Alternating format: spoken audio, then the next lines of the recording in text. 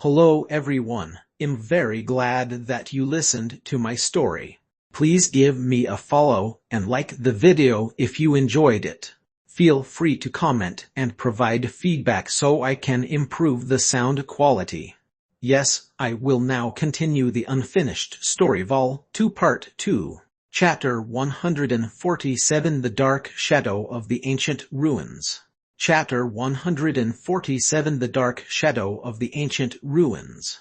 I'm a succubus who just graduated 3 months ago. Within 3 months, I have lost 5 jobs.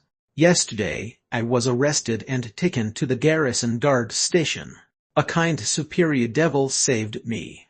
Thank you, Lord Sherlock. I am without income, so I have to leave my rented condominium and live on the streets. But Lord Sherlock gave me a place to stay. He brought me to his dungeon, which I had sold to him for a commission. Evelyn wrote in her diary and lifted her head to look at a group of goblins. They had cryptic green words above their heads. They surrounded the dungeon core main hall and placed their faces on the door so that they could look in through the door window. Because the door was closed, Evelyn couldn't hear the goblins chatting, but she recalled the goblins shouting when she walked past. Preposterous surely brought a succubus back. That's hilarious. The development team's putting sexual content online. Make haste, make haste. Why does the succubus in the game have this conservative dressing style? Are you neglecting male gamers like us? I feel it's okay. War am crying. Shirley brought a succubus back. The discussion forum will definitely have a Shirley and succubus album. All the female gamers will feel jilted. Evelyn felt that she should avoid interacting with these goblins. Evelyn took out her diary and continued writing. Day 1 of a new beginning. I plan to send out my resumes and find a new job so that I won't impose on Lord Sherlock. I'll pay rent. Day 2. Today, some goblins died. They brought the corpses to find Lord Lick. They were chatting jovially, and I was surprised. Lord Lick was the famous brainiac, the Unseenathosendir genus. I didn't expect Lord Sherlock to recruit such a powerful Lick. His benefits must be very good. Day 4. Lord Sherlock gave me a newspaper to read. It seems like I have become a wanted criminal in Winterfell. My resumes didn't get any replies. I was dumbstruck, but Lord Sherlock told me not to worry and to stay in Eternal Kingdom. He told me he wouldn't accept my rent payment. I feel I have to contribute to the dungeon within my means. The goblins had too many questions. I ignored them. Many goblins perished tonight. Day 6.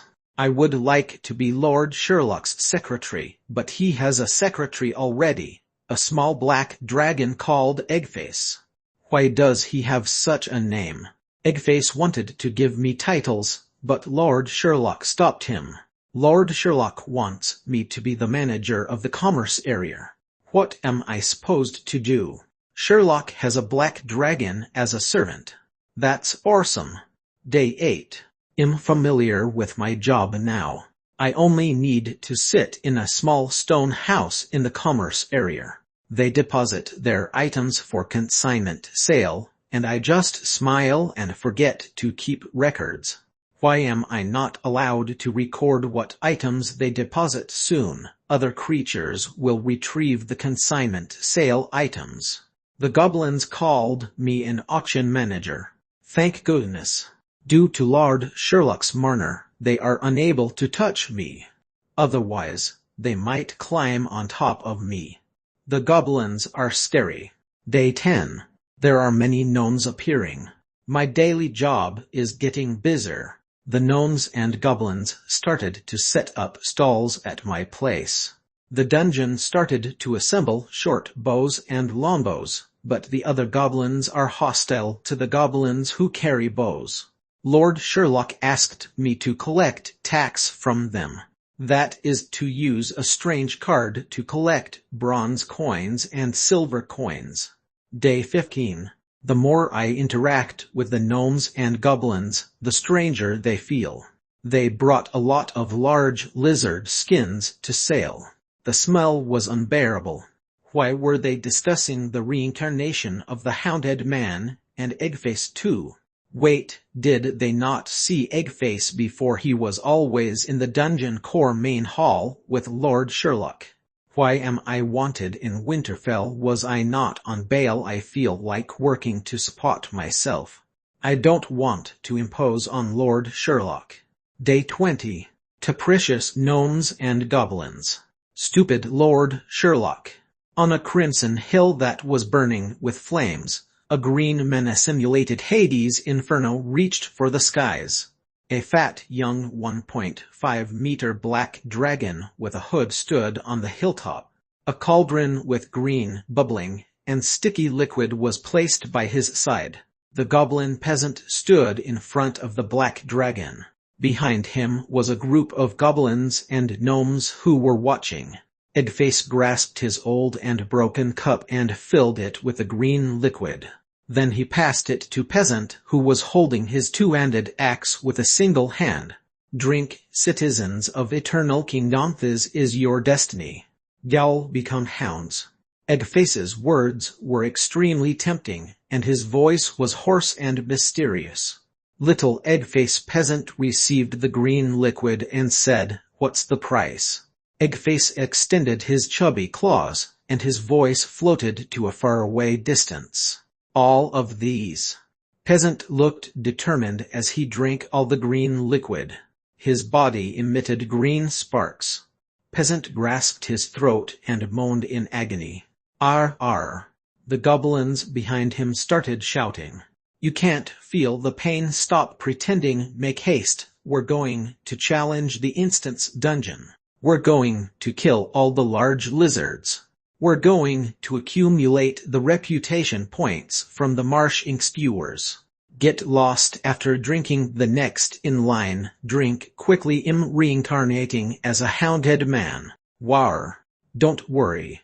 The goblin who shouted was hammered to death. Peasant, who was reincarnated as a hounded man in the green flames, waved in embarrassment as he picked up his armor and weapon. The armor had to be reforged to fit his new size, but the weapon could still be used.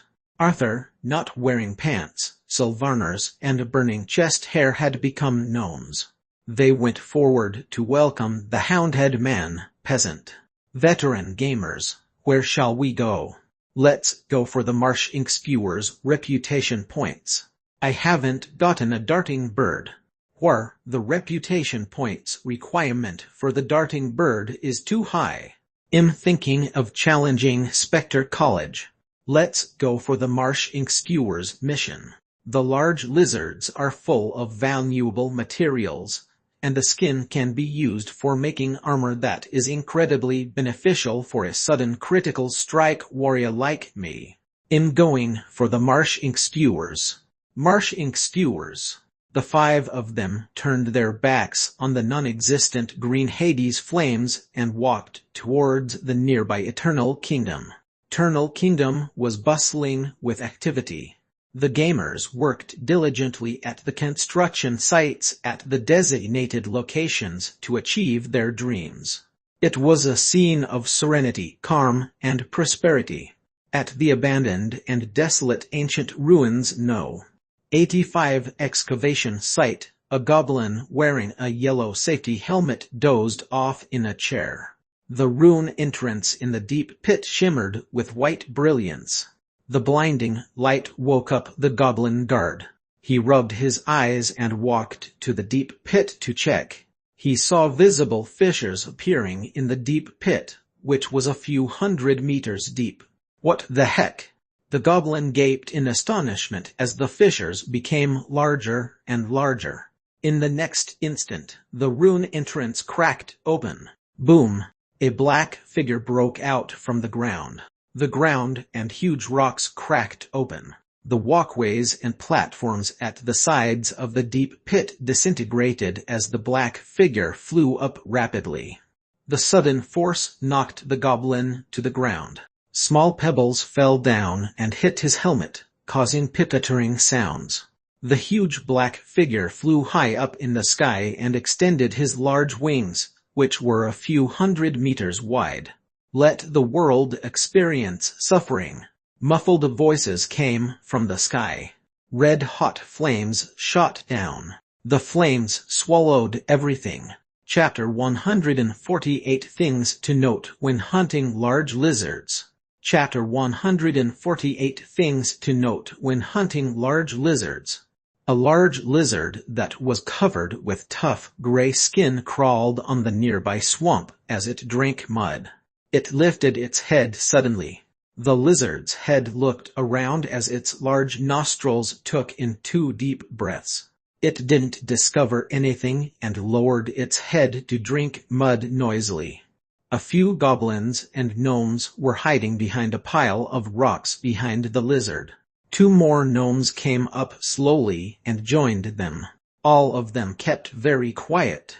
In order to prevent their odor from exposing them, they stood at the wind gap. To make their movements stealthy, they removed their metal shoes and walked barefoot in the swamp. A longbow was readied, and the bowstring was pulled taut, which gave off a faint sound.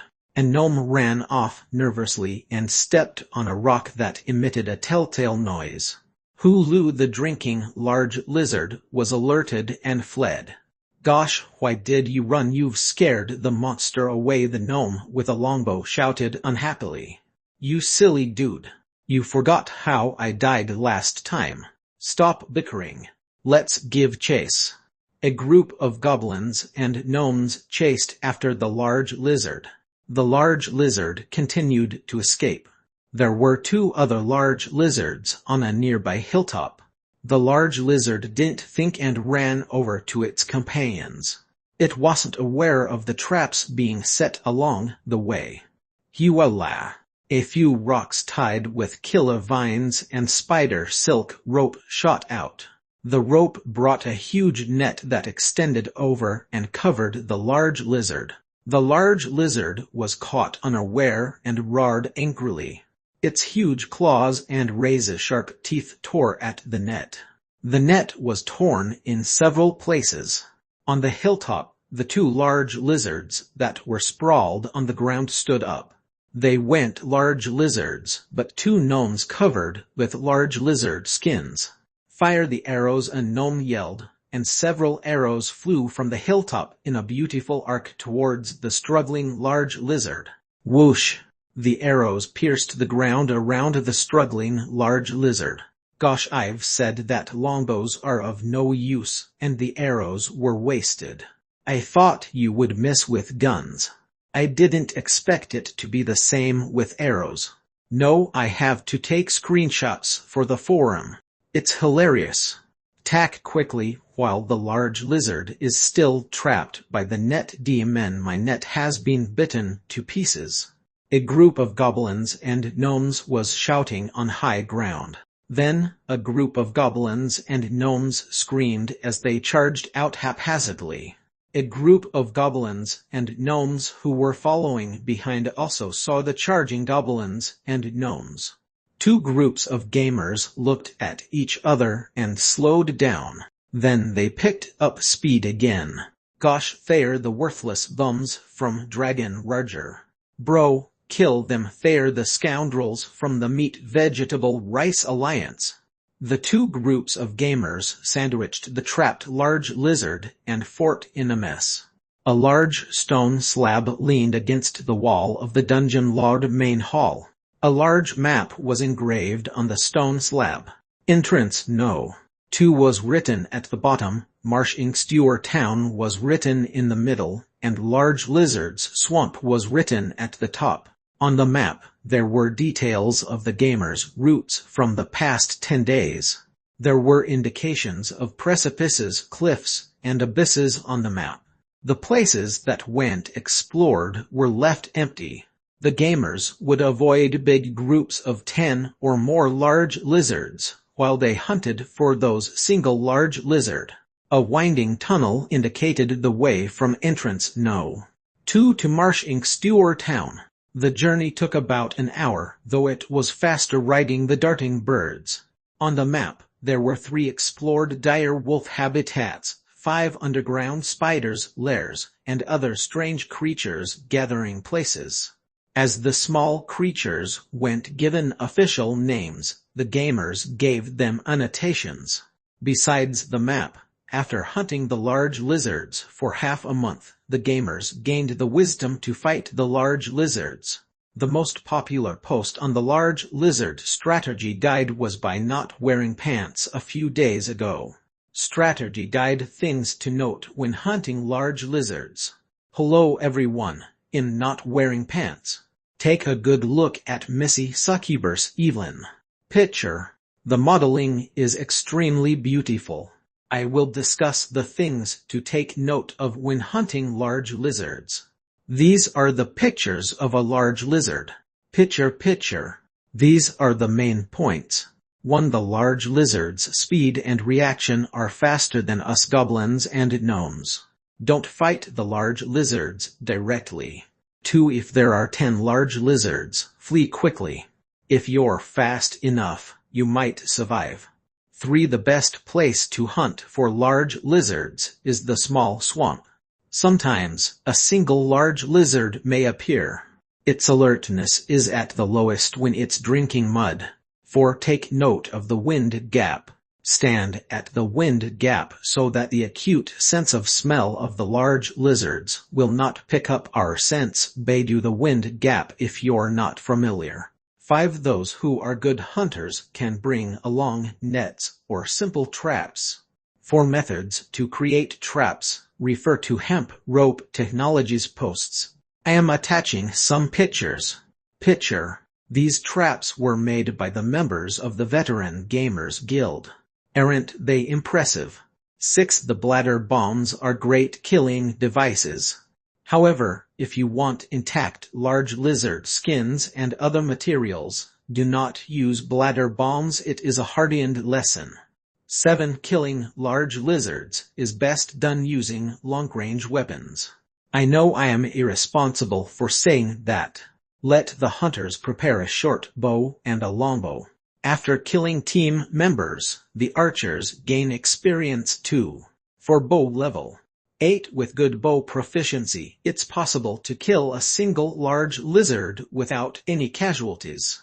Though I am reluctant to acknowledge that our guild member Sylvarners has done this meritorious feat. After using more than 100 arrows, the scene was awesome. Like unlimited arrows. Take a look at this picture. Picture. 9. Don't gather too many gamers. If there are too many gamers, even if there are no scents, the large lizards can still discover the gamers. Perhaps it's related to their sensitive hearing. We haven't confirmed this. 10. Don't think of participating in close combat with the large lizards. The fully armed Arthur tried it but was annihilated. The difficulty isn't any lower than challenging a male lion in reality. The above-mentioned are our summarized strategies. If you have other suggestions, please reply to this post. The items from the Marsh Inc. spewers are good stuff, like backaxe that have greater capacity than Mufarser's bone backaxe. The most important factor is that it's sturdy. My mom won't need to worry about my backaxe having a hole. I'll talk about other stuff.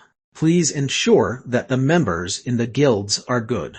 Don't attack other gamers in a bid to go after a single large lizard. I don't care about your guild feud. Rein in your guild members, and don't antagonize other gamers. Dungeon is not your typical online game in which you can do whatever you want if you are rich. Even if you obtain an extra large lizard, you will only gain a few reputation points and materials, which are just digits. Are you going to spoil the experience of other gamers because of these digits? Be a human. If such an incident is encountered, Everyone should file a complaint on the forum. Unless you stay in the dungeon forever, the veteran gamers will kill you until you quit the game.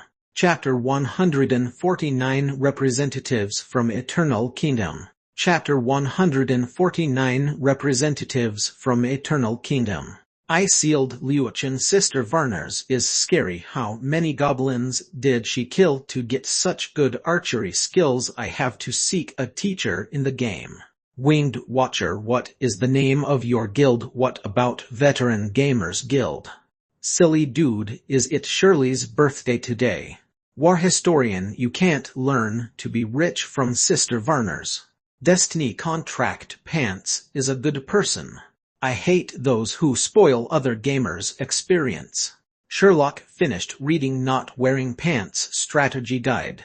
Though he knew that the gamers would publish the strategy guide, he didn't expect the post to be so detailed and timely.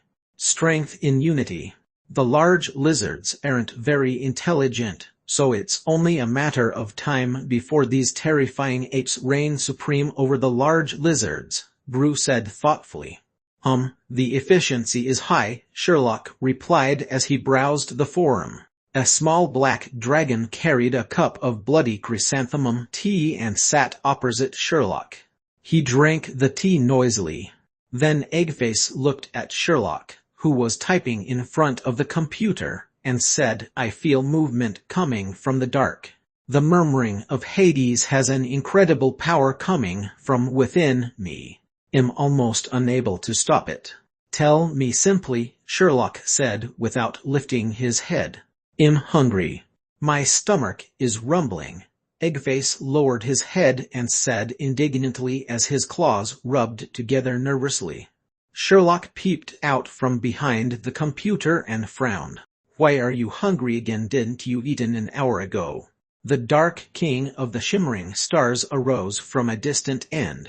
The pervasive god's power gave enough. Eggface opened up his two claws and said in exaggeration, Speak normally. I'm growing, so I have to eat more, Eggface said with a grievance. Sherlock glanced at Eggface and stood up. He extended his hand, gripped Eggface's wings, and put him in the nook of his arm. Then he carried the fat dragon to the door. After opening the door, he gently threw Eggface to the ground and shut the door. Eggface sat on the ground in a daze as a goblin came over. Gosh, I received a mission to feed Eggface. Bro, make good use of the opportunity. Choose the most tender part of the lizard meat. Eggface likes to listen to goblins that speak immaturely. If he's happy, he might help you reincarnate as a hounded man. 6666. Without Eggface around, the Dungeon Lord main hall became quiet and peaceful. Sherlock inhaled in comfort. Then he noticed 2 letters and a newspaper. The newspaper had the words, Winterfell Monthly Digest. Besides the advertisements, there were a few prominent pieces of news. Winterfell Garrison Guard Station Chief Resignation. A fire broke out at Ancient Ruins No. 85. The place is in total ruins and has been cordoned off by the Merchant Alliance. Sherlock finished reading the newspaper and picked up the 2 letters. To Mr. Sherlock, Winterfell Archaeology Office. Respectable Mr. Sherlock. After receiving this letter, please proceed to the Winterfell office for an archaeology section meeting regarding ancient ruins No. 85. To Lord Sherlock, Winterfell Publicity Committee. Respectable Lord Sherlock. Sorry to impose on you. Winterfell encountered unprecedented trouble. We hope to leverage on your power, specifically the dungeon radiation perimeter and all the other dungeons' power. After receiving this letter, please proceed to the Winterfell Business Unit. We'll provide generous remuneration. Thank you for your help, Winterfell Publicity Committee. As Sherlock put down the letters, Brew asked puzzledly, Didn't they open up the ancient ruins and ensure that there were no treasures? Aren't they giving up on the ancient ruins? Could it be Eggface's family who caused the fire? After discovering that Eggface was missing, they followed the Rune Marner formation to ancient ruins No. 85 to find him. When they couldn't find Eggface, they waged war on Winterfell. Let's not discuss how Eggface messed up the Rune Marner formation such that it's not usable. If they were Eggface's family members, they would go to the nearest Winterfell to report a missing child and publish a reward for finding him in the newspapers. Then they would send letters to all the nearby dungeons to hand over their kid. Otherwise, the dungeons would be destroyed. They wouldn't incinerate the ancient ruins, Sherlock said confidently. Is that how black dragons look for their kids? Brew was surprised.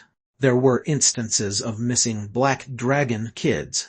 They used such methods to locate their missing children. Most of them located their kids after publishing the notices in newspapers. As for why they would threaten the dungeon lords, it's because only the dungeon lords would tempt the small black dragons to the dungeons. Who would try to imprison a small black dragon? The food that he eats is enough to impoverish the treasury. Brew calculated Eggface's recent food intake, and it was what Sherlock had said. What do we do, Lord Sherlock? Of course, I'll attend the meeting to see what it's about. Sherlock stood up and put on his windbreaker. Lord Sherlock, are you going there directly? Brew suddenly asked.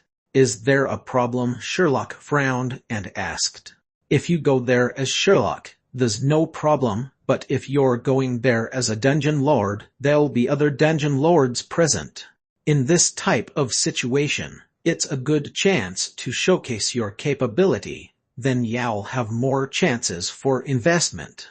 Brew stopped for a while before saying, you have to bring some servants that can showcase your power. On a Winterfell street, numerous well-equipped beetlemans were stationed at the entrance of the Winterfell business unit. There was a large red carpet placed at the entrance and a team of werewolves acting as ceremonial guards. They wore white armor with bright red feathered helmets. A single-handed sword was sheathed at their waists, and their hands held long spears and shields. Many important guests arrived over the past few days. The guests were the dungeon lords from the nearby dungeons. A devil lord with an octopus head braced his chest. Behind him were 12 fully armored orcs and werewolves acting as bodyguards. They held a flag with an octopus insignia and enjoyed the envious and respectful gazes from the passers-by. The devil lord walked to the entrance, and a well-dressed orc bowed respectfully to the devil before leading him in. There were many such devil lords arriving over the past few days. Their arrivals would invite gasps of astonishment from the gathered crowds. As everyone was watching the arriving dungeon lords, a beetleman with the words Winterfell Public Beetleman No. 12 on it came to a halt at the beetleman stop outside the business unit.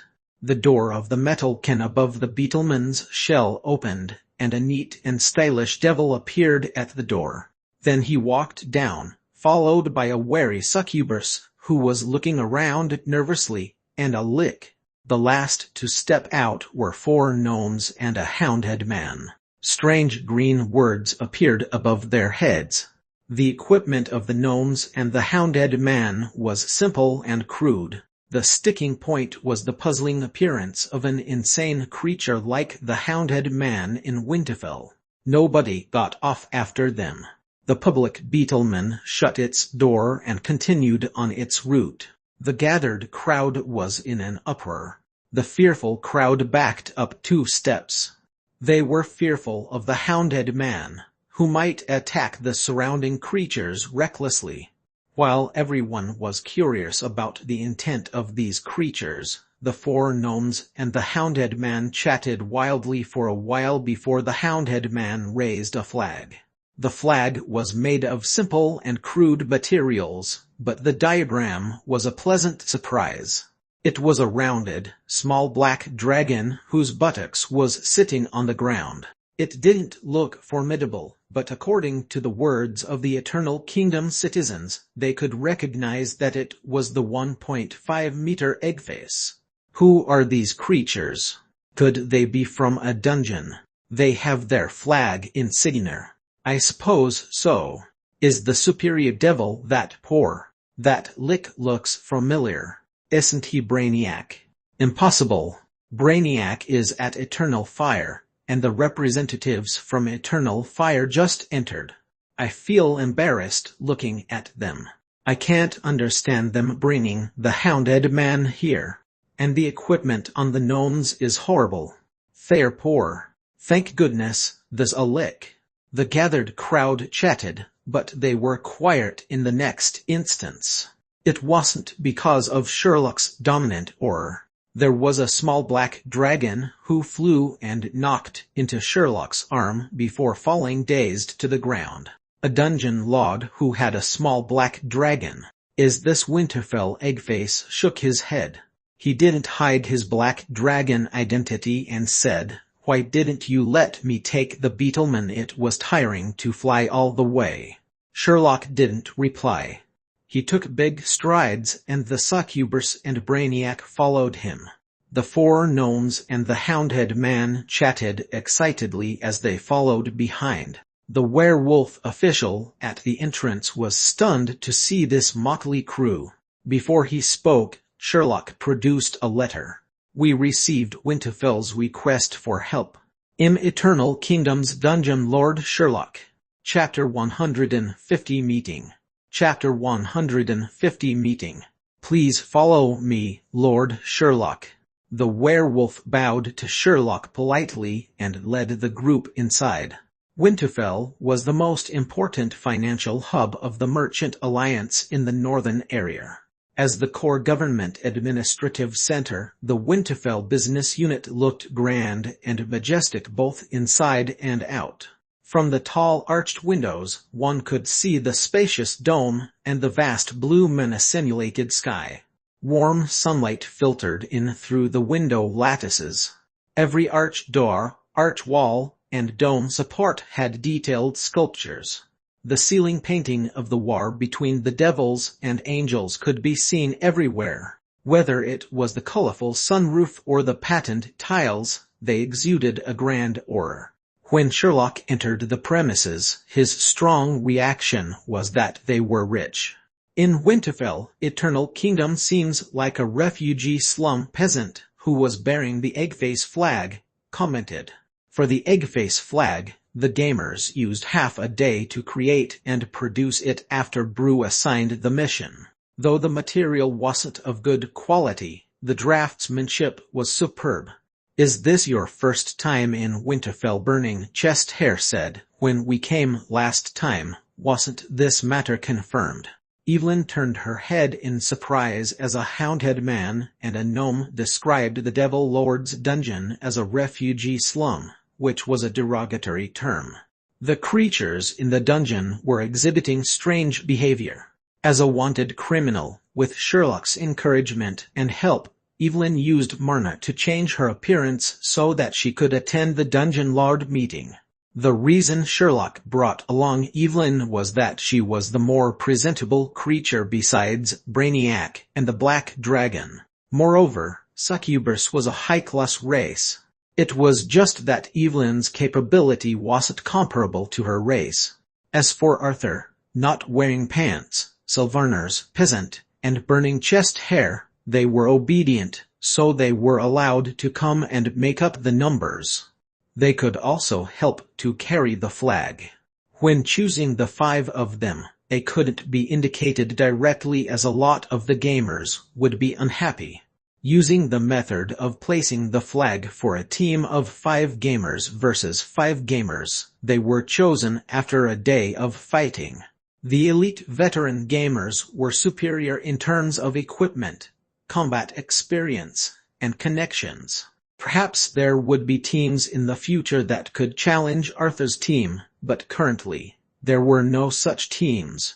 Lord Sherlock, please take a rest here. Because we have to wait for other dungeon lords, the meeting and the banquet will be held tonight. Someone will come and inform you. As for your servants, I've arranged a side room for them. Sherlock said, there's no need for such formality.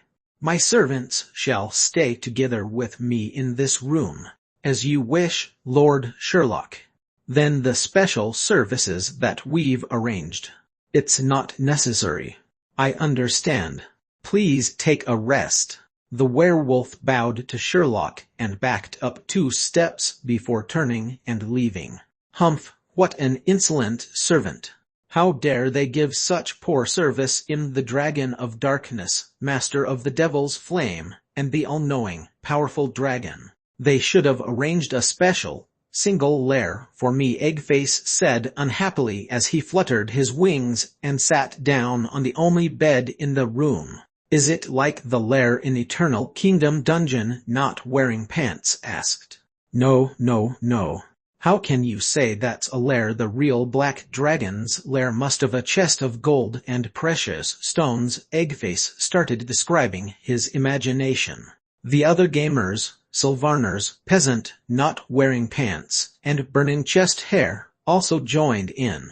Arthur sat by the window and observed the outside scenery as he sharpened his short sword. Lick Brainiac was by the table observing a painting of the devil intensely. Evelyn stood beside Sherlock and pinched her hands as she didn't know what to do. Sherlock sat in the chair and kept quiet. 1 hour later. Peasant and Not Wearing Pants were chatting with Eggface. Burning Chest Hair had the word big above his head as he lay on the bed with his eyes closed. He was most likely offline. Arthur was by the window and Sylvarners sat beside him. Evelyn rested her hand on the table as she was tired of standing. Brainiac stood at the doorway and looked at the room in a daze. Sherlock sat in the chair and kept quiet. 2 hours later. Peasant, Not Wearing Pants, Sylvarners, and Burning Chest Hair gathered to play poker cards. The poker cards were made from the torn wallpaper. Then they used their fresh blood to write the wordings and the diagrams. Eggface squatted at the side and watched them play poker. Arthur leaned on the wall and changed to a different posture.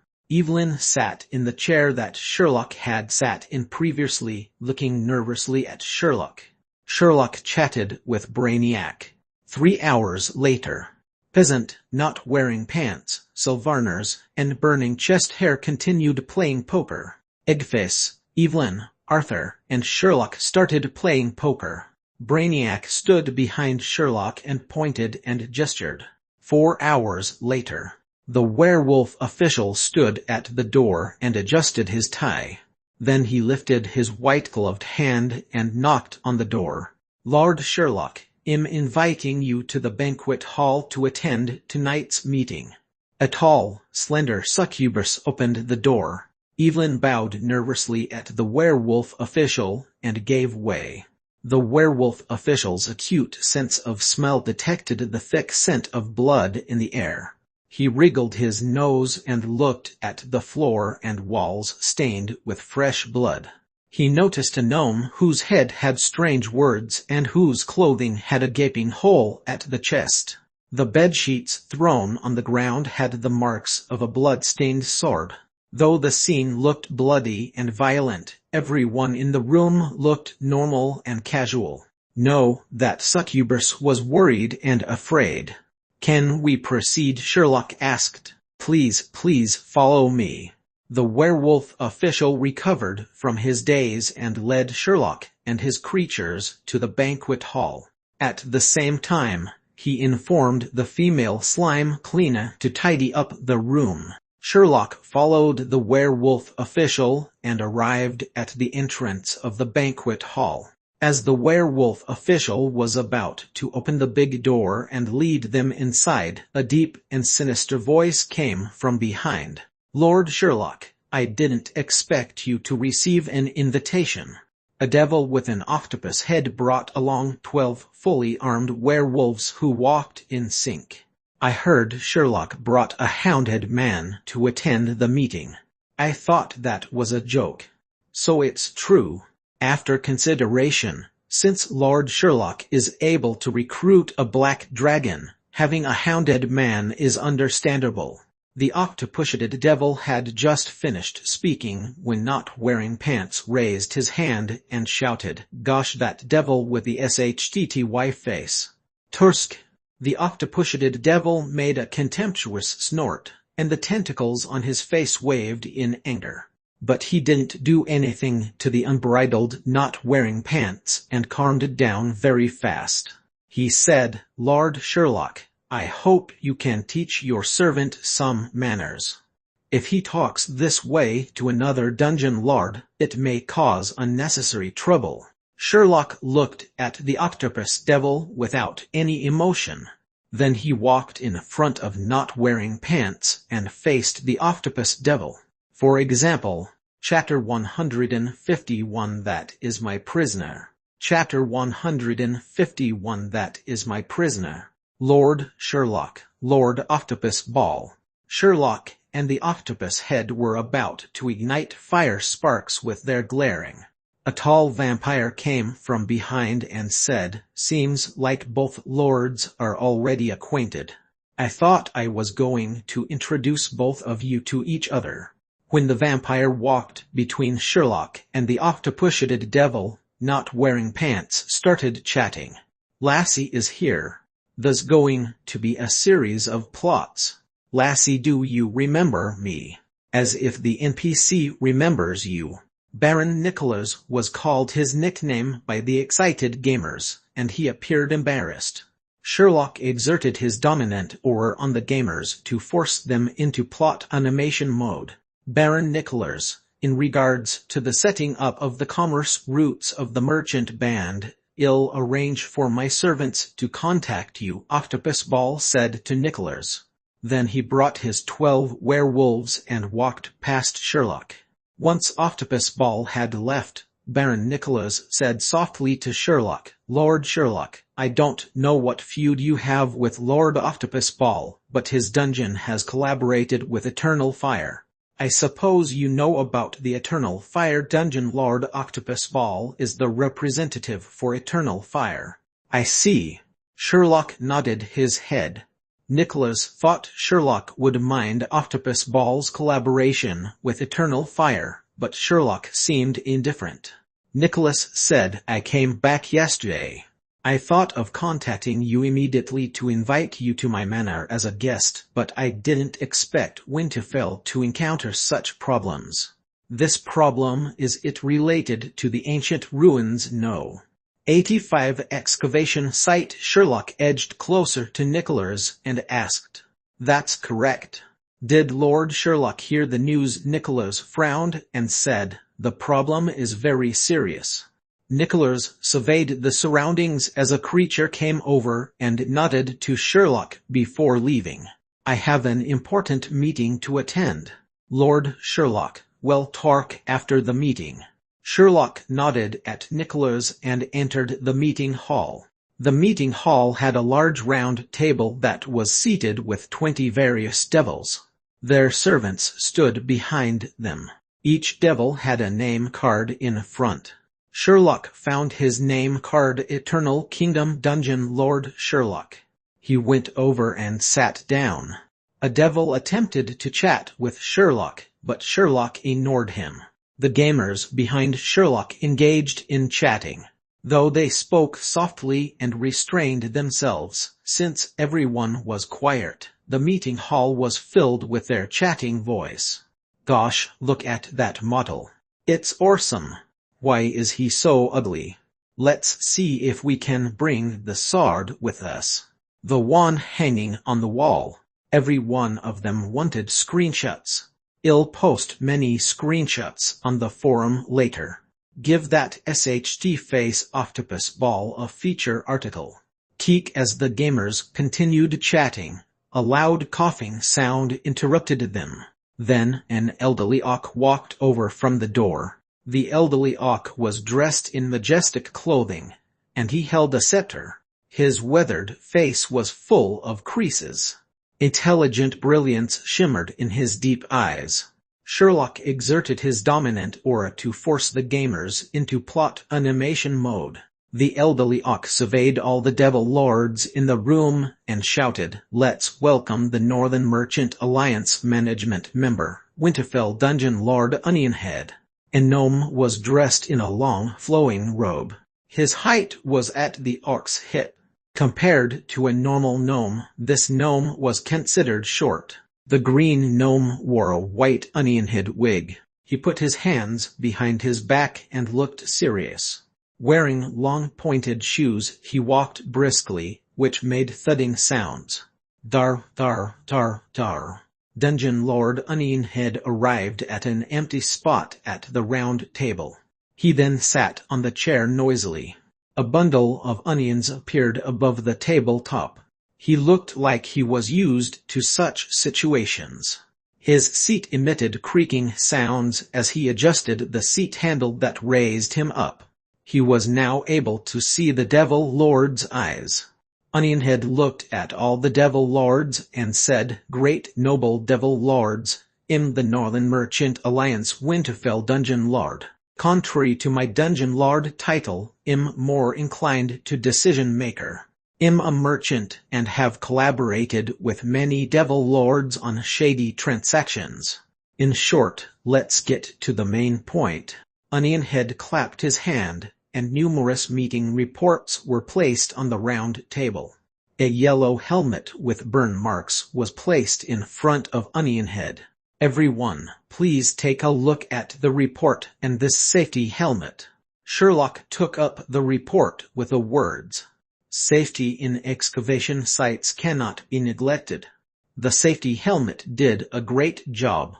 The goblin guard had a heart attack from the huge dragon's breath. The dragon sent the goblin to the indicated fatality hospital for emergency treatment based on the medical insurance symbol on the helmet. The goblin was successfully buried. Good, the formal matter is settled. Onionhead threw aside the safety helmet and report and looked at the dungeon lords. Onionhead stood up and placed both hands on the table as he said, "We'll discuss some miscellaneous matters. Which one of you dungeon lords picked up a black dragon kid? Please return the kid as soon as possible. Otherwise, we're in big trouble." Sherlock extended his leg and hooked Eggface, whose buttocks was on the ground with his two legs curled together. Eggface was biting his front claws. Then he pulled Eggface under the table.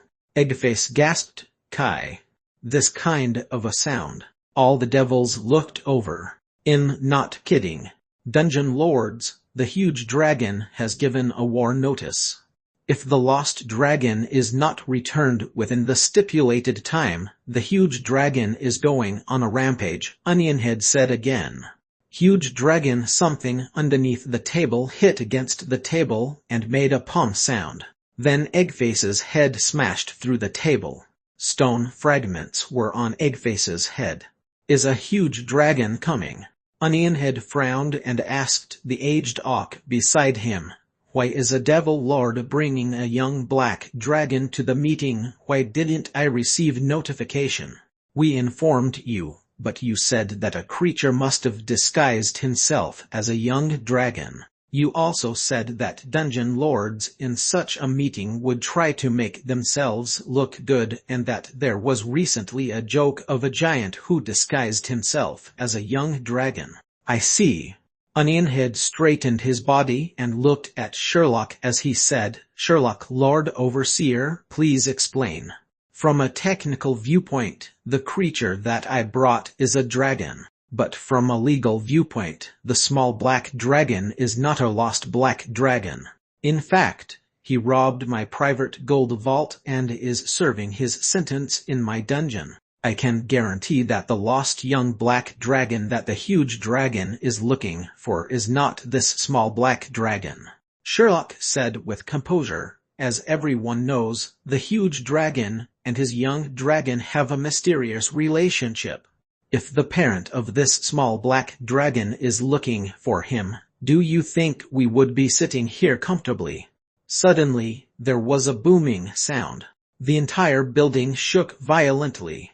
Then there was another booming sound, and a huge claw broke through the wall. Razor-sharp claws left deep marks on the ground. The claws retracted, and a large pupil of a huge dragon peered through the hole. "Who dares to steal my child?" the huge dragon bellowed and asked. Chapter 152 Winterfell's Crisis.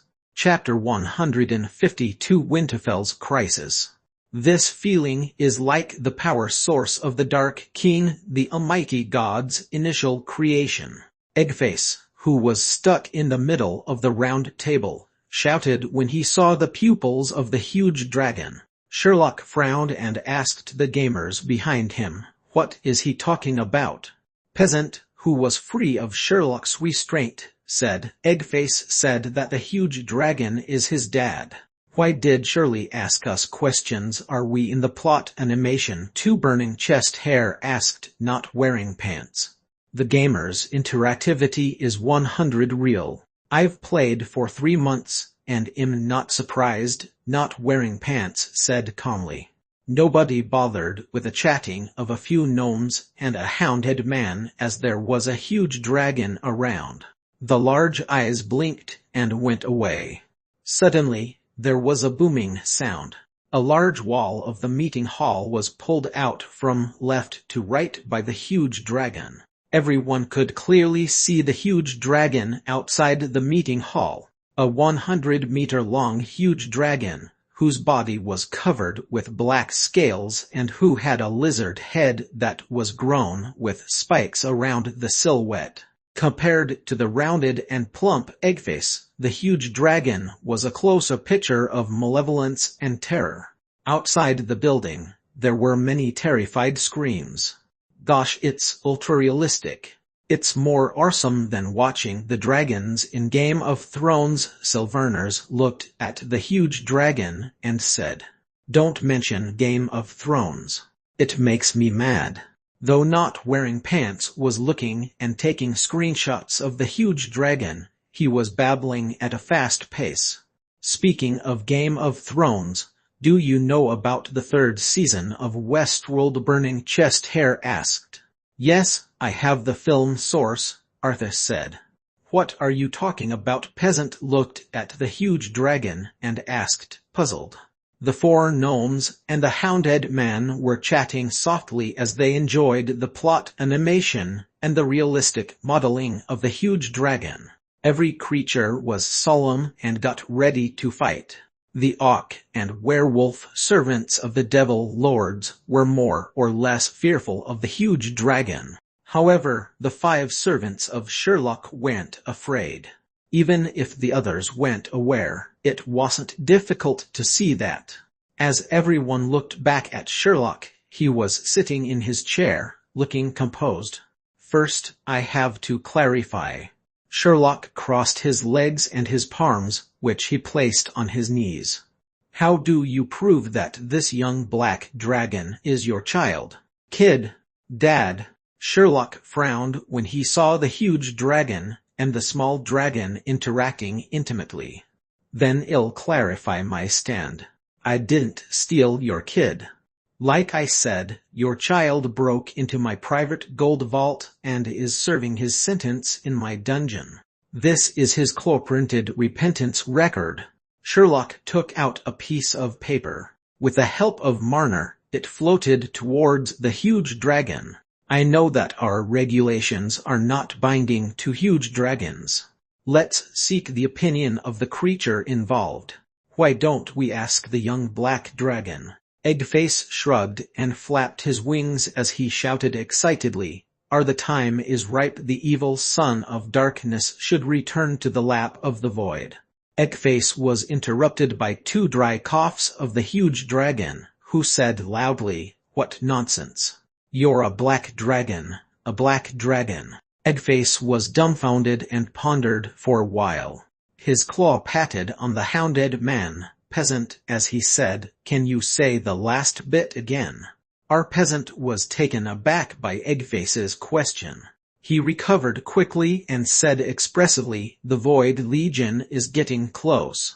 Terrifying calamity is befalling the entire world. Eggface, master of dark flames, all-knowing eternal dragon, king of houndhead men, we need your power. Please bestow the houndhead men's power. I'll worship you forever. Is that good? I'm not leaving with you, Dad." Eggface looked determined at the huge dragon. "What nonsense! Just because these gnomes are willing to be your servants, you want to stay at this place?" the huge dragon shouted in fury. "Dad, I've grown up. I should have my own life. I want to establish my own legend. Let me stay here. I'll never tell Mom," Eggface shouted loudly as tears welled up in his eyes. The huge dragon was silent and looked gravely at Eggface. He inhaled heavily and his nostrils emitted hot streams of air as he said, "In that case, there's nothing I can do. You deserve to be punished for committing a crime. Don't be discovered the next time you steal from the gold vault. Take care of your safety. I'll travel for a few years before coming to fetch you. I can't do much when the kid's grown up. Remember what you said. Don't tell Mommy, otherwise I won't let you come out and play. You're called Mr. Sherlock. Please take care of my kid. He's a slow eater. Don't hurry him. He's afraid of loneliness and needs company. Accompanying him for 24 hours a day will suffice. I'm leaving. Be good, darling." The huge dragon flapped his wings, and the turbulent winds caused the meeting hall to become chaotic. Some of the creatures were unable to stand up. The figure of the huge dragon receded into the distance before it vanished. "Good, the issue of the young black dragon is settled. Are there any other matters?" Sherlock asked as he sat in his chair, pulled his windbreaker, and dusted his shoulders. "There's another small issue." Devil's Lord's Onionhead placed both his hands on the table and said gravely, "The Merchant Alliance would like to use your power to solve an unprecedented crisis." 30 minutes later, in the Winterfell Dungeon Lord office. "Dungeon Lord, why didn't you make Eternal Kingdom compensate us for our losses?" The Dungeon Lord already suggested making some token compensation. The elderly Ock placed a cup of hot, steaming, and bubbling flaming mud on the table in front of Onionhead. "The son of the Grand Duke, Alexandria, mentioned things about Lord Sherlock to me. Though I'm not sure of their relationship, using this opportunity to befriend Lord Sherlock is a wise choice. The main point is..." Onionhead sat in his chair and sipped the flaming mud. Then he said in a low voice, "Most of the devils were fearful of the dragon but his gnomes and houndhead man were not afraid at all. That devil lord's not simple." Onionhead narrowed his eyes and said, "Winterfell is going through a difficult time. We're friendly towards him because it might be easier to obtain his help in the future, especially shady transactions that must stay hidden." "I understand, Dungeon Lord," the elderly Ock replied and nodded. "In the ancient ruins, no. 85 Archaeology Section Office. Mr. Sherlock, you're late. The meeting has concluded." Beast held his cup of sleeping worm red tea and frowned as he looked at Sherlock, who had just arrived. "I know. I'm here to confirm a matter." Sherlock walked to the front of Beast's table and noticed a pile of documents. He picked up a copy and asked, "Is this today's archaeology meeting report? So the problem's real?" Beast nodded gravely. "I understand." Sherlock took the document and walked out of the office. His servants were waiting for him outside. The documents that Sherlock held in his hand had the black words, "Ancient Ruins, no. 85 Archaeology Records, Murmurs of the Ancient Gods. Chapter 153 Murmurs of the Ancient Gods. Chapter 153 Murmurs of the Ancient Gods. The gamers of Eternal Kingdom warmly welcomed Peasant, Sylvarners, Burning Chest Hair, Not Wearing Pants, and Arthur back to the dungeon. As for Sherlock, Eggface, Brainiac, and Evelyn, the gamers only surrounded them but didn't ask them any questions. Because they knew if they wanted to know first-hand information, it was best to ask the 5 gamers. How was it? What happened at the Winterfell meeting? Gosh, we saw a huge dragon. Wait for our screenshots on the forum. Why didn't the game officials release the plot animation? We want to watch it too. Sherlock brought Evelyn, Brainiac, and Eggface back to the dungeon core main hall. When Sherlock sat in the chair, Eggface noticed Sherlock's solemn face. He asked Brainiac softly, "What's the ancient gods about? The name sounds cool." Brainiac turned his head to look at Eggface as he said, "The compulsory educational textbooks mentioned that before. They are the ancient gods that ruled the underworld and surface world. 100,000 years ago, they were defeated by the underworld led by the superior devils and other new gods. Haven't you taken compulsory education? Dragon of the Void and Master of Dark Flames does not need an education," Eggface said. "All of you may leave." Sherlock supported his forehead with his hands as he spoke in a low, frightening voice.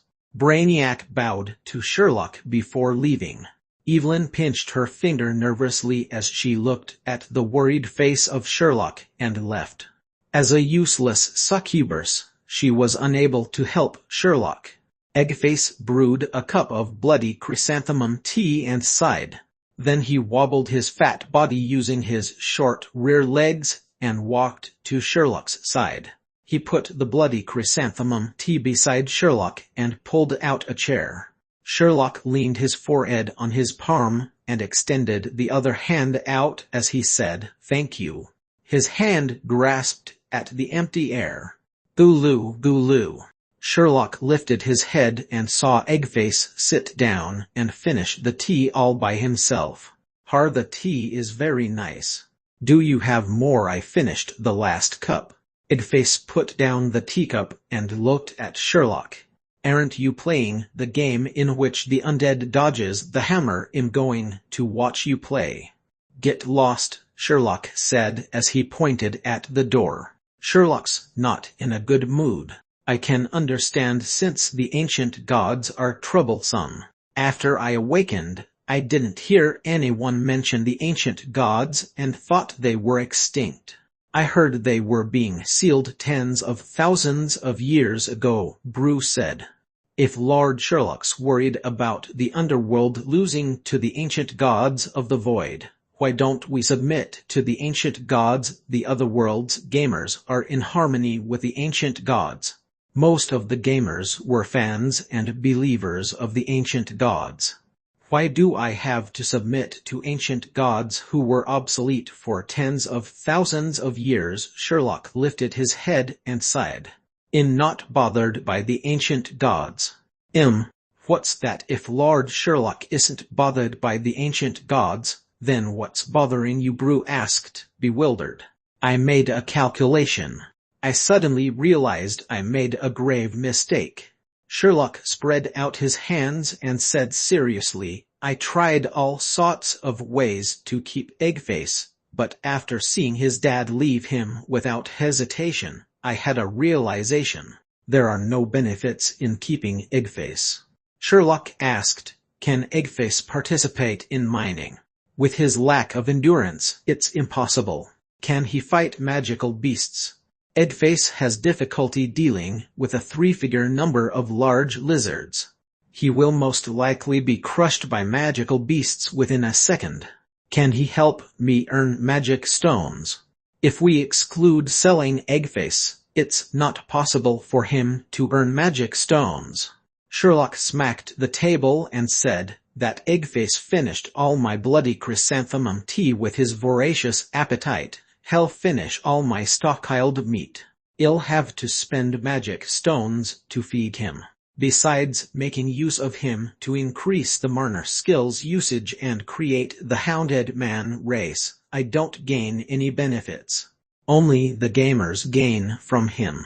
Why don't we sell Eggface before that? Well, prepare tens of thousands of Hounded Man potions, Brew suggested.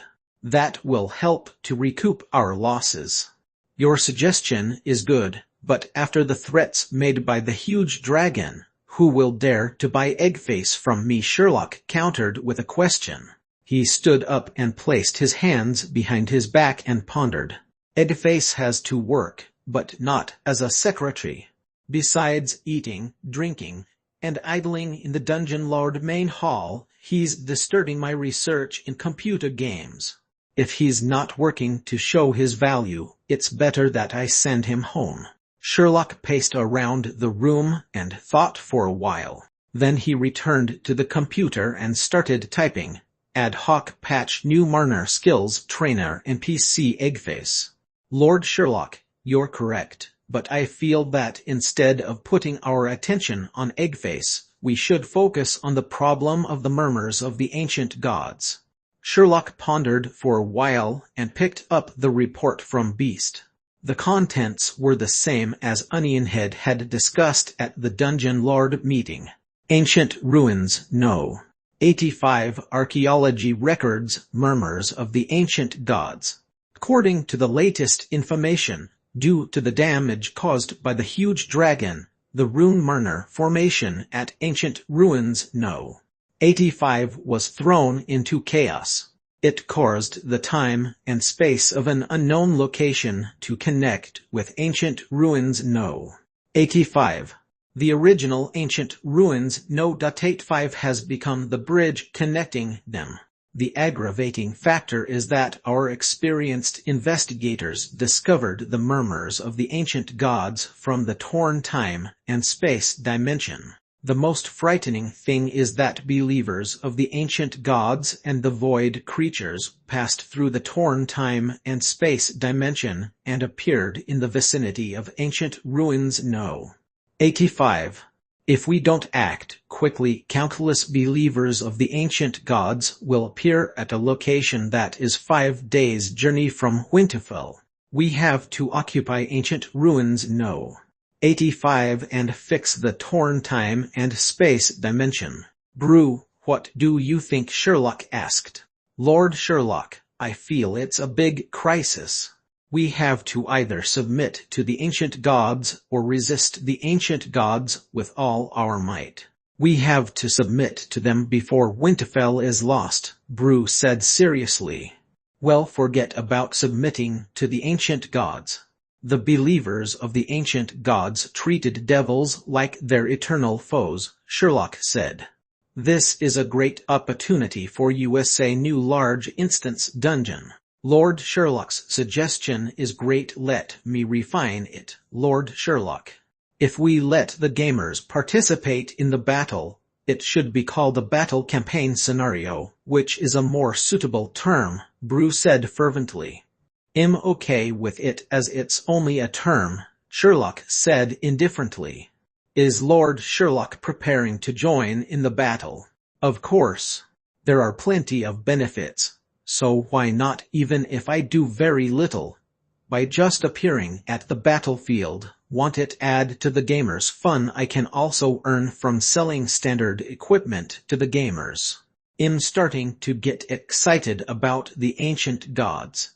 Sherlock typed furiously on the keyboard.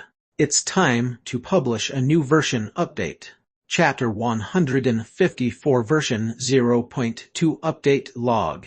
Chapter 154 version 0.2 update log. In the Winterfell Black Shop Hotel, fully armed orcs who were holding shields and crossbows charged into the hotel. They subdued the boss of the hotel within a split second. Another team of orcs charged up the stairs, while yet another 5 orcs guarded the underground rapid tunnel. Quick, the 6th floor, the informant said. The poor female students are on the 6th floor, an orc said to his team members. Then a group of orcs charged up the stairs. In a room on the 6th floor of the Black Shop Hotel, the occupants were not aware that they had been targeted by the Winterfell garrison guards. Professor Bacon, this knowledge is pretty new to me. I haven't encountered it before. Professor Bacon, give me more. My family background is poor. I didn't have the chance to learn a lot of knowledge. Professor Bacon. Good, I'll teach.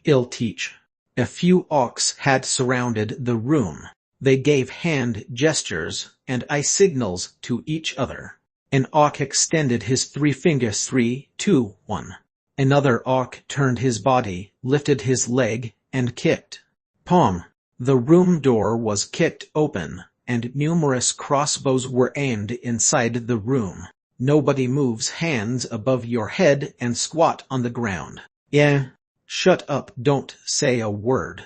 Captain, we found the evidence beginner's guide to spiritual marna, self-spiritual cultivation, and how to become a moral spectre. They are all spiritual-related materials. An orc walked in and looked through the books. He gazed at a skeleton in a long robe and a few subdued orcs and gnomes. Captain, these are female students with poor backgrounds. This lick is Spectre College's professor, Professor Bacon. This is his work permit. We caught them red-handed. They are having a tutoring session on spiritual knowledge. Professor Bacon. The Orc Garrison Guard captain looked at Bacon and said, "You've flouted the regulation that disallows the teaching of spiritual marna to living creatures. The Merchant Alliance is arresting you according to the related regulation. You may appeal for your rights, but every word that you say will not be heard. Bring them away, all of them." The garrison guards brought Bacon out but were stopped by the Orc captain, who asked, "Wait, who gave you the information on these female students? Who asked you to teach them?" Professor Bacon kept quiet as he had unspeakable reasons. "If you talk, I'll consider setting you free. I, Professor Bacon, value integrity.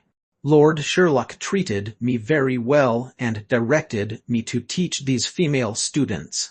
Even if you smash my old skull, I'll not betray the Eternal Kingdom." Dungeon Lord Sherlock. "Take him away." Sherlock sat in the Dungeon Lord main hall with a new copy of Winterfell Daily Digest. Who knew where the newspaper came from? Sherlock didn't mind reading a free newspaper. He worked on the announcement of the new version update and was feeling physically and mentally tired. He wanted to read the newspaper to relax. He browsed through the useless advertisements and found a piece of news. Spectre College Academic Department Director, Professor Bacon, taught orcs and gnomes spiritual knowledge and was arrested by the Winterfell garrison guards. Next is our reporter's interviews on this matter. Reporter: Greetings, Professor Bacon. You are a renowned professor in the spiritual realm.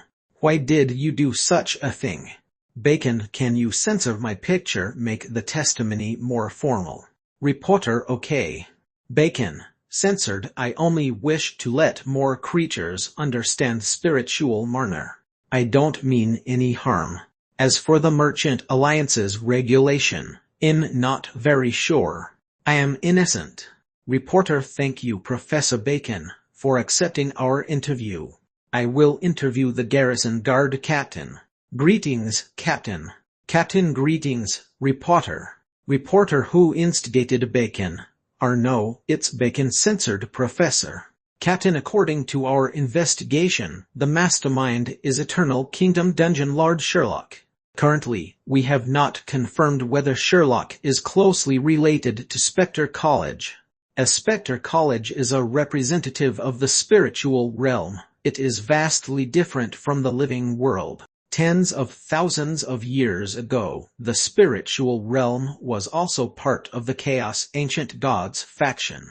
According to recent rumors, we are led to suspect that there are hidden secrets. Reporter, the captain is saying that the spiritual realm may lead to the second spiritual calamity and that Dungeon Lord Sherlock is the mastermind. Captain, you said that, not me. If you write nonsense, I will sue you for libel. You cannot add words to mine. Black smudging, and struck off. Reporter, good, thank you, Captain. We have concluded the report. Sherlock was in deep thought. Oh ho.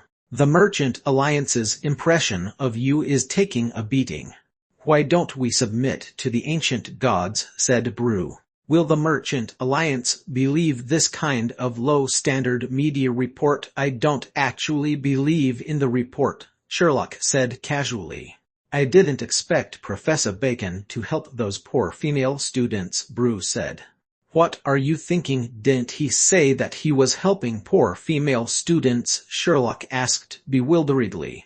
No, perhaps I've been in the other world for too long. I'll see connotations when hearing words. I was mistaken about Professor Bacon, Brew said earnestly. Sorry, Professor Bacon.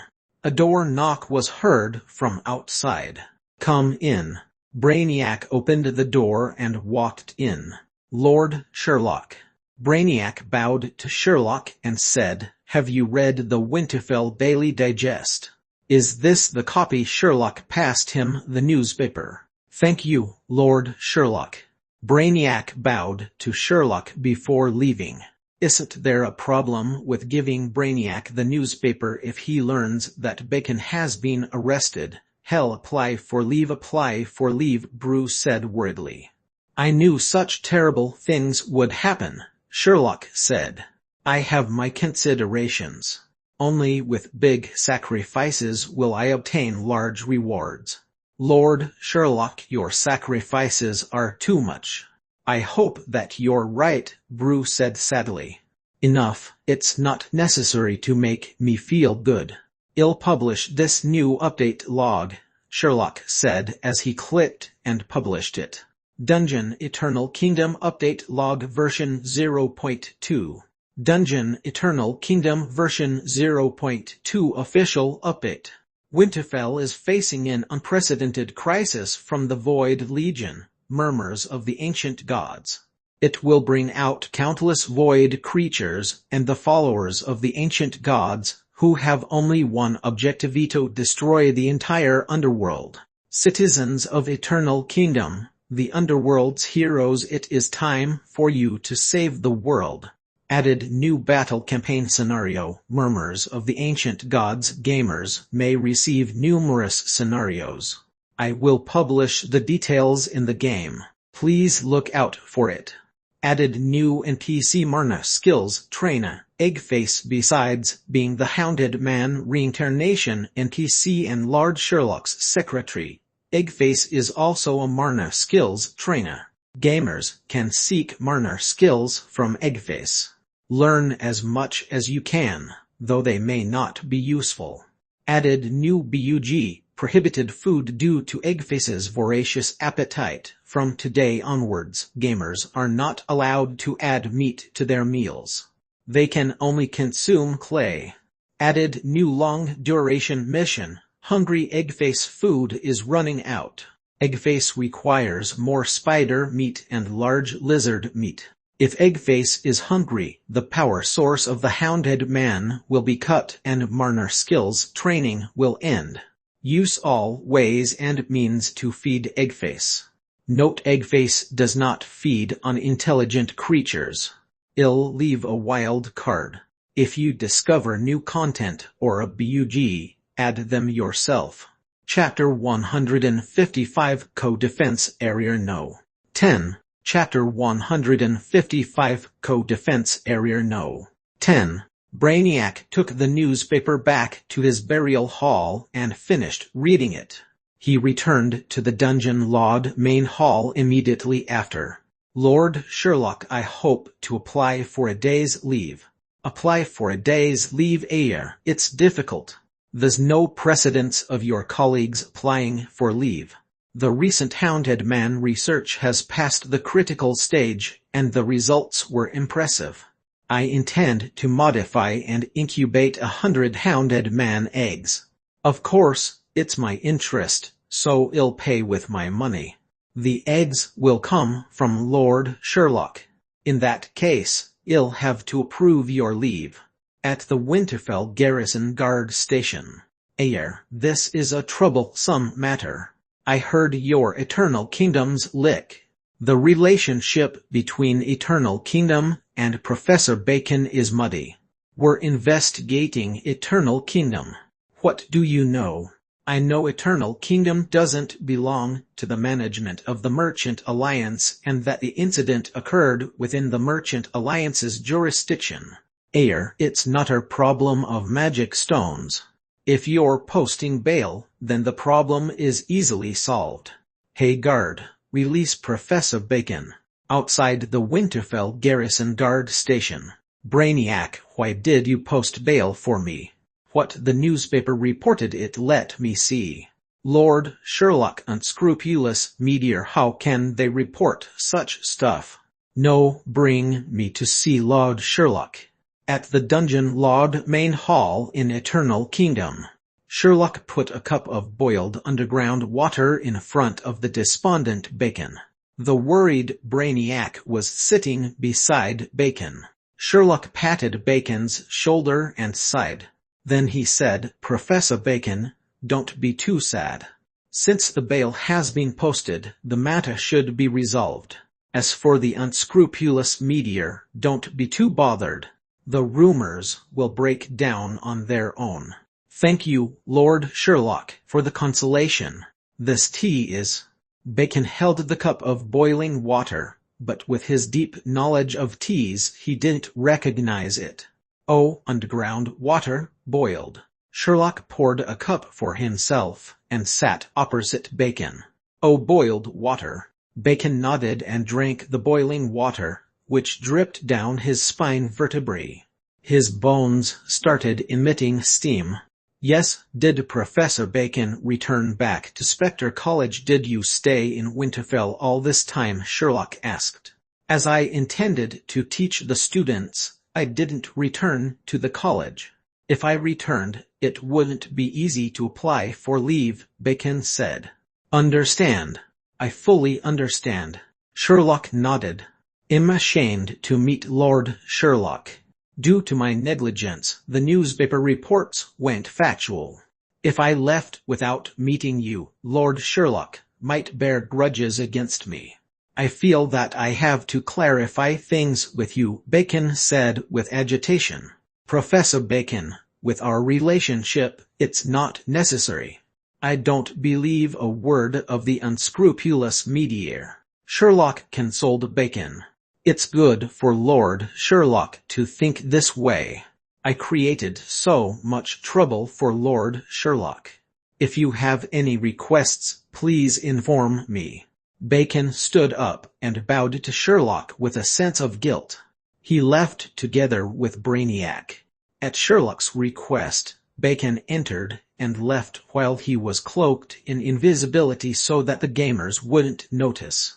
We gained another favor from Professor Bacon, though he betrayed Lord Sherlock, Brew said. Anyways, Lord Sherlock didn't lose anything. What's the situation with the reincarnations and online durations of the gamers? Sherlock ignored Brew and asked about the gamers.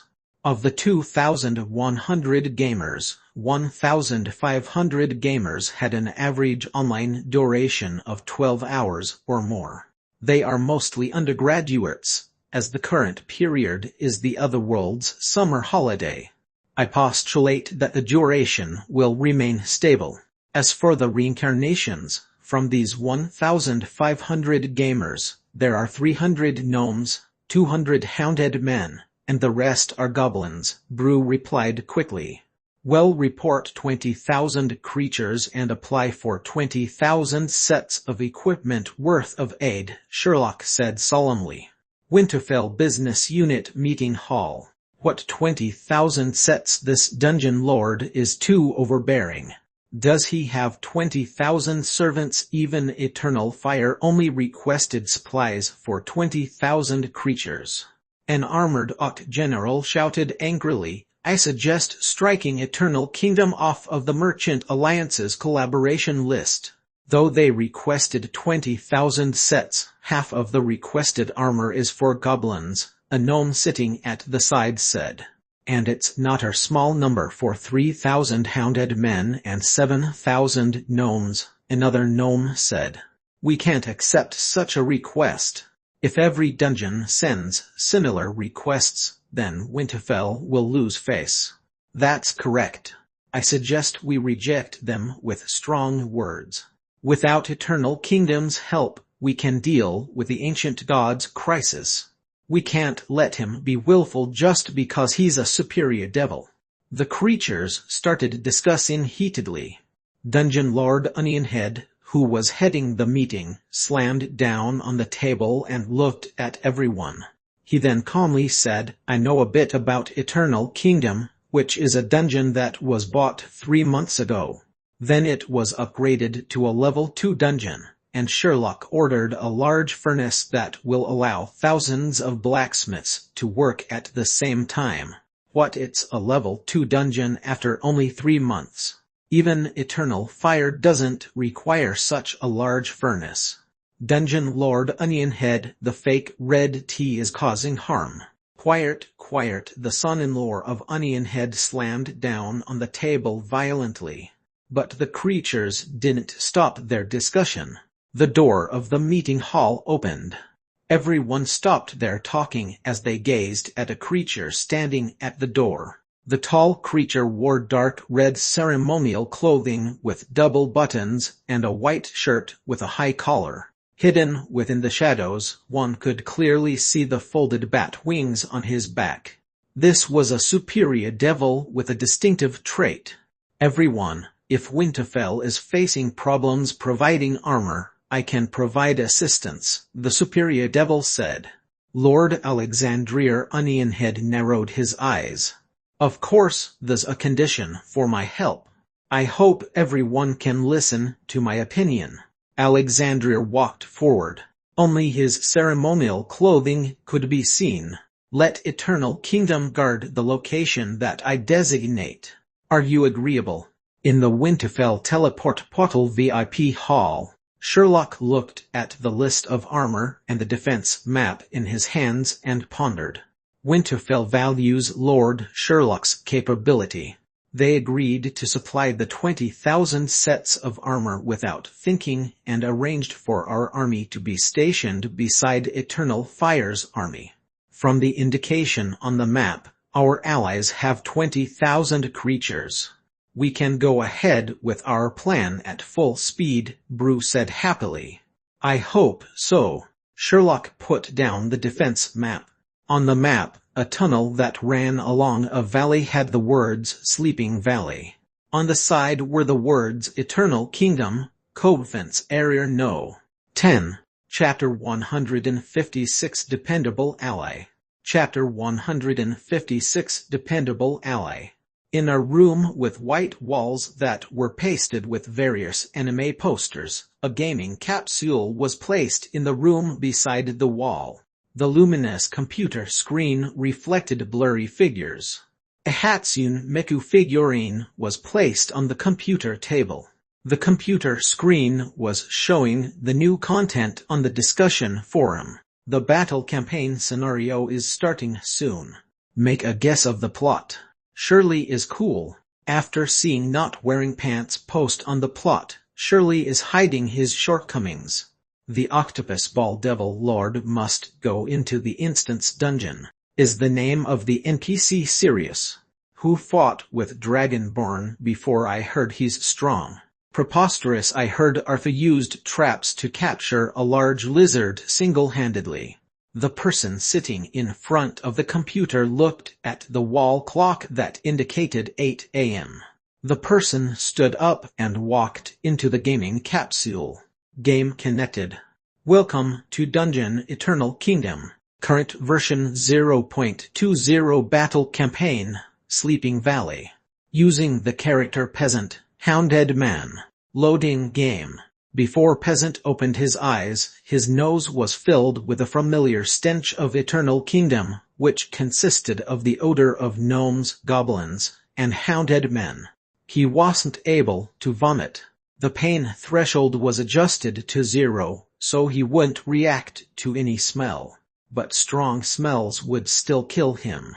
For example, the poisonous gas produced from the train's feces when placed in the bladder. The veteran gamer, Hemp Rope Technology, who had the alias of Pioneer, had tested that out using his life. Peasant, are you awake? The spider meat with clay in your backpack was eaten by us. When Peasant opened his eyes, he saw an ugly gnome face. Just by the face, Peasant recognized that he was not wearing pants. Peasant was surprised and sat up abruptly. He was in a daze for a while before recalling that he had gone offline in the dungeon so nobody could touch the belongings in his backpack. He quickly searched his frog-skinned backpack. Thank goodness, the spider meat with clay was still intact. Because of the updated bug, the gamers were unable to obtain any meat from the kitchen.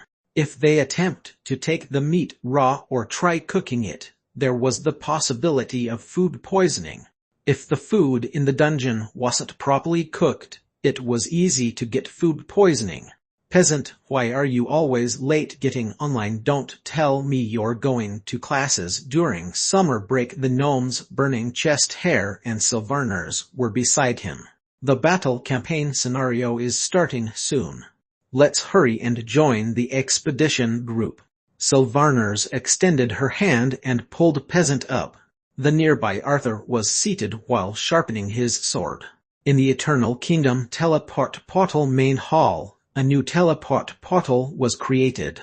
A few stone golems were clearing up the materials that were used to construct the teleport portal. Lord Sherlock, who was wearing a long robe, stood by the teleport portal. He was surrounded by thousands of gamers. Peasant, not wearing pants, burning chest hair, Sylvarners, and Arthur walked into the crowd. Lord Sherlock waved his hand and lifted his black cloak that had a red underside. Warriors of Eternal Kingdom, the Void Legion of the Ancient Gods has arrived outside Winterfell. The entire Underworld is facing a catastrophic crisis. Warriors, your objective is to guard the Sleeping Valley Tunnel. Creatures from Eternal Fire will be your allies and support you. But don't expect too much as they are in dire straits too. Warriors, the fate of the Underworld depends on you. Sherlock shouted at the top of his lungs, and the gamers cheered. For Eternal Kingdom, let's begin. Kill all the ancient gods.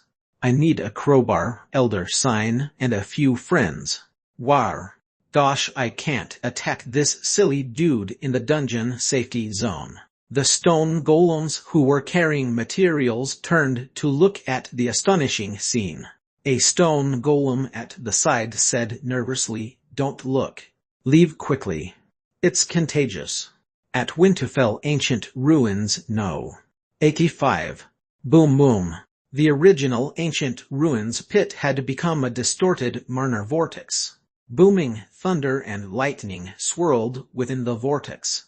Red-skinned creatures, monsters with bat wings, and ugly monsters ran out from the vortex. Faint murmurs reverberated in the ancient ruins. Any creatures who were near would lose their sanity. Those monsters gathered at the empty space of the ancient ruins. The land that was incinerated by the dragon's breath became dry and barren. It was just perfect for the believers of the ancient gods to gather. A 40 to 50 meter tall, red-skinned devil had spikes all over his body. Black armor covered his bright red skin, and his eyes looked crazed. He lifted his gigantic hammer as his thunderous voice echoed in the sky above the ancient ruins. Make haste, charge, crush them, the heavenly Father and Savior are looking at you. A green devil's eye appeared in the sky above the ancient gods' mixed army. The devil's eye floated above the dense and ugly monsters. In the Underworld tunnel, the mixed army squeezed and charged forward. There was no end to the army. At Codefence Area No. 10, the Winterfell force constructed their defenses hastily in a bid to obstruct the flow of the tunnel at Area No. 10. A large moat that was 3 tunnels wide was dug in front of the defenses. Metal pikes were placed behind the moat. They were used as the first line of defense against the ancient gods' army. At the fortified area, huge giants were transporting soil and rocks. Behind the defenses was a 20,000-strong underworld army that came out from the constructed teleport portals. They put up a wyvern flag that had a scorching flames insignia. An orc with full-body armor and a werewolf helmet looked ferocious as he stood on a high vantage point and surveyed the 20,000 troops gathered below. HWA, HWA, HWA. An eternal fire army that consisted mainly of gnomes, orcs, and werewolves marched in synchronization. 100 fully armed giants with 10-meter bodies gave off an oppressive aura. They carried large maces and stomped on the ground heavily. Each of them was a battlefield meat grinder. Behind the giants were 10 enormous magical cannons with engraved Marner runes on the black barrels. Even a superior devil wouldn't dare to take a shot from the cannon. The cannon was what every male creature wanted. Superior armor, courageous spirits, strict discipline, and the meanest equipment. They were the elites of Eternal Fire, which was the strongest dungeon in the northern underworld. The orc commander inhaled deeply, and his chest was filled with pride. Nobody in the underworld would look down on his steel army, not even the ancient gods. He couldn't help gazing at the fortified defenses on his flank.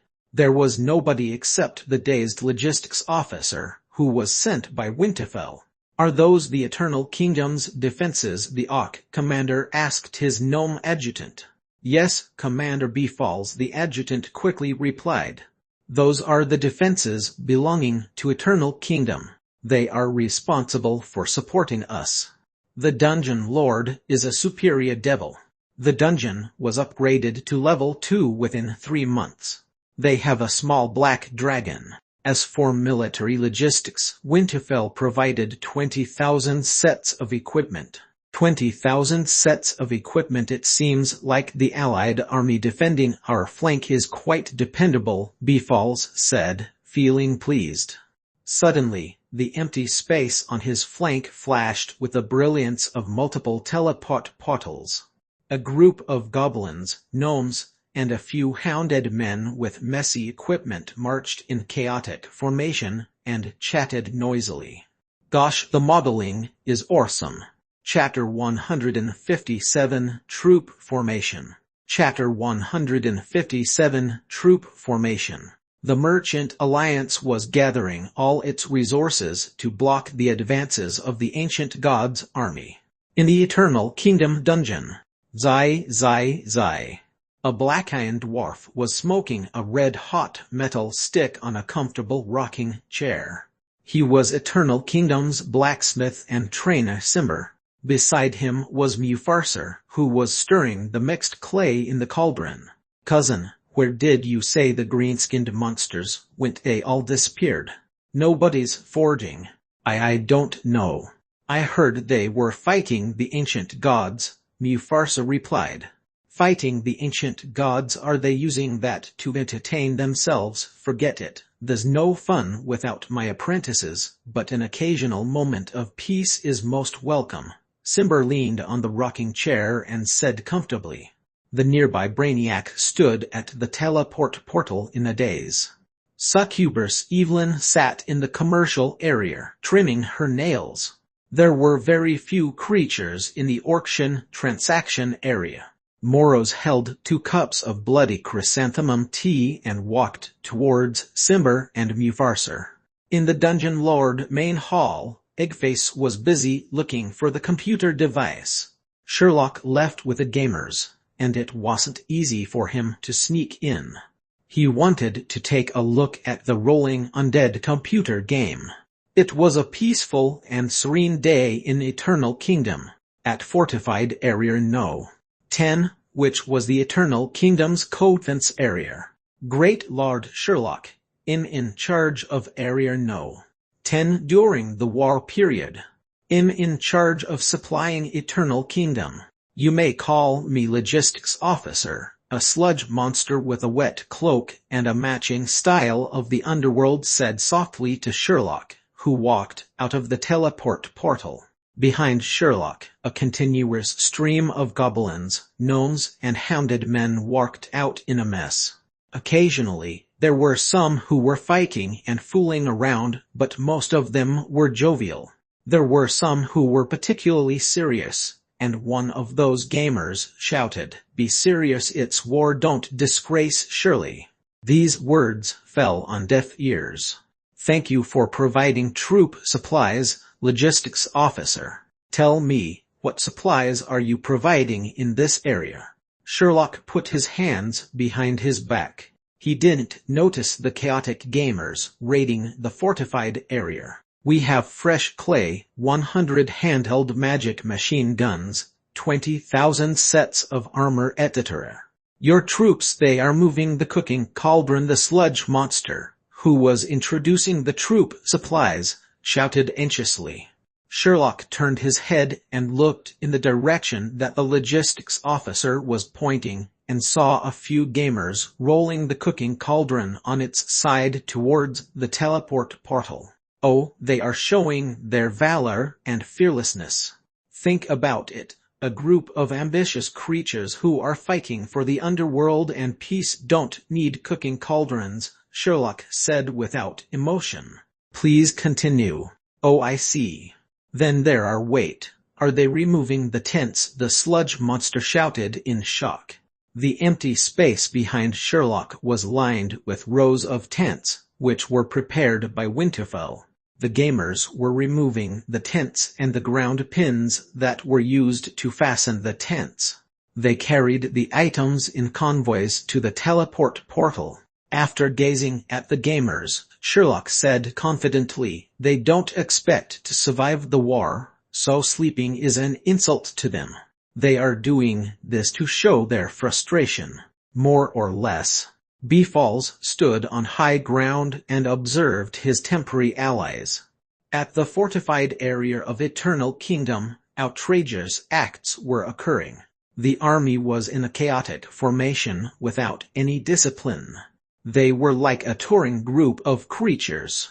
Why were there goblins and hounded men in this serious and dignified war against the ancient god's army? It was best not to mention the hounded men, who would bite other creatures like mad dogs. But goblins were useless trash who would shout "Warag" in their charge and then scream "Warag" in their retreat. Beefalls was starting to get worried. With such allies on his flank, would the morale of his troops be affected? Thank goodness that their numbers were only about 1,000. Did Eternal Kingdom not attain level 2 dungeon within 3 months? They even had a small black dragon as a servant and a unseen 1,000-year genius lick. What was going on with this motley army? Why were they employed by Winterfell? The war had started, but they were moving their supplies to the teleport portal. Before Beefalls, those goblins, gnomes, and hounded men carried all removable supplies like tents and cooking cauldrons away from the fortified area. They were diligently transporting the items to the teleport portals. They looked more like movers than warriors going for a war. For the supplies that were unmovable, such as the huge storage chests containing fresh clay, the gamers would remove the clay using small bags before transporting the storage chests. The fresh clay wasn't the priority of the gamers since there was enough food to eat. Their main priorities were the wooden chests and tents, which went found in Eternal Kingdom. However, the combat supplies went removed. For example, the handheld magic machine guns and the 20,000 sets of armor. Because Sherlock had already tagged them with the words Lord Sherlock's private items, the gamers ran the risk of losing their accounts if they dared to touch them. Beefalls didn't know all of this. In his eyes, they were a bunch of bandits who robbed Winterfell blind. Commander Beefalls, the adjutant, looked worriedly at Beefalls. At Fortified Area No. 10, Eternal Fire and Eternal Kingdom were supposed to be supportive allies. The adjutant was worried after realizing the quality of their allies. No problem, they won't affect us. This kind of motley army will flee the moment the war starts. A thunderous boom sound pierced the air. Sparks erupted in the adjacent areas. A few goblins were familiarizing themselves with the magic machine guns, but they misfired, and the shots landed on their own comrades. Besides making a small pit, they blew up tens of goblins and gnomes. Eternal Kingdom's army fell into chaos, and faint laughter could be heard in the commotion. Beefalls shook his head. He must have been mistaken. In this circumstance, the motley army should be crying or cursing, but laughing incredible. When Beefalls had lost all confidence and hopes in his ally and denounced them as the trash of the trash, a wyvern flew in the distance. The wyvern swooped past Area No. 10 rapidly and flew off into the distance. Beefalls lifted his head only to see the wyvern shrink into the distance. Then he recovered himself and heard booming sounds coming from the dark areas of the distant tunnel. In the dimly lit tunnel, he saw densely packed monsters, which instilled fear as they charged forward. The entire tunnel was filled with a charging army of the ancient gods. Full battle stations. War horns bellowed from the Eternal Fire camp. 20,000 troops started to assemble in battle formation. The heavy war machines were placed into position with the direction of the gnome adjutant. The scene was somber. At the Eternal Kingdom camp, the gamers formed their battle formation noisily. From a distance, the dense army could be seen advancing towards them. Chapter 158 Stop firing, they are our allies. Chapter 158 Stop firing, they are our allies. Gosh, stop carrying the chests. The first wave of monsters is coming. If we fail to guard the area, the battle campaign scenario fails. Our rewards will go down the drain. Take a spear. Hit was busy carrying the chests when Seal Head Ling Chong grabbed him and ran forward.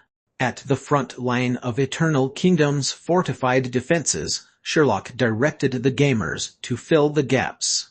Guarding the gap in the flank was Eternal Kingdom's mission. Mission title: Guard Area No.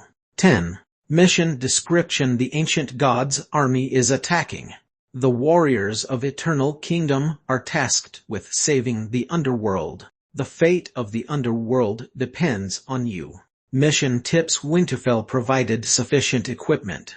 Gamers can purchase the equipment on credit. Death incurred during the mission will not have a reputation point penalty. Do not worry and have a good battle. As for the mission objective, that was subjected to change based on circumstances.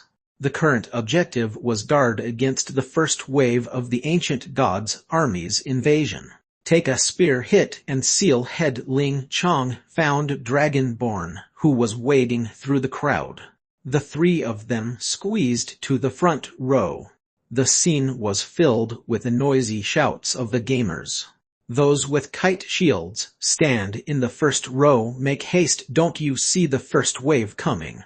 DMN, look at the dense mass. You call that the first wave? Aren't we densely packed too? Besides your back skulls, I can't see anything. Let me be the front row troop. I want to see the first wave of monsters. DMN, don't compete with me for the first row. The first row is mine. DMN, my adrenaline's pumping. My dream of fighting in an epic battle is coming true in this game. It's too real. We're always passionate at heart in going to charge and break enemy lines. If the darting birds were able to revive, I'd ride the darting bird and be a cavalry. Are we being silly? Do we have to wait? Why don't we charge and be done with it? Gosh, that makes sense. Wait, if we die a distance from here, what if we can't retrieve our equipment? Shirley kept you for a few months, yet you are cowering here because of equipment. Execute him. Who's afraid? Charge. Wag. The gamers were a mess. The formation that they had taken up with great difficulty became chaotic as a portion of them charged forward. Revolves looked at the formation on his flank. He was cynical initially and pondered whether he should dispatch 2,000 of his troops to defend the small gap. Before he derided them, he heard charging screams. The loudest was the sound Wyrg. 1,000 goblins, gnomes, and hounded men charged forward. They were for real. They charged towards the densely packed ancient gods' army in the tunnel. Were they nuts?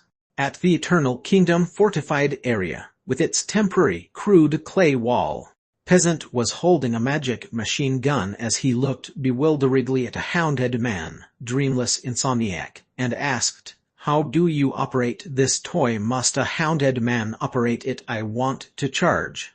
I don't wish to operate the guns, but I received the mission. What can I do?" Dreamless insomniac said helplessly. Someone said to press this button and infuse Marner. "Good, I understand," Peasant said.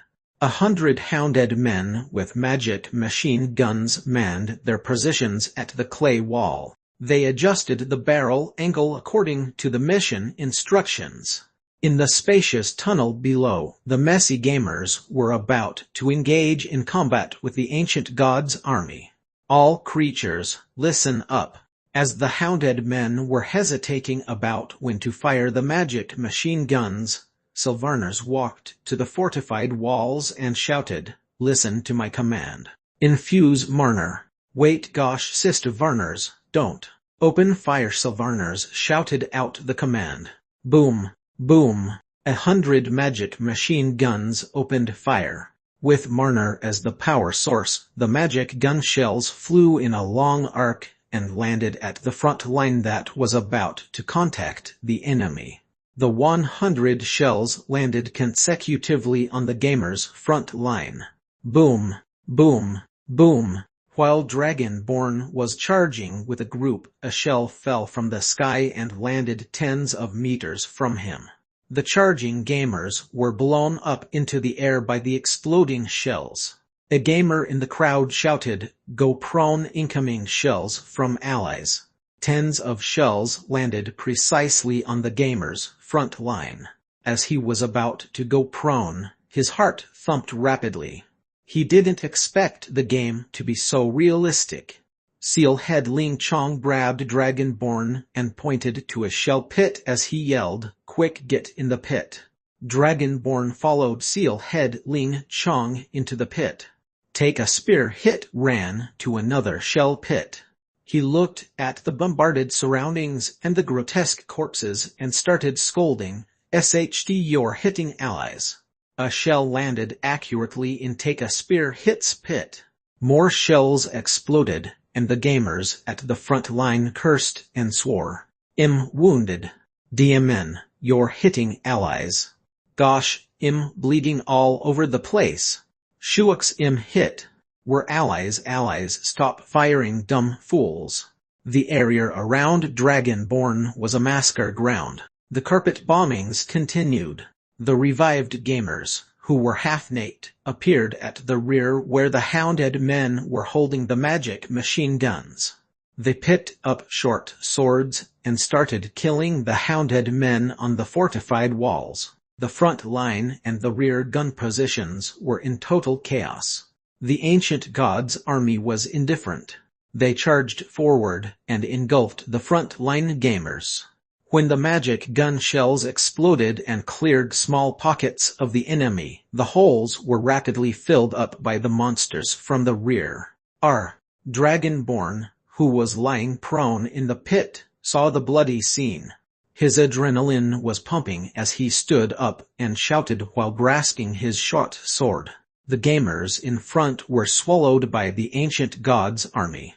Red-skinned monsters, beasts with rat bodies and human faces, and tall, ugly giants pushed forward menacingly. Dragonborn raised his shield and charged forward at the monsters. He closed his eyes and hacked wildly. Then Dragonborn was engulfed by the sea of monsters.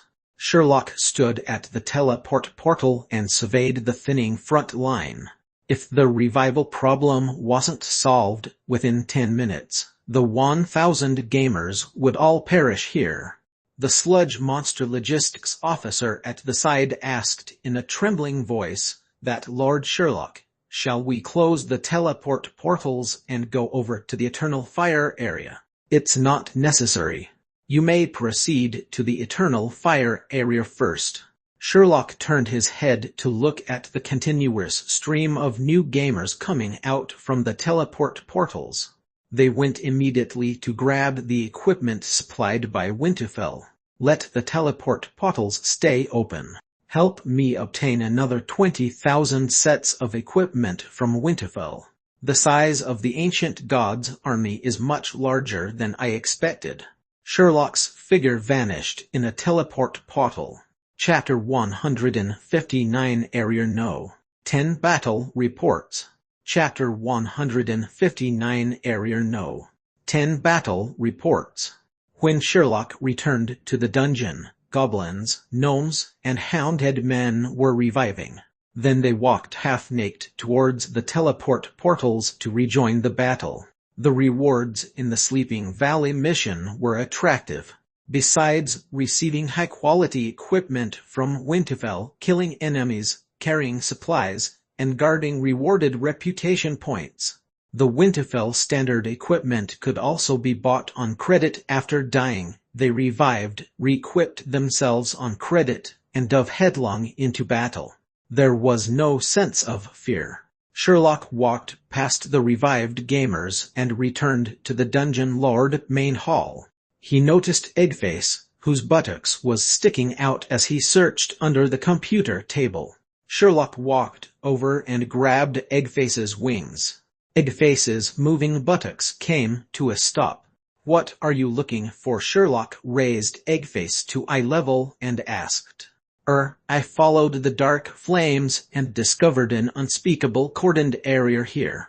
The flames of the other world are about to be extinguished and require Soul of Cinder." Eggface's gaze was shifty as he spoke. "You wanted to play Dark Souls?" Sherlock frowned and said, "The game is unhealthy and isn't good for your mental development. Go and play with Brainiac." Sherlock put Eggface on the ground and kicked his buttocks using his toes. He shooed Eggface out of the dungeon lord main hall. Eggface turned to look back many times as he shifted his plump body and left reluctantly. Sherlock pulled out the screen from the dungeon core and activated the computer. Then he retrieved various tidbits and beverages from the chest behind and placed them on the table. The frequency of gamers' deaths will be very high. In calculating their usage of Marner skills and the magic machine guns. "Is Lord Sherlock's Marner sufficient?" Brew asked with concern. "It's not our big problem. Only 2,000 of them. Can they possibly die thousands of times in a day?" Sherlock said indifferently. Then he clicked on an icon on the computer. Dark Souls activated. Beefalls looked at the moving and tragic scene, which should instill deep veneration, but he felt weird. He was unable to use words to describe the strange feelings. A group of insane creatures who raided their own camps and then charged recklessly without any formation. It was easy to understand that they went afraid to die. But later they aimed their guns at their allies on the front line before they fired on the enemies.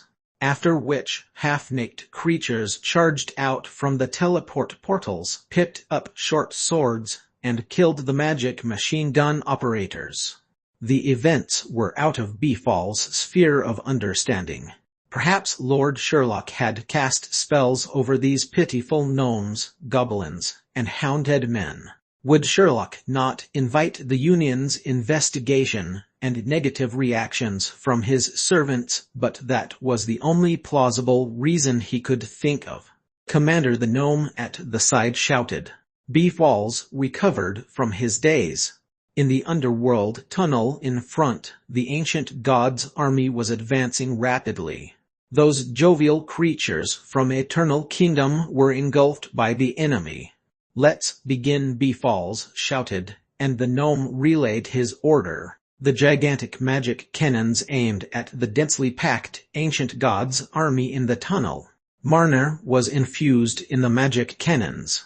Open fire. Boom. The gigantic magic cannons heated up the underground tunnel. The rippling energy created by the magic cannon shells decimated a large portion of the enemy. The magic cannons were more powerful than the handheld magic machine guns used by the Eternal Kingdom's gamers. After 2 volleys of the magic cannons, the charging army of the ancient gods clashed with Eternal Fire's troops. Emergency broadcast, request immediate reinforcements. They have too many creatures this time. The ancient god's army is different, it's not a ragtag army. Area No. 11 has fallen. Area No. 11 has fallen. We are retreating to the valley entrance. Area No. 8, we are holding the line. The enemy is greatly weakened. We've held the first wave of attack, but the enemy is still coming strong. They are preparing for the second wave of attack. What's that? Is that the commander of the ancient god's army, Nightmare Devil? Oh my god. Area No. 1 requesting reinforcements. R. In the Merchant Alliance Battle Command Center located in Winterfell. Palm. Beast punched his knuckles on the stone table. The table didn't move an inch, but he felt pain in his knuckles. Despicable. Beast's eyes became red. Calm down, Senior Beast.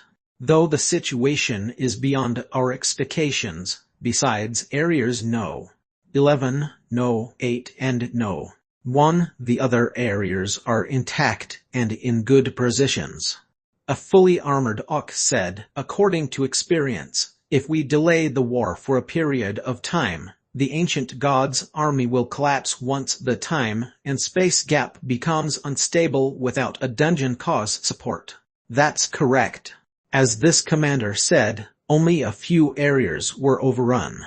It's nothing to be worried about.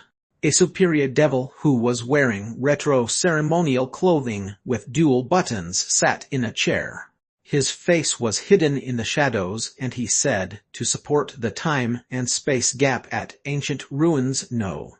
85 requires a dungeon core the size of that at Eternal Fire or Winterfell. We only need to delay for time and seal the time and space gap. Lord Alexandria is correct. Onionhead, who was seated at the helm, nodded. I'm interested in the situation at Area No. 10.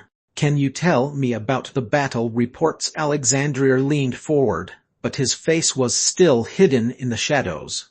Area No. 10 found it. A gnome searched the related battle reports and said, only Eternal Fire submitted battle reports. There is no news from Eternal Kingdom except for a logistics request, which is an additional 20,000 sets of armor. What Beast stood up abruptly and was about to hammer the table with his fist. He hesitated and punched his palm instead. Then he said, that is too much of a request. Let's take a look at Eternal Fire's battle report.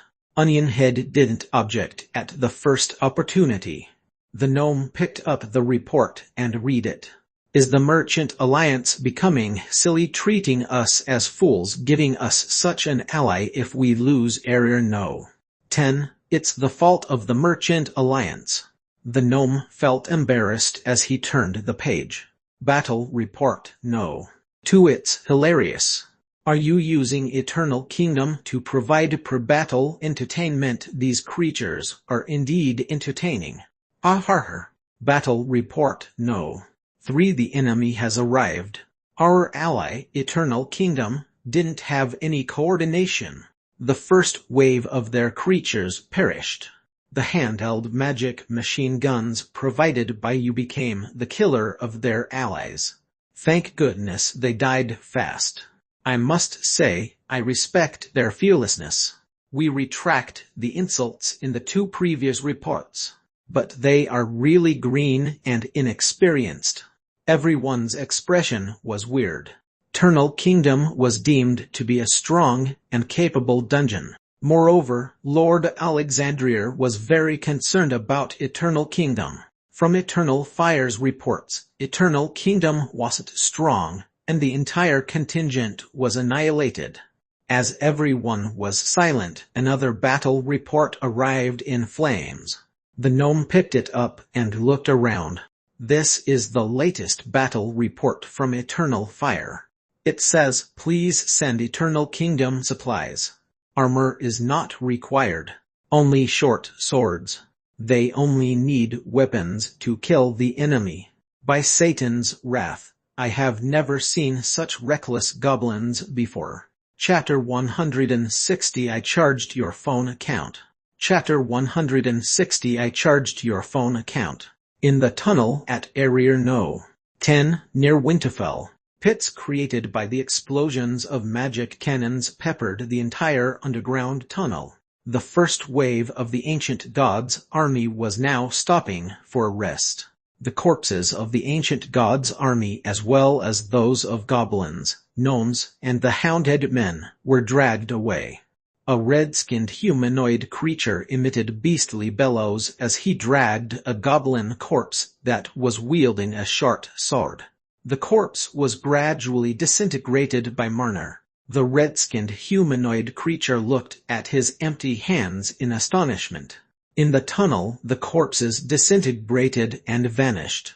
After the first wave of attack, which was like a tsunami, the ancient gods' army retreated to gather more forces. The ancient gods' army didn't salvage the dropped equipment on the battlefield as it wasn't useful to them. The sizes of the equipment weren't fitting, so they were considered trash. The ancient gods' army depended more on brute strength for fighting. It didn't mean that other creatures wouldn't salvage the equipment. In the spacious tunnel, a group of half-naked goblins, gnomes, and hounded men were salvaging the dropped equipment. Those green-skinned creatures that had strange words above their heads didn't care whether the equipment was gross or not. As long as it would fit, they put it on. Beefalls stood on a tall platform and looked at Eternal Kingdom's creatures. They were happily salvaging in the tunnel, which looked like a massacre ground. That was correct, it was joy. It was the first time Beefalls witnessed creatures being so happy on the battlefield. Commander, the strength of the troops from Eternal Kingdom is more formidable than we thought. Though the warriors weren't properly trained, their fearless battle traits make them a dependable ally, the adjutant commented. It's indeed a formidable power, Beefalls said. Since Eternal Kingdom has so much combat power, why didn't they fully arm themselves and show up in a troop formation? Did Winterfell supply them the additional 20,000 weapons? The adjutant asked, articulating his doubts. I don't know, perhaps the superior devil has other plans. Since they have the power to be a dependable ally, I feel that we should meet them. Beefalls looked at his adjutant and said, Fishalls, contact their commander and check if our battle plans are compatible. Yes, sir. The green creatures of Eternal Kingdom were without discipline. They accumulated the dropped equipment and transported it back via the teleport portals. Fishalls brought his well-armed personal arc guards to the entrance of Eternal Kingdom's camp. 2 hounded men, who were wearing soiled equipment and laden with noisy equipment, dragged their load as they ran towards the camp. As they ran, they muttered to one another, "Profitable, it's profitable. I only had white standard equipment, but now I have green excellent equipment. Gosh, this battle campaign scenario is awesome. My reputation points are in the negative zone since I bought quite a bit of equipment though. Good. My reputation points are positive. Every time I am revived, I just charge and use my fists to fight. When I see a shot sword, I pick it up and start hacking.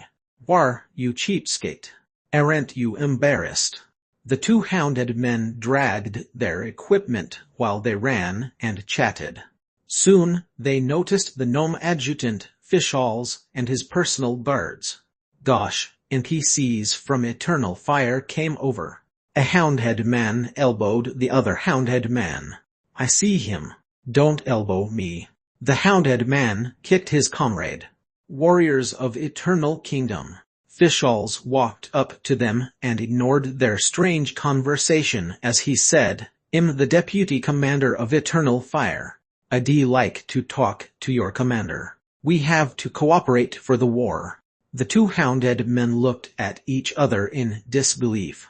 One of the hounded men asked, "Are you giving us a mission?" "Mission? It's not our mission. It's more of a cooperation. Of course, if you're willing to complete the missions, we won't decline. We'll provide some rewards." Fishballs didn't expect the hounded men to mention the word mission, which was an order given by a superior to a subordinate. Fishballs and the hounded men belonged to different dungeons.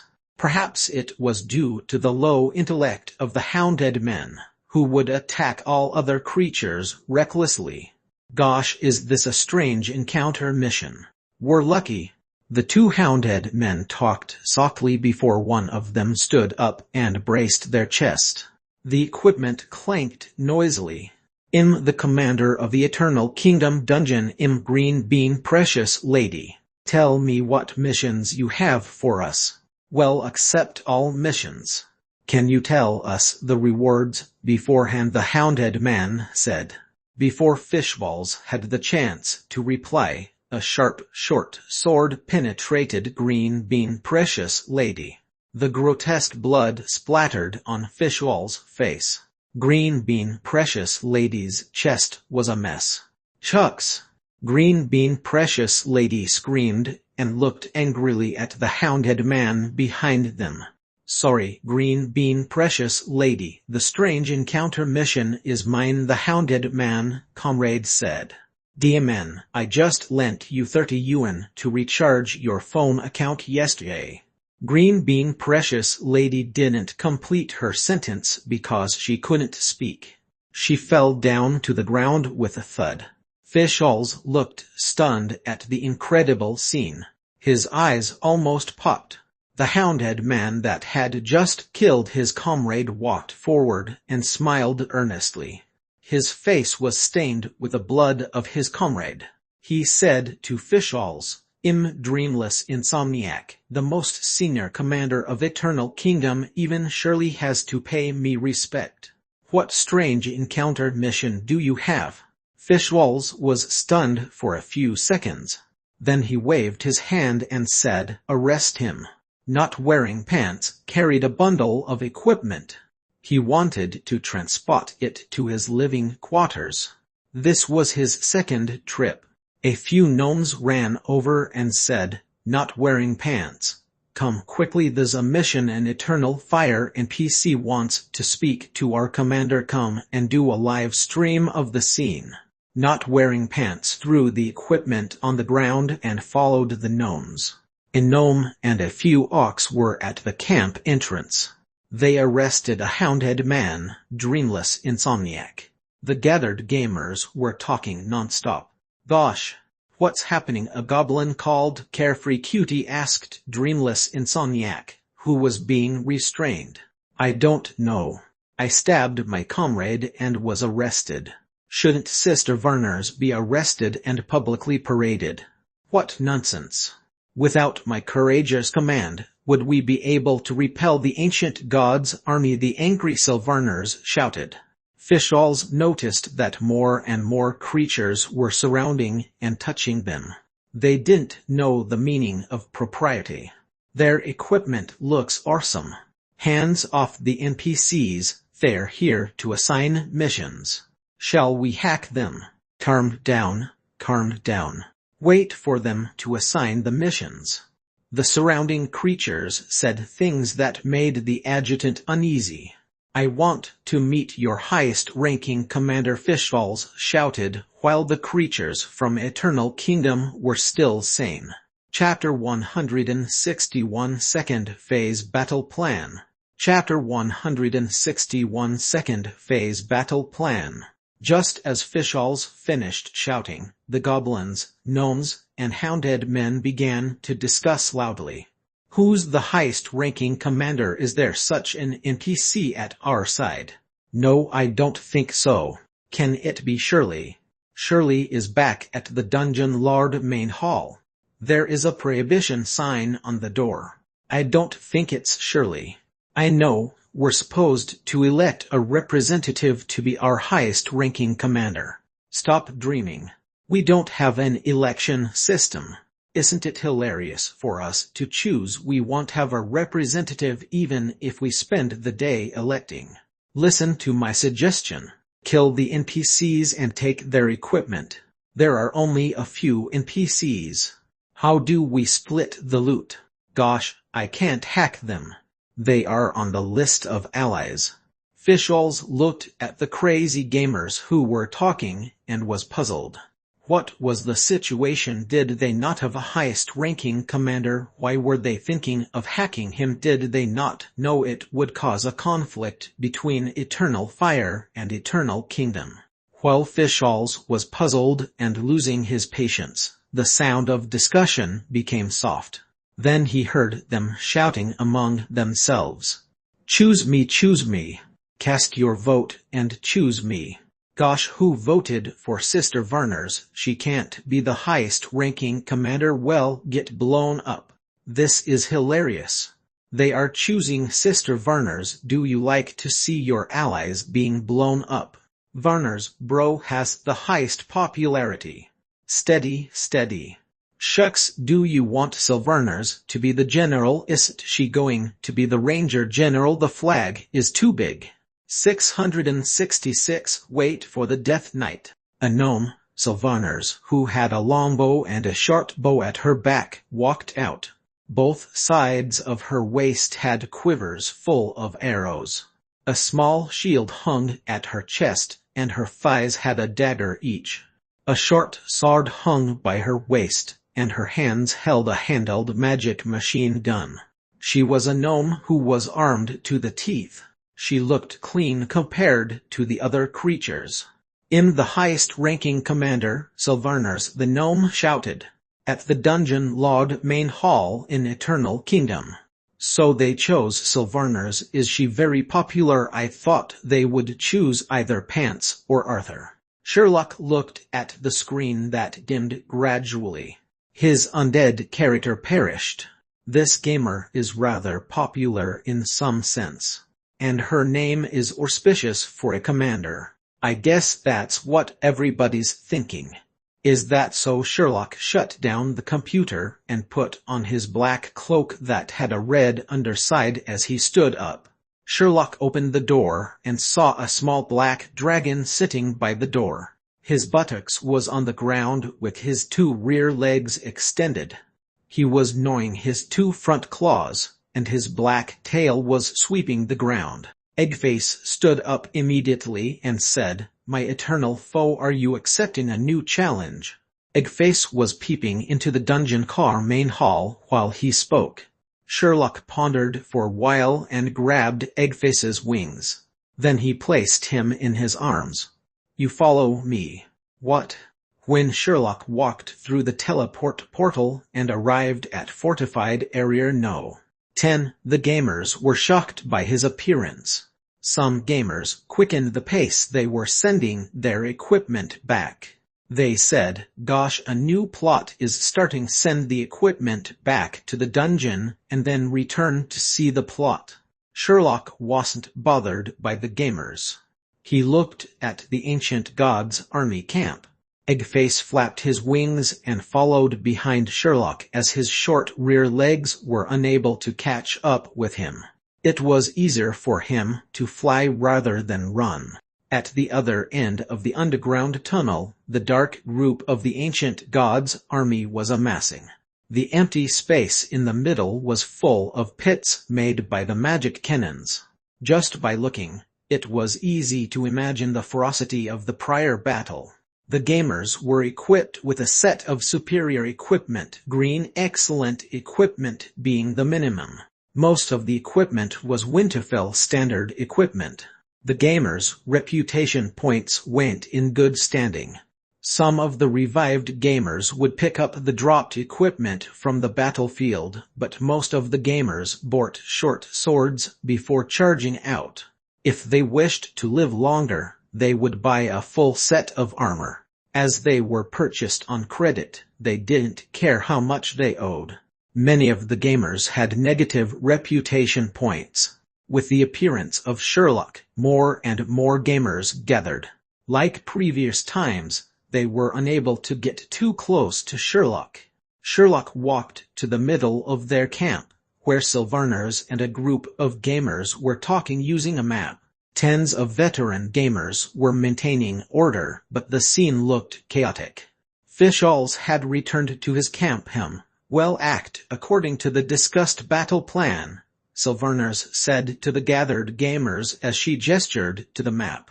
Peasant was stunned and he looked puzzled as he said, "What? How do we fight?" "Silly dude, I said it just now. Fight here, here, and then here," burning chest hair shouted. "Gosh, Shirley's here," a gamer shouted. Sylvarners and the others noticed Sherlock. Sherlock walked towards them and noticed the map on the ground. On it were several bars, attack routes, and professional annotations. The map was provided by Eternal Fire. "Warriors, you've done well by repelling the first wave of attack. Subsequent, more ferocious waves are coming. You have to buck up," Sherlock said to the gathered gamers. Then he asked Sylvarners, "Can you explain the battle plan?" When Sherlock visited the Eternal Kingdom fortified area to find out about Eternal Fire's battle plan, Not Wearing Pants published a post at the earliest opportunity. Sleeping Valley Battle Campaign Map. The battle is going into Phase 2. Hello everyone. I'm Not Wearing Pants. The Sleeping Valley map was officially opened today. Every gamer received a mission. Mission title: Guard Area No. 10. Detailed content with map. Picture. I will not elaborate on the contents. I will discuss some fine details of the battle campaign map. First, we appeared in a fortified area. These are pictures of the original area. Picture. When we arrived at the area, we carried off all removable items. This is what I like best about the game. We can interact with the props, and you can take any items you like. The other game, Brave Hero, is not that interactive. Picture. Then a group of the ancient gods monsters attacked us. The mission stated that this was the first wave of attack. The scene was incredible. I will let everyone take a look at the picture of the charging enemies.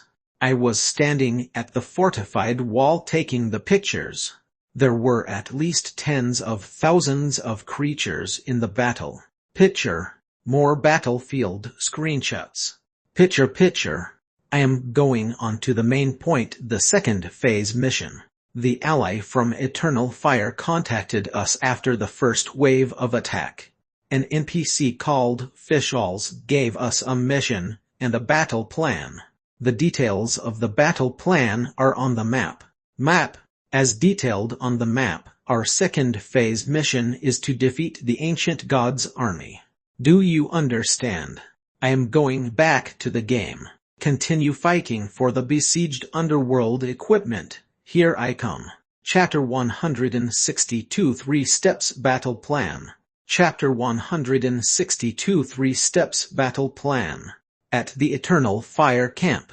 How was the discussion? Beefalls asked Fishballs while gazing at the amassing ancient gods' army.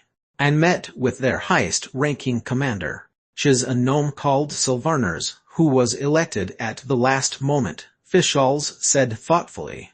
Elected at the last moment. Beefalls looked in disbelief at Fishballs.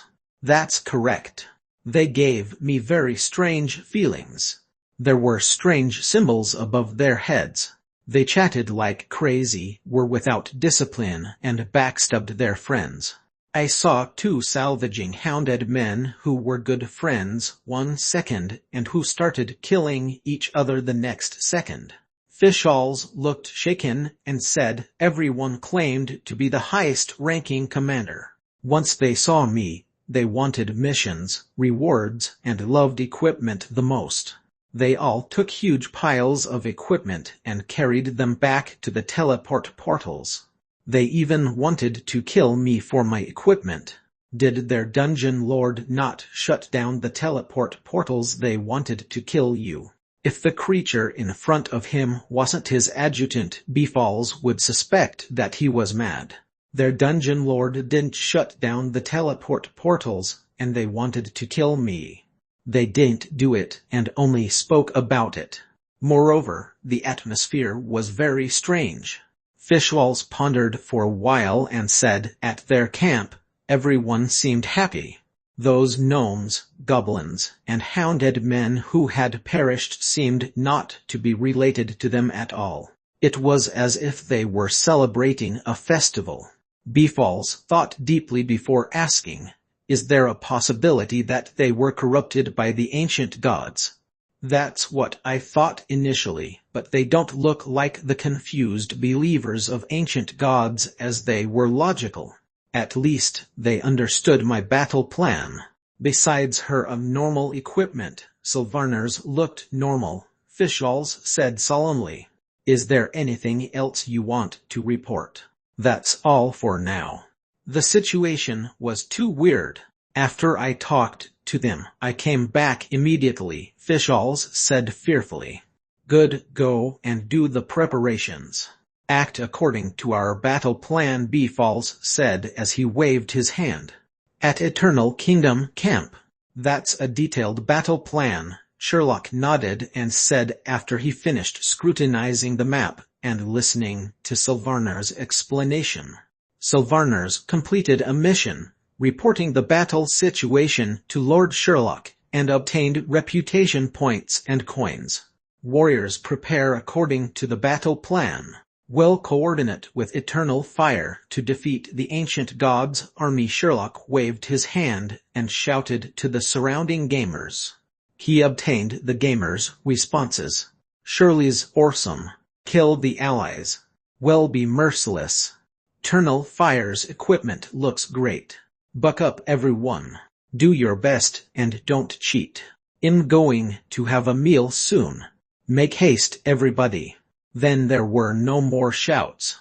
Sherlock found a place to sit down. He was looking forward to seeing the performance of his gamers. The small black dragon wandered around at the side for a while. He intended to chat with the gamers, but seeing Sherlock's reaction, he could only fly to Sherlock's side. He sat down on his buttocks and piled up his plump body. Then he started toying with the dust on the ground. The nearby gamers dispersed after Sherlock sat down. Is there no more plot? Let's go. Disperse. Let's transport equipment, don't you skive. Keep the equipment. The Dragon Ranger Guild is accumulating the equipment. Well, buy all the equipment. The Meat Vegetable Rice Alliance Guild is accumulating equipment. We pay more than Dragon Ranger. DMN, are you stirring up trouble? Bros, there's a fight, come and help. Where's the handheld magic machine gun? Bring it here.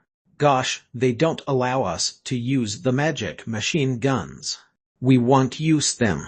Forget it. Don't take it to heart. Transport the equipment quickly.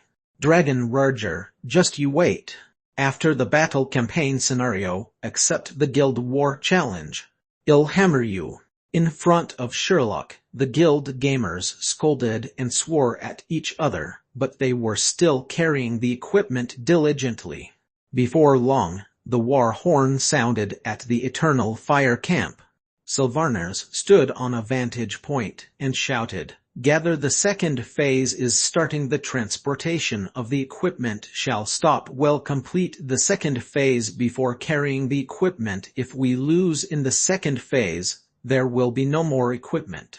The gamers gathered at the command of Sylvarners and moved in droves to the fortified area. 100 hounded men with magic machine guns followed behind the main group. The troops of Eternal Fire also gathered. Sounds of massive movement reverberated in the tunnel. A large airship propelled by Marner appeared above the Eternal Fire Camp. With a roaring sound, the airship rose high up in the sky. The gamers lifted their heads to observe the magnificent airship. Take a spear hit elbowed Dragonborn and said, "Gosh, the airship looks cool." "I'd like to have one," Dragonborn muttered. "Advance." The shouts came from the Eternal Fire Camp. The army of Eternal Fire marched forward in an orderly manner. Bruce Notice appeared in front of all of the gamers. Mission: protect Sleeping Valley. Mission objective: coordinate with Eternal Fire and provide cover for the airship. Defeat the Ancient Gods Army Commander at Area No.10. Charge! Wag! The gamers shouted war cries and charged at the amassed Ancient Gods army. Sherlock gazed at the gamers charging forward. Then he looked at the map in front of him. On it was the detailed battle plan. First step: start a preemptive strike. Second step: find the enemy commander and kill him. Step 3: kill all enemies in Area No. 10. Perfect. Chapter 163 War of the Armies. Chapter 163 War of the Armies.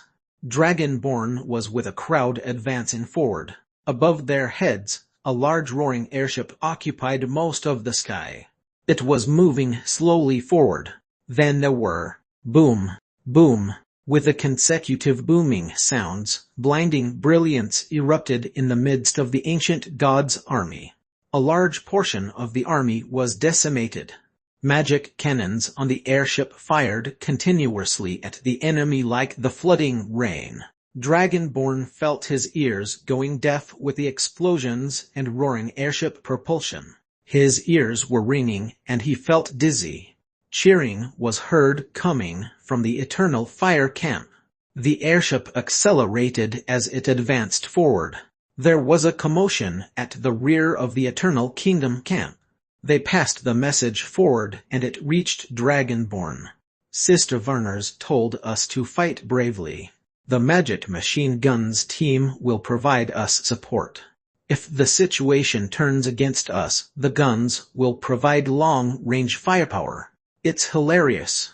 Aren't we becoming anti-retreat troops? Whoever isn't fighting well will be blown to bits. SHT, can you stop teasing me? It's not easy for me to be in the mood. Demon, haha. This is going to be exciting.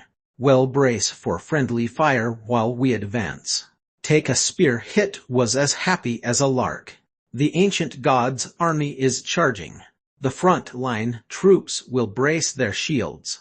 Those at the rear, stop charging. Listen to the commands, otherwise we'll be annihilated. This is the second phase. Buck up. At the Eternal Kingdom Camp, there was cheering, while at the Eternal Fire Camp, huge shields were placed in front of their formation. The gamers followed the NPCs and braced the shields on the ground. Brace yourselves. The shouting echoed on the battlefield. It wasn't known whether a gamer shouted or an NPC shouted. The rumbling of the beasts came closer and closer. The ground started quaking. Dragonborn felt his adrenaline pumping. Though he was in a game, the battle felt completely real. It was to the point that he almost forgot he was in a game. Explosions were heard coming from the front. The airship fired the white flashing magic cannons to open up the way and break up the ancient god's army into pieces. The two opposing front lines collided. Pong! Dragonborn heard the collision sounds of bodies against shields. The gamers' shouts were drowned by the beastly roars of the monsters. Some red-skinned monsters leaped above their heads and landed behind the shield wall. More and more red-skinned monsters jumped over the shield wall. Dragonborn turned his head to glance at the adjacent Eternal Fire camp. The Eternal Fire Army formation was mowing down the ancient god's army with high efficiency. Dragonborn felt that was the real army battle. The gamers were comparatively less efficient, as the gamers' formation was weak and there was varying quality at the front row. More and more red-skinned monsters charged into their formation. Soon, some monsters appeared before Dragonborn. Dragonborn lifted his shield and knocked against a charging red-skinned monster. Pong! He felt a strong power knocking into his shield and throwing him off balance. The red-skinned monster was also knocked backwards, and a gamer ended the monster's life with a sword. More and more red-skinned monsters appeared, but compared to the first waved tsunami in which the gamers were unable to react, this situation was much better. At least, Dragonborn was able to retaliate.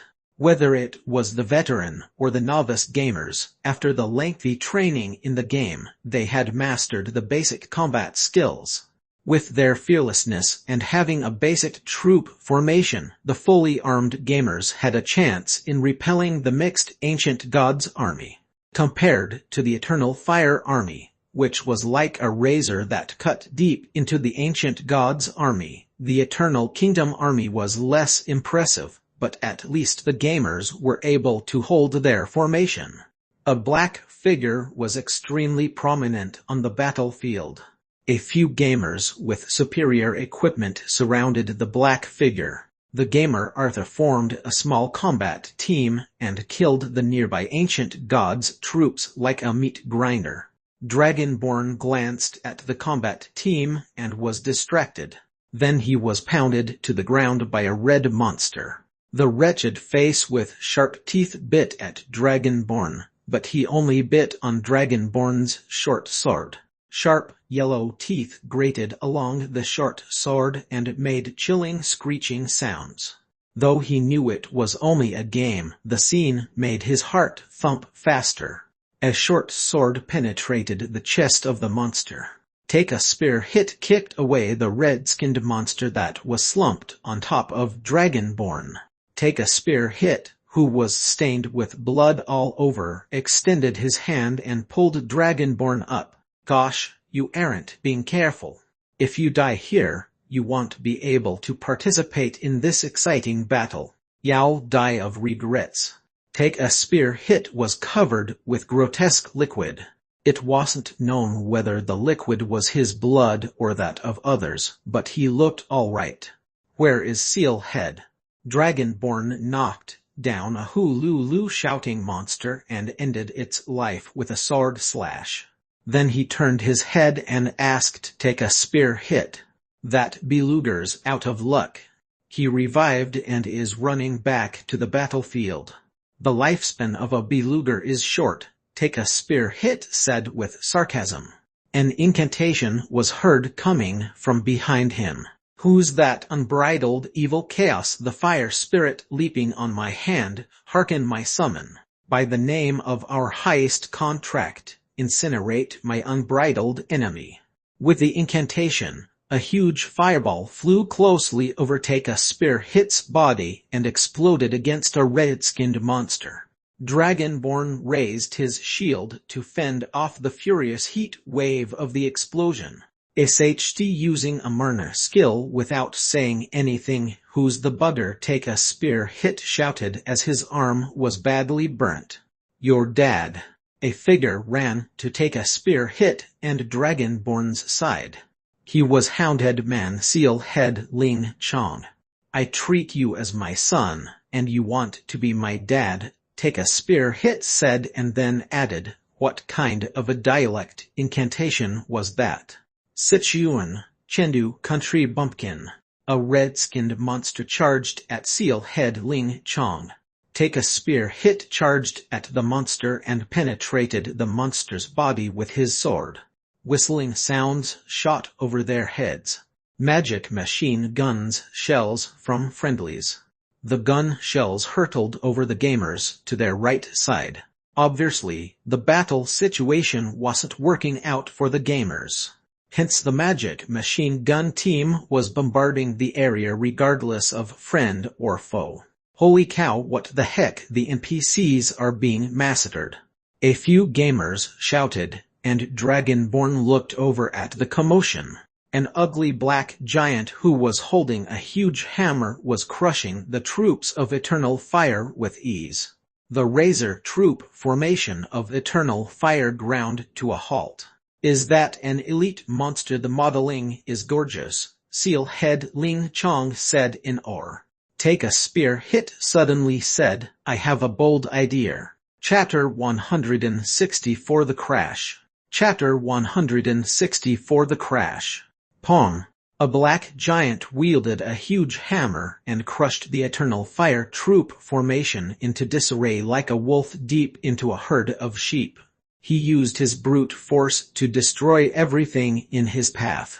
Take a spear hit looked at the black giant swinging his hammer and turned to say to his companions, I think our chance to become famous has come. Arthur used a trap to kill a large lizard and became famous. If I can kill a giant on the battlefield, I will be prominent. You are out of your mind. How do you kill the giant? By using the GM account. Seal Head Ling Chong was knocked to the ground by a red-skinned monster after he finished speaking. Dragonborn pulled him up quickly. What do you know? Take a spear hit shouted excitedly. Did you see the single eye of the giant? A monster like him has a weakness in the eye. I can't remember in which fable, but Kratos killed a single-eyed giant using this method. My plan is simple. Take a spear hit pointed at the distant giant and shouted, when the giant smashes down his hammer, I'll use my acute senses to predict the hammer's location. Then I'll climb up to his head via the hammer and give the single eye a fatal stab. Then I'll become the battlefield hero. Dragonborn and Seal Head Ling Chong were puzzled after Take a Spear hit finished shouting. Are you daydreaming? Seal Head Ling Chong asked. DMN, you have no aspirations. I'll do it alone. Take a Spear hit yelled himself hoarse as he charged at the giant. The gamer's formation was close to the formation of the NPCs in order to maintain a consistent front line. There was only a small gap between the two formations. Crossing this gap became the first obstacle to Take a Spear hit completing his plan. Before they thought of how to solve the problem, tens of magic cannon shells flew in an arc above their heads and landed. Boom! It was another series of carpet bombings that killed all the monsters in the gap. Take action now! Take a Spear hit yelled and bashed through the red-skinned monsters and gamers in front of him. He brought along the gaping Dragonborn and Seal Head Ling Chong as they charged forward. The Eternal Fire Deputy Commander, Fishballs, fired a long-barreled gun continuously at the black giant. If the airship at the forefront hadn't fired its cannons and decimated the enemy at their rear, the army of Eternal Fire, whose formation was in disarray, would be suffering massive casualties. Brace yourselves, don't let that ancient giant move forward. Fishballs felt three figures dart past him just as he finished yelling. He noticed the green words above their heads. They were gnome warriors from Eternal Kingdom. Give way. That giant's mine. Take a Spear hit held his short sword with determination and charged towards the giant. Fishballs was stunned. Before he could stop them, the three gnomes had dashed forward. "Wait, what are you doing?" Fishballs yelled after the back views of the three gnomes. Take a spear. Hit turned his head and struggled to give an evil smile, but the gnome's anatomy didn't allow him to do that. He said calmly, "We're killing the giant, you imbecile NPC." Fishballs was dumbstruck as he witnessed the gnome dash at the giant. Take a spear. Hit grasped his short sword tightly and dashed towards the raised hammer. Now, Take a spear. Hit braced against the falling hammer and was crushed flat. "Shucks, this silly dude!" Seal Head Ling Chong cursed and saw a gnome run up the hammer. Dragonborn held onto the edge of the hammer and was lifted up together with a hammer. That sudden acceleration almost made Dragonborn lose his grip. The black giant with a single eye felt something on his hammer. He lifted his head to take a look. Dragonborn took the chance and released his grip. He fell straight towards the eye of the giant. The blade of his short sword impaled deeply into the giant's eye. Ow! The horrific screams of the giant shook the entire battlefield. The giant backed up 2 steps and fell backwards to the ground. Dust flew up and obscured visibility as Dragonborn stood in a daze upon the giant's face. Wag! The Ox of Eternal Fire broke into wild cheering. They looked in awe at Dragonborn. It wasn't the time to celebrate as more and more red-skinned monsters flooded towards them. On the distant airship, the gnome commander shouted to the gnome magicians on the deck, "Quick, infuse Marner, prepare for the next volley of the magic cannons." "Captain, the magic cannons have exceeded their load," one of the gnome magicians shouted. "Captain, 40 degrees to the port side we discovered the enemy commander." A gnome that was perched in a crow's nest yelled to the commander below. The gnome commander took out a telescope and looked in said direction. A tall and burly devil that was corrupted by the ancient gods had become more devious. There were decaying blisters with dripping pus on his green skin. He held a huge trident and focused his Marner as he aimed the weapon at the airship's location. "Full rudder on the starboard!" the gnome commander screamed. Soon the command was relayed with repeated shouting. "Full rudder on the starboard! Full rudder on the starboard!" The airship started to dip and turn starboard with the help of the tailfin and the differential angles of the huge wings at the ship's body. The corrupted devil threw out the fatal trident. The trident was infused with grey Marner as it hurtled towards the airship. It impaled itself into the body of the airship that was trying to change direction. The grey Marner started to contaminate the entire airship. Consecutive screams were heard from the airship as it dipped in the direction of the gamer's location.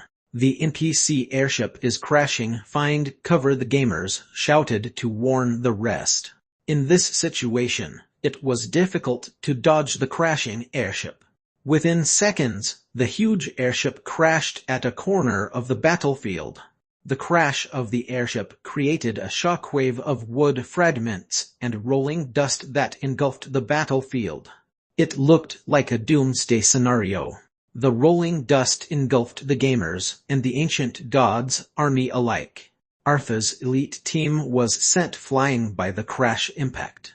Then there was a grey mist shrouding their vision.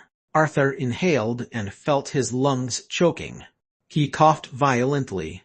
When he stood up, he threw down his shield and covered his nose. In the grey mist, a creature that emitted hululu sounds charged at him. Arthur swung his sword and slashed the red monster, which fell to the ground. Another figure dashed towards him at the side. "Gosh, this is exhilarating. This special effect is so awesome." That was the soiled and dusty-looking not wearing pants. Arthur thought he would look as dirty as not wearing pants. "Don't dust yourself. The airship's gone. Our battle plan has failed." Arthur frowned. It was the NPC airship that suppressed the ancient gods' army. Without its suppressive firepower, it was close to impossible to kill the enemy commander. Arthur, the airship crashed at our side.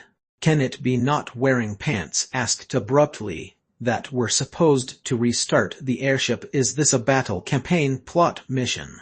Chapter 165 Airship Series Missions. Chapter 165 Airship Series Missions. A huge trident was impaled in the large airship, and Grey Marner shrouded its body. Even those red-skinned monsters didn't want to be near the Grey Marner mist-infested area. Within the thick mist, a gnome yelled loudly, "Gather here, we can enter the airship. Those who hear me, gather." Not wearing pants. Not wearing pants shouted with all his might. There were 7 gnomes and 2 hounded men behind him. There are enough people. Let's enter, the hounded man peasant said. The other gamers also shouted. Yes, let's hurry. I'm almost worried to death. There is nobody else. With such thick mist they can't find it. Let's go in and take a look. If they notice the ship, they'll come in. Arthur also said, let's not wait any further. 10 of us is enough. Not wearing pants heard Arthur and stopped shouting. They turned and entered the airship. Wait for me. The group of gamers heard a cry within the mist. A half-naked figure came out. He was a goblin, Kemp Rope Technology, who was laden with bladder bombs. His name had the word Pioneer. Let's go. I'll study the airship, Hemp Rope Technology said as he shook the bladder bombs on his body. The large airship was very quiet. After crashing, there were no explosions. The large trident was slanted diagonally and touching the ground so that the gamers could climb up into the airship via the handle. There were battle cries in the vicinity, but with the thick mist, they couldn't see how many foes were around. Peasant raised his short sword and shield as he scouted the damaged part of the airship. The trident was deeply impaled into the airship, and the damaged part was big enough for a hounded man like him to crawl in. The gamers were feeling surprised. The game's hidden scene and mission are too well concealed. If we went close by, we wouldn't have discovered it. This scene is tusk. When I first saw the airship, I wondered if I could go on board. Never did I expect myself to be on it now. Or, it's all gray and misty. What kind of Marner skill effect is that? The gamers were curious about the airship, while Not Wearing Pants was busy taking screenshots. Though a fierce battle was still ensuing, the gamers who discovered the airship went in a hurry, not until they received a mission notice. Time-limited mission: find the airship control room. Mission description: the Allied airship was shot down by the enemy commander. Before the war takes a turn for the worse, find the airship control room and see if the airship can become airborne again. Mission time limit 10 minutes. There are no rewards for exceeding the time limit. Mission reward 1,000 reputation points, 5 silver coins. Gosh, it's a mission. Let's find the control room. What's a control room? How do I know? Well, know once we find it and obtain the rewards. The gamers were in the thick mist shouting as they searched around. Dead NPCs were lying all around in the interior airship cabin. The gamers weren't bothered by the dead NPCs and treated them as part of the scene design. Though the airship was large, the internal structure wasn't complex. To facilitate the crew to control the ship and convey information, there weren't many forking paths in the airship. The sides were filled with functional cabins, and the control room was in the middle of the ship that had a protruding cabin. The gamers found the control room within 10 minutes. They didn't require the mission reward notice as the words control room were written on the door. Is the control room here? Peasant, go in first. Not Wearing Pants raised his shield as he said to Peasant. Shucks, it's me again. I'm a magician, peasant said unhappily. Your armor and defense skills are the best, burning chest hair said. Give way. I'll enter. Hemp rope technology, who was laden with bladder bombs, wanted to enter, but the other gamers stopped him. War veteran, stop teasing us. Please stay back. With your bombs, if you meet with any mishap, even if we don't die from the explosion, we'll be poisoned to death. Yes, veteran hemp rope, just take care of the bladders. Veteran hemp rope is our trump card. You'll only help when it's our final moment. Hemp rope technology was being pushed behind. Peasant kept quiet and stood at the doorway. While the other gamers got ready, he kicked the door open. A fully armored gnome stood inside. His gray face looked weird. The gnome didn't believe that anyone would enter. He leaned on a huge machine and was losing consciousness. When he saw the gamers, he perked up. You are warriors from Eternal Kingdom. The gnome noticed the green words above the creatures and knew they were warriors from Eternal Kingdom. Do you have missions for us? Peasant looked at the listless gnome and asked immediately, afraid the gnome would be out of breath. We discovered the enemy commander's location. We have to activate the airship and magic cannons. Wait, why aren't you affected by the ancient god's contamination? The gnome said intermittently and looked in astonishment at the gnomes of Eternal Kingdom and a goblin who was laden with bladders. Perhaps it's because we're the heroes of the underworld. Is the contamination of the ancient gods in the gray mist? Peasant, use your wind marner skill. Peasant was taken aback, but he shouted, the wind fairy hidden in the air, hearken my summoning and cometh to my side. A marner activated wind was summoned behind Peasant. The magic wind brought along the gray mist and swirled around Peasant. Go outside the door and then close it. The gamers gave way and let Peasant stand outside the door. The gray mist in the control room diminished by quite a bit. The breathless gnome was suddenly full of life. He looked in a daze at Peasant, who was suffering from the contamination of the ancient gods alone. He was in awe of Peasant, who was like a hero to him. So it was because of this great magician. That was what he believed. Warriors, we have to activate the marner core of the airship and provide propulsion. The gnome stood up with difficulty. Then he placed both his hands on the large machine and the marner core as he infused them with marner, but there was no reaction. The gnome tried several times in vain. He punched the machine and said hopelessly, we are out of luck. There must be a fault somewhere. Give way. Let me take a look. Hemp rope technology pushed the gnome away and examined the machine carefully.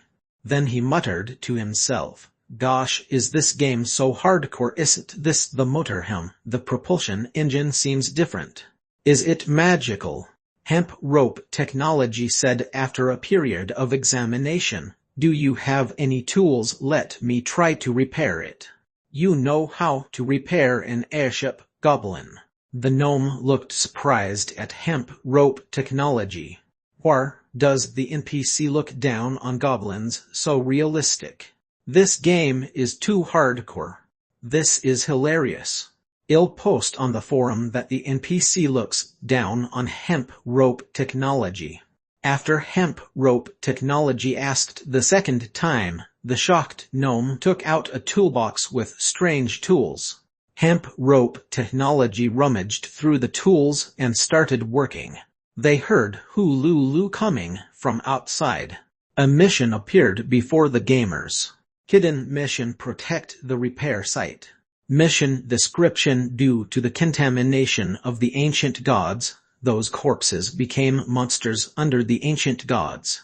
Warriors, protect the control room until the airship is airborne. Mission reward depends on what the ally provides. Chapter 166: Do not waste marner. Chapter 166. Do not waste mana. Hululu.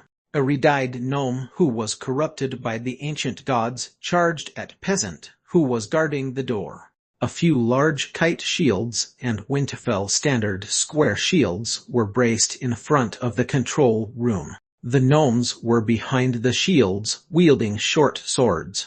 They closed their eyes and stabbed outside using the gaps between the shields. The gamer's tactic worked out. After 10 minutes, the monsters weren't able to get past them. In the control room, a gnome was gaping at hemp rope technology, who was using the tools to adjust the machine. Then hemp rope technology kicked at the machine and used the tools to hammer the machine. The rate. After a series of strange adjustments to the machine, hemp rope technology threw the tool aside and said, "Demon, I thought it was an engine, but the difference is huge.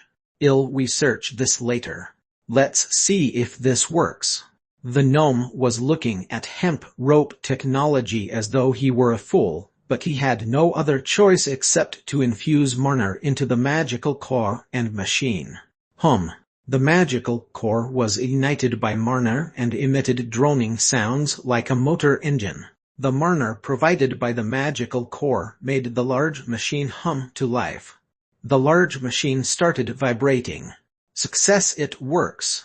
The gnome looked in disbelief at the machine and then hemp rope technology.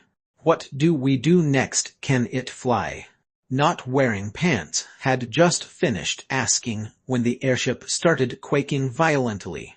The gamers were thrown off balance and fell to the ground. The braced shields also collapsed. The attacking monsters outside the control room also lost their balance due to the sudden jerking of the airship. The airship lifted unsteadily as it roared to life. As the propulsion of the airship was activated, the trident was also lifted, and the gray mana mist dissipated. It was like a flying device breaking out of the clouds. The airship was a prominent object in the sky above the battlefield. Thunderous cheers erupted below the airship. "Let's go, warriors, you've completed an impossible mission. Let's return to the deck and control the magic cannons," the gnome shouted. "Wait, what about the rewards?" Not Wearing Pants tugged at the gnome. "When the battle ends, you'll have your well-deserved rewards. Warriors, the Merchant Alliance will not treat you unfairly," the gnome said solemnly. "How do we get out?" Peasant looked tired as he gazed at the newly corrupted monsters that were advancing.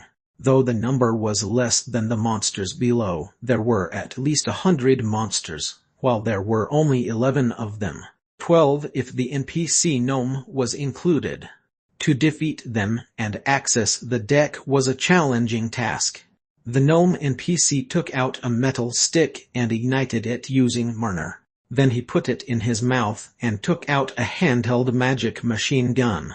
He puffed out a mushroom cloud and said with determination, "Follow me, warriors. I hope the damaged airship is able to hold." Dragonborn received a hero's cheering, but only for a while. When the airship was shot by the trident and crashed with a gray mana mist, he realized that victory was slipping away. Their trump card, which was the airship, was shot down by a gigantic trident. The ensuing battle depended on the gamers and the NPCs. It would be extremely difficult for them to win if there were no changes to the plot. The battle had to continue. Without the suppressive fire from the airship, the strength of the ancient gods' army swelled quickly. Dragonborn and Seal-head Ling Chong were taken unaware by the flood of red-skinned monsters. Fortunately, the Eternal Fire troops had reformed their formation after the ancient giant was defeated. Dragonborn and Seal-head Ling Chong followed this troop formation in the battle. They were occasionally protected by the formation. Some NPCs even spoke to them. "Take care, hero. Don't die here." This is the first time I saw a creature kill an ancient giant single-handedly. You're a powerful gnome, and other similar compliments. The battle became more intense. Dragonborn could no longer see the gamers' formation, as the Eternal Fire Troop formation was stuck in a quagmire, and in a precarious situation. A roaring noise filled the battlefield. Miraculously, the crashed airship was airborne again. It broke through the thick gray Marner mist. Everyone around Dragonborn was cheering. The slipping morale was uplifted by the airborne airship. The passionate war cries filled Dragonborn with adrenaline. Before long, small-scale explosions appeared within the cabins of the wobbling airship. Dragonborn was worried, hoping that everything was fine. Within the airship cabins, the magic machine gun fired small-scale gun shells that ripped through the wooden deck and sent tens of the ancient gods' monsters flying with limited explosions. The gaping holes caused by the explosions created strong turbulence, making the gamers have to squint their eyes. The black-armored Arthur slashed with his short sword at a charging corrupted gnome who collapsed to the ground. With a shield bash, he knocked another corrupted gnome to the ground. Not wearing pants finished them off with his short sword. The deck is just in front. There shouldn't be many foes up there. We have to use the magic cannons to kill the ancient gods, Commander, before the airship crashes, the gnome yelled in the howling wind. What before the airship crashes? Peasant thought he had heard wrong. Then he noticed the gaping hole in the ship's body and the cabins, which were peppered with damage from the magic machine gun. Gosh, this is getting exciting. We are helping to turn the tide while the airship is about to crash. We are like the lead characters in a movie. Burning chest hair grasped his dagger and said excitedly. Then, he asked bewilderedly, wait, if you defeat all of them using magic cannons, what about me, the critical strike warrior? There's no chance for me to be a hero. Forget it. In this kind of a battle scene, there will be various huge killing weapons appearing to fulfill the scene requirements. A warrior like you is responsible for clearing the small monsters, and the rest will be killed according to plot. Not wearing pants said. Warriors, follow me, the gnome shouted to the gamers as he carried the magic machine gun and dashed to the deck. The other gamers followed closely behind. There was no time for salvaging equipment. When they arrived on the deck and surveyed the battlefield below, they saw the densely packed ancient gods' army surrounding the diminished Eternal Fire troops that were still holding strong. The Eternal Kingdom troops were scattered all over the place. The gnome NPC pointed to the 2 rows of huge magic cannons and shouted, "Quick, y'all take control of the magic cannons. I'll control the helm." A new mission appeared before the gamers' eyes. Hidden mission: use the magic cannons to kill the ancient gods, Commander. Note: aim accurately. Do not waste Marner. Chapter 167 Sacrifice for Research. Chapter 167 Sacrifice for Research. How were the ship-based magic cannons used? The gamers weren't taught how to use the cannons. According to standard online games, pressing the button F would allow usage of the interactive props via the game interface. But Dungeon neither had the F button nor the usage interface. How does it work? Peasant, who was the most qualified houndhead man with Marner skills, ran to the magic cannons. However, he was confused as to how to operate the guns. The cannons didn't even have an ignition inlet. Great magician, focus your attention and infuse Marner.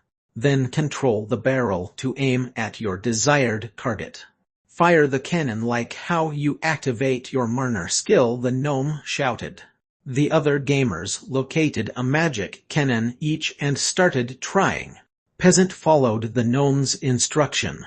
He focused his attention and infused Marner into the cannon. Compared to Marner skills, the Marner usage was different. Infusing the cannons with Marner was like not using Marner at all. To describe it in words, using a Marner skill was like letting out blood, while infusing Marner into the cannon was like letting out water. If there was no consideration for conservation, the gamers would overuse the cannons. Peasant focused his mind and felt the connection of the magic cannon with his Marner. Boom! A magic cannon shell shot towards the location of the ancient god's army, followed by the second and third shots. The gnome at the helm looked dazed. He knew that the hounded man was a great magician, but he didn't expect his Marner to be unlimited. Though he was unable to understand why a hounded man could become a magician, it wasn't a matter to be pondered during a war. Normally, a gnome magician would feel tired after firing a cannon shot, meaning another gnome magician had to take over the cannon. The previous gnome could only fire the second volley after a period of rest. Moreover, 2 cannon shots were the limit for the gnomes. But the hounded man seemed to have unlimited Marner as he fired 3 shots. Then he said to his comrades jovially, "Great stuff. It's fun." His comrades replied, "Let me try." His gnome comrade fired 2 shots. The remaining gnomes also fired 2 volleys. Those gamers chatted jovially while firing off a volley of cannons. A large portion of the ancient god's army was decimated. 11 gamers operated a magic cannon each. They had taken over the job of tens of gnome magicians. The gnome at the helm was gaping in astonishment. He had seen ghosts. Were all these creatures great magicians? At Area No. 10 in the Eternal Kingdom camp, the plump black dragon stood on the ground and looked up at the distant airship that was like letting off fireworks. His eyes reflected the majestic scene of the magic cannons firing in sync. Then he said with strong feelings, "Very cool." The black dragon turned his head and looked at Sherlock. "My eternal foe, take a look at the power of Marner." "It's not necessary." Sherlock covered his forehead with both his palms as he sat on the supply chest, looking very tired. He was quite energetic before but was depressed currently. "Let's go, Eggface," Sherlock said to Eggface. "Wait, how can I miss this important event in the Dark Flames ruler, powerful, all-knowing?" Sherlock grabbed Eggface's wings before Eggface finished speaking and said, "Let's go back and rest." The gamers were unable to fire off the third volley, but not because of insufficient Marner. The magic cannons were unable to take the load of consecutive firings. As a massive magic weapon, though it was powerful, there were also a lot of limits. Though there was a Marner restriction, there was also the limit of the cannon's endurance for Marner. "Is it similar to the cooling down period of a cannon barrel?" Peasant asked as he looked at the magic cannon that couldn't be infused with Marner. "AI, it's disappointing." Burning chest hair sighed. The airship shook and the cruising speed slowed down. "Attention, all crew, we're approaching the enemy commander. The magical cause Marner is almost depleted." "This is our final chance," the gnome shouted. "I'm very happy to be able to fly the ship with you. I'll maneuver the airship closer to the ancient god's commander. I'll use the chance to kill him if we're fortunate to land safely. We'll exchange addresses. I'll burn some items over to you occasionally." "What are you burning?" Not wearing pants felt that he had heard wrongly. Was the NPC cursing them indirectly? Due to the urgency of events, Not Wearing Pants didn't have the chance to confirm if the development team was playing a prank on them. In the midst of the ancient god's army, a tall devil whose body was distorted by the ancient gods had pus-filled blisters all over his green skin. The devil commander shouted, "Charge up there, the heavenly father and savior are looking at you, destroy them." Pathetic ants, do you think you can defeat me with that toy? After encouraging his minions, he returned his gaze to the airship. Then he extended his hand and took aim at the airship. Peasant focused his Marner and fired the cannon at the Devil Commander. As the magic cannon shell was about to hit the Devil Commander, it exploded in midair, and a faint ripple emanated in the air. The cannon shells that the other gamers fired also faced the same situation. "D-Man, it's a magical barrier," the gnome shouted. "This is a high-ranking commander, warriors. We have to put in sacrifices." "Wait, are you going to crash the airship into that Devil Commander?" Hemp Rope Technology asked nervously. "Do you have a better idea? I know death is frightening, but we have things that we want to protect. I have 30 kids in Winterfell. I have to make a decision as a dad," the gnome shouted with fortitude. I know it's inappropriate to say this, but with 30 kids, death isn't so frightening after all," a gamer suddenly commented. "Stop joking at a time like this. You've made my day," another gamer said jovially. To the gamers, they were reaching the end of the plot. Wait, after the end, could their equipment be preserved? If they were unable to preserve their equipment, it would be a great loss. Don't crash. I'd like to research the airship structure, magical core, and the machine," Hemp Rope Technology said hopelessly. "Veteran Hemp Rope, accept reality. Do you intend to negotiate with the plot?" Peasant looked bewildered at Hemp Rope Technology. "Gnome Yowl, maneuver the airship to the side. I'll take care of that Devil Commander." Hemp Rope Technology stood at the side of the airship with his bladder bombs. "Gosh, Veteran Hemp Rope, what are you doing?" "Veteran, don't be too hard on yourself. It's only a plot. Don't waste the bladder bombs." Under the shocked gazes of the gamers, Hemp Rope Technology screamed like a groundhog and dove straight at the Green Devil Commander with his full load of bladder bombs. The gnome at the helm didn't have the chance to utter a word as the crazy goblin leaped down. Dazzling explosions ensued. The powerful explosions made the gnome turn his head away and shook the airship violently. The magical barrier of the Devil Commander wasn't able to fend off ordinary explosions. The power and flames of the explosions engulfed the Devil Commander. The gnome witnessed the scene with feelings that he couldn't describe. Chapter 168. Do you want to go to a hospital? Chapter 168. Do you want to go to a hospital? The huge shaking airship was billowing black smoke and dipped in the direction that the gamers were standing at. The ancient god's army retreated after Hemp Rope Technology sacrificed himself in the brilliant explosions to kill the Devil Commander. Nobody saw the devil who worshipped the heavenly father and savior after the explosions. After the airship lost its propulsion and began its descent, Arthur and his comrades were no longer in control of the ensuing events. "Though we may die here and lose the chance to research Marner, as warriors, it was my greatest honor to be able to fight with all of you against the ancient god's army." The gnome Yoder, who was at the helm, shouted at the off-balanced gamers with utmost respect. "All crew prepare for landing. The airship is going to crash." The gamers didn't have the chance to respond to Yoder as the airship crashed violently against the wall of the tunnel. With a huge collision and the airship's violent disintegration, it was the second crashing of the airship. The gamers couldn't help but look away in shame. The fragments of the airship scattered on the ground. Half of the airship looked intact. A huge shroud of dust was seen at a corner of the tunnel. The gamers didn't pursue the retreating ancient god's army. Instead, they gathered at the crashed airship to take a look.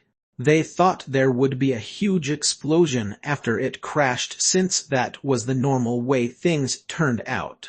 After all, the airship was full of explosions while airborne just now.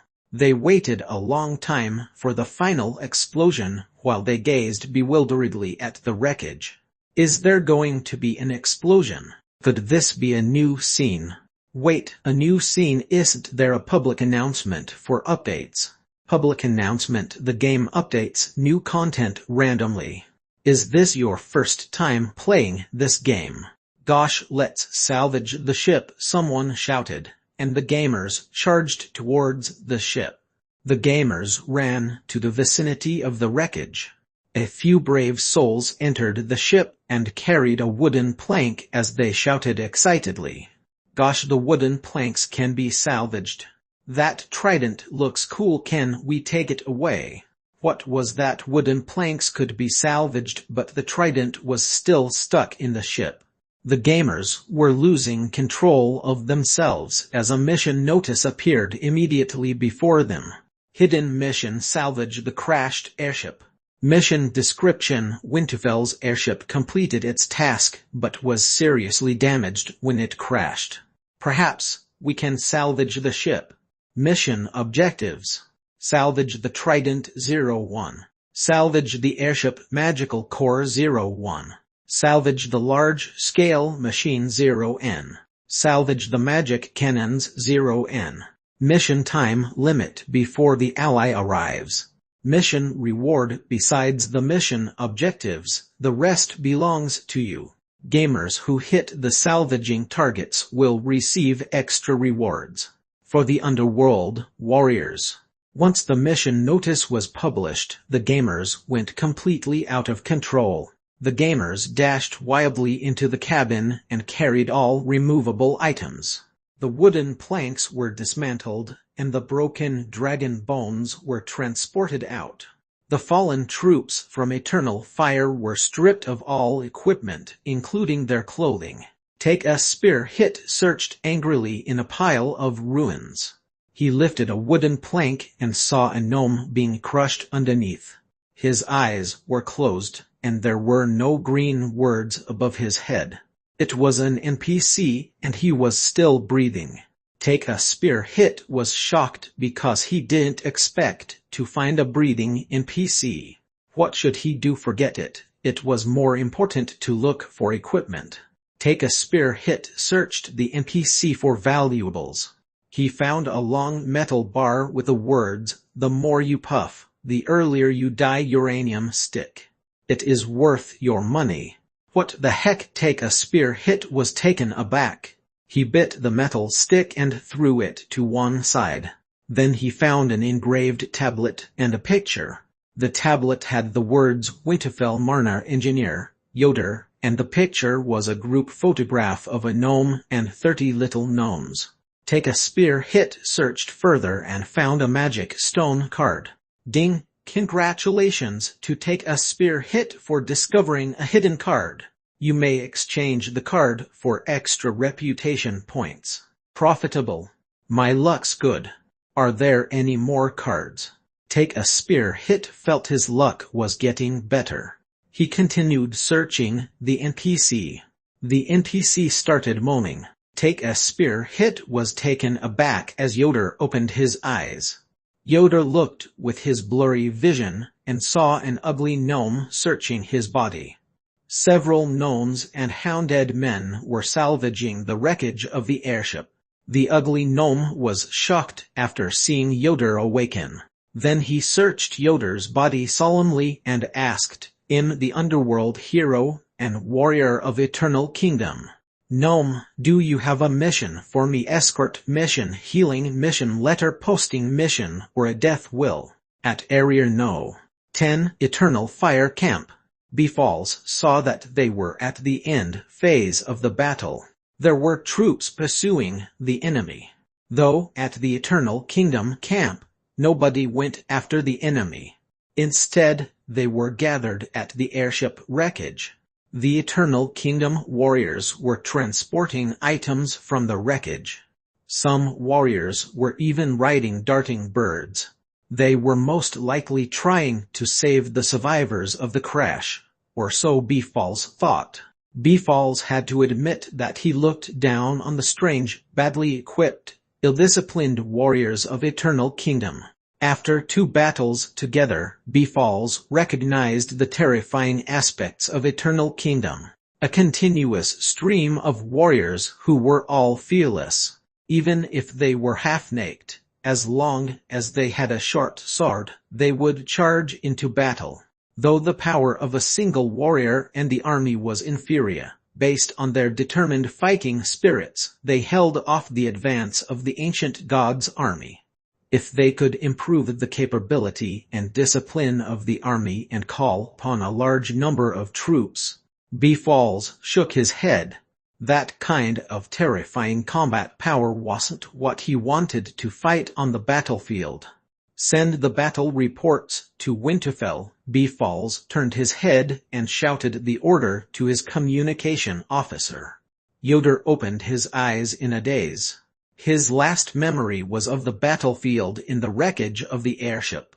He saw a crazy gnome who searched his body, but he fainted due to his wounds. The room was a dilapidated cave, and a skeleton was looking at him. To be exact, the skeleton frame was a lick. "You're awake, do you remember who you are?" The lick looked at Yoder and asked. Yoder, "I'm a gnome engineer of the Merchant Alliance. This place, where am I?" Yoder wanted to get up, but he found his body fully bandaged. He was severely limited in his movements. "You were stripped of all clothing when you were sent here, so I covered you with the bandages to save you from being embarrassed." The lick asked, "I've treated your wounds. Do you feel any discomfort? Do you want to be admitted to the hospital?" Chapter 169 Not Wearing Pants Battle Report Post. Chapter 169 Not Wearing Pants Battle Report Post. At the Winterfell Fatality Hospital. "Give way, all give way, this is an emergency for a patient," a gnome doctor shouted as he pushed a bed. In the hospital, there were lots of wounded orcs, gnomes, and werewolves from the battlefields. They were all moaning, I don't want to seek treatment here. I can still fight. I'm next on the waiting list. Let me return to the battlefield. I can still fight. I fought for the Merchant Alliance with my blood. I want to see the Dungeon Lord." While they were wailing in pain, an orc nurse walked out and yelled in a hoarse voice, "Patient no. 444, get ready for surgery." "No, I don't want it. Release me. I'm not injured. I can still fight." An orc whose chest was impaled with a short sword struggled to get up. He was spilling blood on the floor. "You can't fight anymore if you don't seek treatment. You'll die of blood loss in 2 days and 3 hours. You have to be treated immediately." A few strong orcs held down the struggling patient. Finally, one of them knocked him out using a surgery knife before pushing him into the operating theater. The Dungeon Lord Onionhead, who was in a long robe, put his hands behind his back. He walked worriedly along the hospital corridor. The patients were all seriously wounded, but they still had fighting spirit. He felt grateful to them and said to Beast at the side, "Son-in-law, take notes of what you saw. Let the Winterfell Daily Digest write a report." "Do we present the warrior's courage and fearlessness?" Beast asked as he took out a small book and a pen. "No. Report on the doctor's excellent skills and Fatality Hospital's professionalism and its comprehensive services." Beast nodded and said with appreciation, "I understand. This kind of publicity will have a better effect on the morale of the warriors. The troops on the front line will fight harder. Yes, the main point is to increase everyone's combat efficiency and reduce the casualty rate," Onionhead said, and brought the group of creatures behind him out of the Fatality Hospital. He was relieved to see the wounded properly treated. "Yes, are there any new battle reports?" Onionhead asked. "We received a new battle report from Area No. 10. Eternal Fire and Eternal Kingdom have defeated the Ancient Gods' army in Area No. 10. But there is bad news. Beast stopped for a while, and Onion Head quickly asked, "What's the bad news?" "Winterfell's airship was destroyed," Beast said gravely. "What destroyed? How was it destroyed? Was the wreckage salvaged? Is the airship core still intact?" Onion Head frowned and asked. "According to the report, the airship was shot down by the ancient god's devil. It crashed and broke into many pieces without exploding. When the Eternal Fire Commander, Revolves, arrived at the wreckage, only the dragon bone structure was left." Beast took out another battle report and said, "As for the Eternal Kingdom battle report, there isn't one. From the start of the battle until now, there has been no communication with our Unified Battle Committee. At the dungeon core in Eternal Kingdom, a group of gnomes used a rope made of killer vines and spider silk and tied it to a large machine. They pulled the machine with much difficulty to brew. They were submitting their mission, which was to salvage the airship. This was the last huge machine salvaged from the airship. The magic cannons and the magical core were all transported back to the dungeon. The only regret was that only 3 magic cannons were intact. The rest of the magic cannons were all damaged to varying degrees. The materials used to produce the magic cannons were all precious and fetched high prices. They were useful even if damaged. As for the magical core, the gamers were reluctant to give up such an item with minor potential. But to complete the mission, they had no other choices. Brew added an item to the description of the magical core. Magical core mission item: time before vanishing 1 hour 11 minutes. When the gamers saw the time before vanishing condition, they gave up all thoughts of keeping it. They could exchange it for reputation points and coins if they submitted the core. Otherwise, they would lose everything. The salvaged parts of the airship and tens of thousands of pieces equipment filled up the empty warehouses of Eternal Kingdom. There were other trash items that came along with a salvage mission. "Gosh, why were the items salvaged from the airship trash?" a gamer yelled out loud and threw a useless metal piece on a pile of trash. Of course, there were other delighted gamers who obtained useful items from the airship. There were ornaments, strange and rare pieces of equipment that could be exchanged for reputation points and coins. Even the metal dragon bone structure could be made into weapons. The gamers had bountiful rewards. Sherlock was exhausted for some reason. He thought of returning to rest, but upon seeing the computer, he couldn't help but play Dark Souls to perk himself up. Sherlock intended to chase Eggface out of the dungeon core main hall, but Eggface appeared right beside the computer and started talking. "Ayer, why are you so inexperienced? Why did you perish? Why don't you roll and dodge? You have to roll and dodge at this moment. Where's your two-handed overhead slash? Yes, that's the one.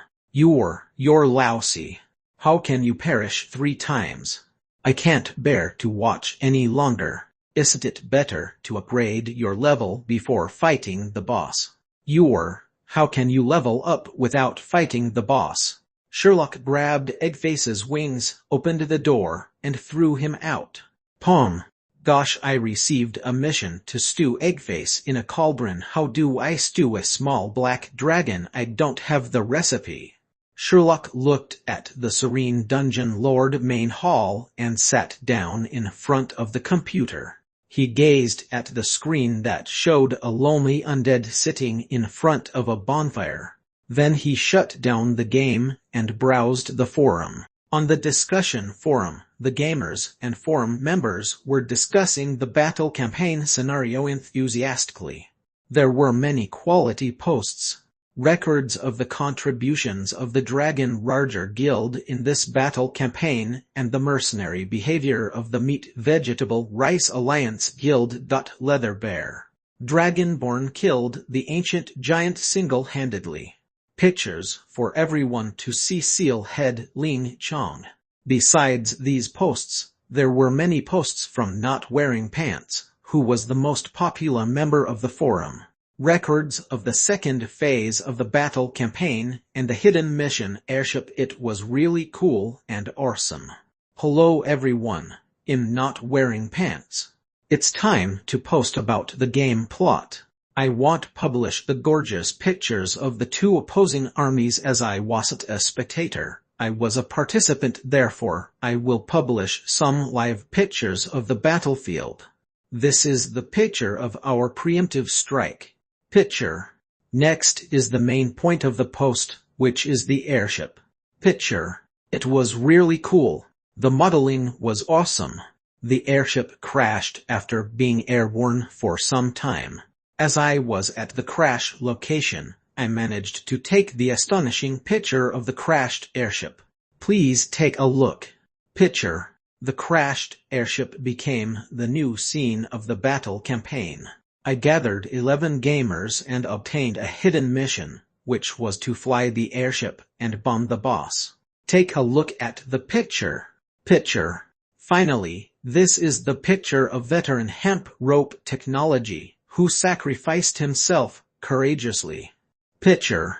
I discovered a hidden trait of the Gamut gamers' behavior will affect the plot development. Chapter 170 Cauldron Stewed Eggface. Chapter 170 Cauldron Stewed Eggface. Who is not afraid of female bandit? Ha, that is so silly. I am falling to the ground laughing. Salted fish fork. The airship has a magical look. It feels like a ship used by pirates. It has a proportion of 19.8 and numerous blue grains on the body. It looks extremely cool. Spiritual spellcaster. The modeling of the boss looks ugly. Fallen Angel 32,123. The lousy picture is full of dust. There is nothing to be seen. Seeking mystical white. Why are the pictures unable to load? Is anyone having the same problem? Burning chest hair. DMN. I looked so ugly in the picture. Sylvarners, what the heck? You had a hidden mission. If I knew, I wouldn't have become the commander. I want to join in the hidden mission. Peasant. We completed the mission, but the ally didn't reward us. Don't tell me that Gnome Yoder is the reward. I sealed Liuchen. Master Yoder. Can I play with his lightsaber? Are the Force? Carefree cutie. Another nutcase. Who has urine to splash on him? Let him sober up. Peel wanged. My urine is sweet. I won't do it. I can't let him have a taste of sweetness. The gamers and forum members were talking on the forum enthusiastically. The gamers boasted of their loot in their posts. The gamers had brought along their lousy standard equipment to battle. The salvaged Winterfell equipment and the Eternal Fire equipment were at least of excellent quality. Hence, the gamers had a level upgrade of their equipment. Though the 100 handheld magic machine guns were retrieved by Winterfell at the first instant, tens of thousands of pieces of Winterfell standard equipment were left behind. Together with the gamers' loot, Eternal Kingdom had about 40,000 sets of armor. Though the gamers had lots of equipment, many of them had negative reputation points. They were unable to auction and purchase equipment. They were even unable to challenge the instance dungeon. Sherlock was ready for such a situation. He let Brew open up a new exchange function. Within 2 days, high prices were set for the exchange of the Winterfell standard equipment. The gamers understood that the game officials wanted to balance out the negative reputation points, so they were accumulating the equipment from the gamers. Some veteran gamers made an analysis. If they followed the game officials' instructions and exchanged their Winterfell equipment, they obtained the best benefits. 1 negative reputation points would cause inconveniences. They had to carry bricks for 7 to 8 days to make their points positive. Then they could challenge the instance dungeon. go to Marsh Inc.'s Fewer Town to exchange for items, or upgrade their reputation level. Those things were more important than holding on to the equipment. The Winterfell equipment would be on sale. Because Eternal Kingdom's warehouses were full of Winterfell standard equipment, they would be put on sale very soon. Most of the time, the equipment was put on sale right after being forged. Most gamers had about 10 sets of equipment. Even if they perished, they wouldn't need that much equipment. Since the exchange rate was high, it was worthwhile to exchange the equipment for reputation points and coins. They could also profit by buying it from the NPCs at low prices in the future. The gamers were in a hurry to exchange their equipment. The warehouses became extremely crowded. Even the empty space at the commerce area was being used. Eternal Kingdom was bustling with activity. An unspeakable horror was occurring at the plaza in front of the Dungeon Lord main hall. A cauldron from Area No.10 was set up with magic flames burning underneath. The gamers obtained the fuel and ignition materials from Mufasa. The detailed information was as follows. What Lord Sherlock's going to stew the small black dragon are, I have the fuel and the ignition materials, but I haven't stewed a black dragon before. Oh, you are stewing the dragon yourself, that's easy. After obtaining the ignition materials and the diamond seam fuel, the gamers set up the cauldron and filled it with underground water. The remaining problem was putting the small black dragon into the cauldron.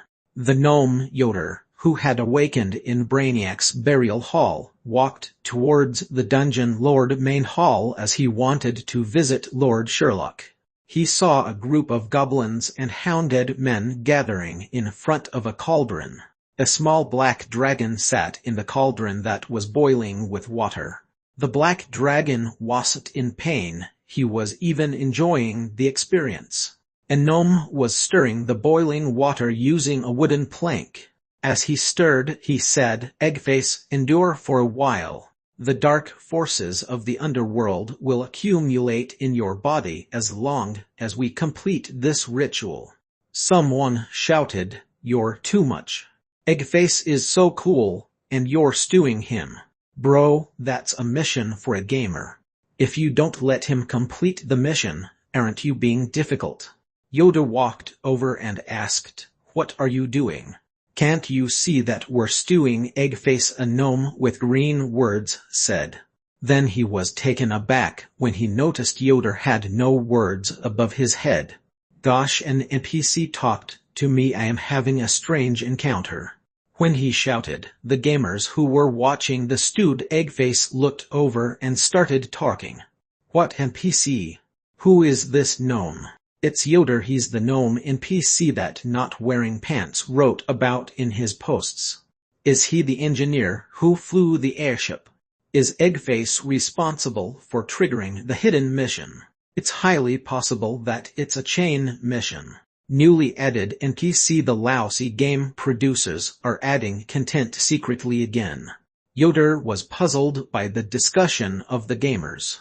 Did the nutcases mention stewing Eggface? "We're stewing this small black dragon. Master Yoder, do you want to eat black dragon meat?" a gnome shouted. "Go to hell, Eggface is so cute. Whoever eats him will be my enemy." "Your cute Eggface is already in the cauldron." The gamers started shouting again. Yoder didn't understand the situation. Didn't they know that the black dragon wasn't afraid of the boiling water? Even if they used fire against a black dragon, he wouldn't be harmed. It was the same for the young black dragon. The door of the Dungeon Lord main hall opened abruptly. Lord Sherlock walked out and exerted his dominant aura, causing all of the gamers to enter plot animation mode. Sherlock looked at Eggface, whose fat body filled the entire cauldron. He looked so comfortable. It was as though he was soaking in a hot spring. He extended his hand and grabbed Eggface's wings. Then he pulled the wet Eggface out of the water. Sherlock pondered for a while. He used his cloak to dry Eggface before surveying the dark water in the cauldron. Sherlock frowned and asked, "Are you dirty or losing color?" Eggface was puzzled by Sherlock's words. "You must be Lord Sherlock." "Greetings, Winterfell's engineer."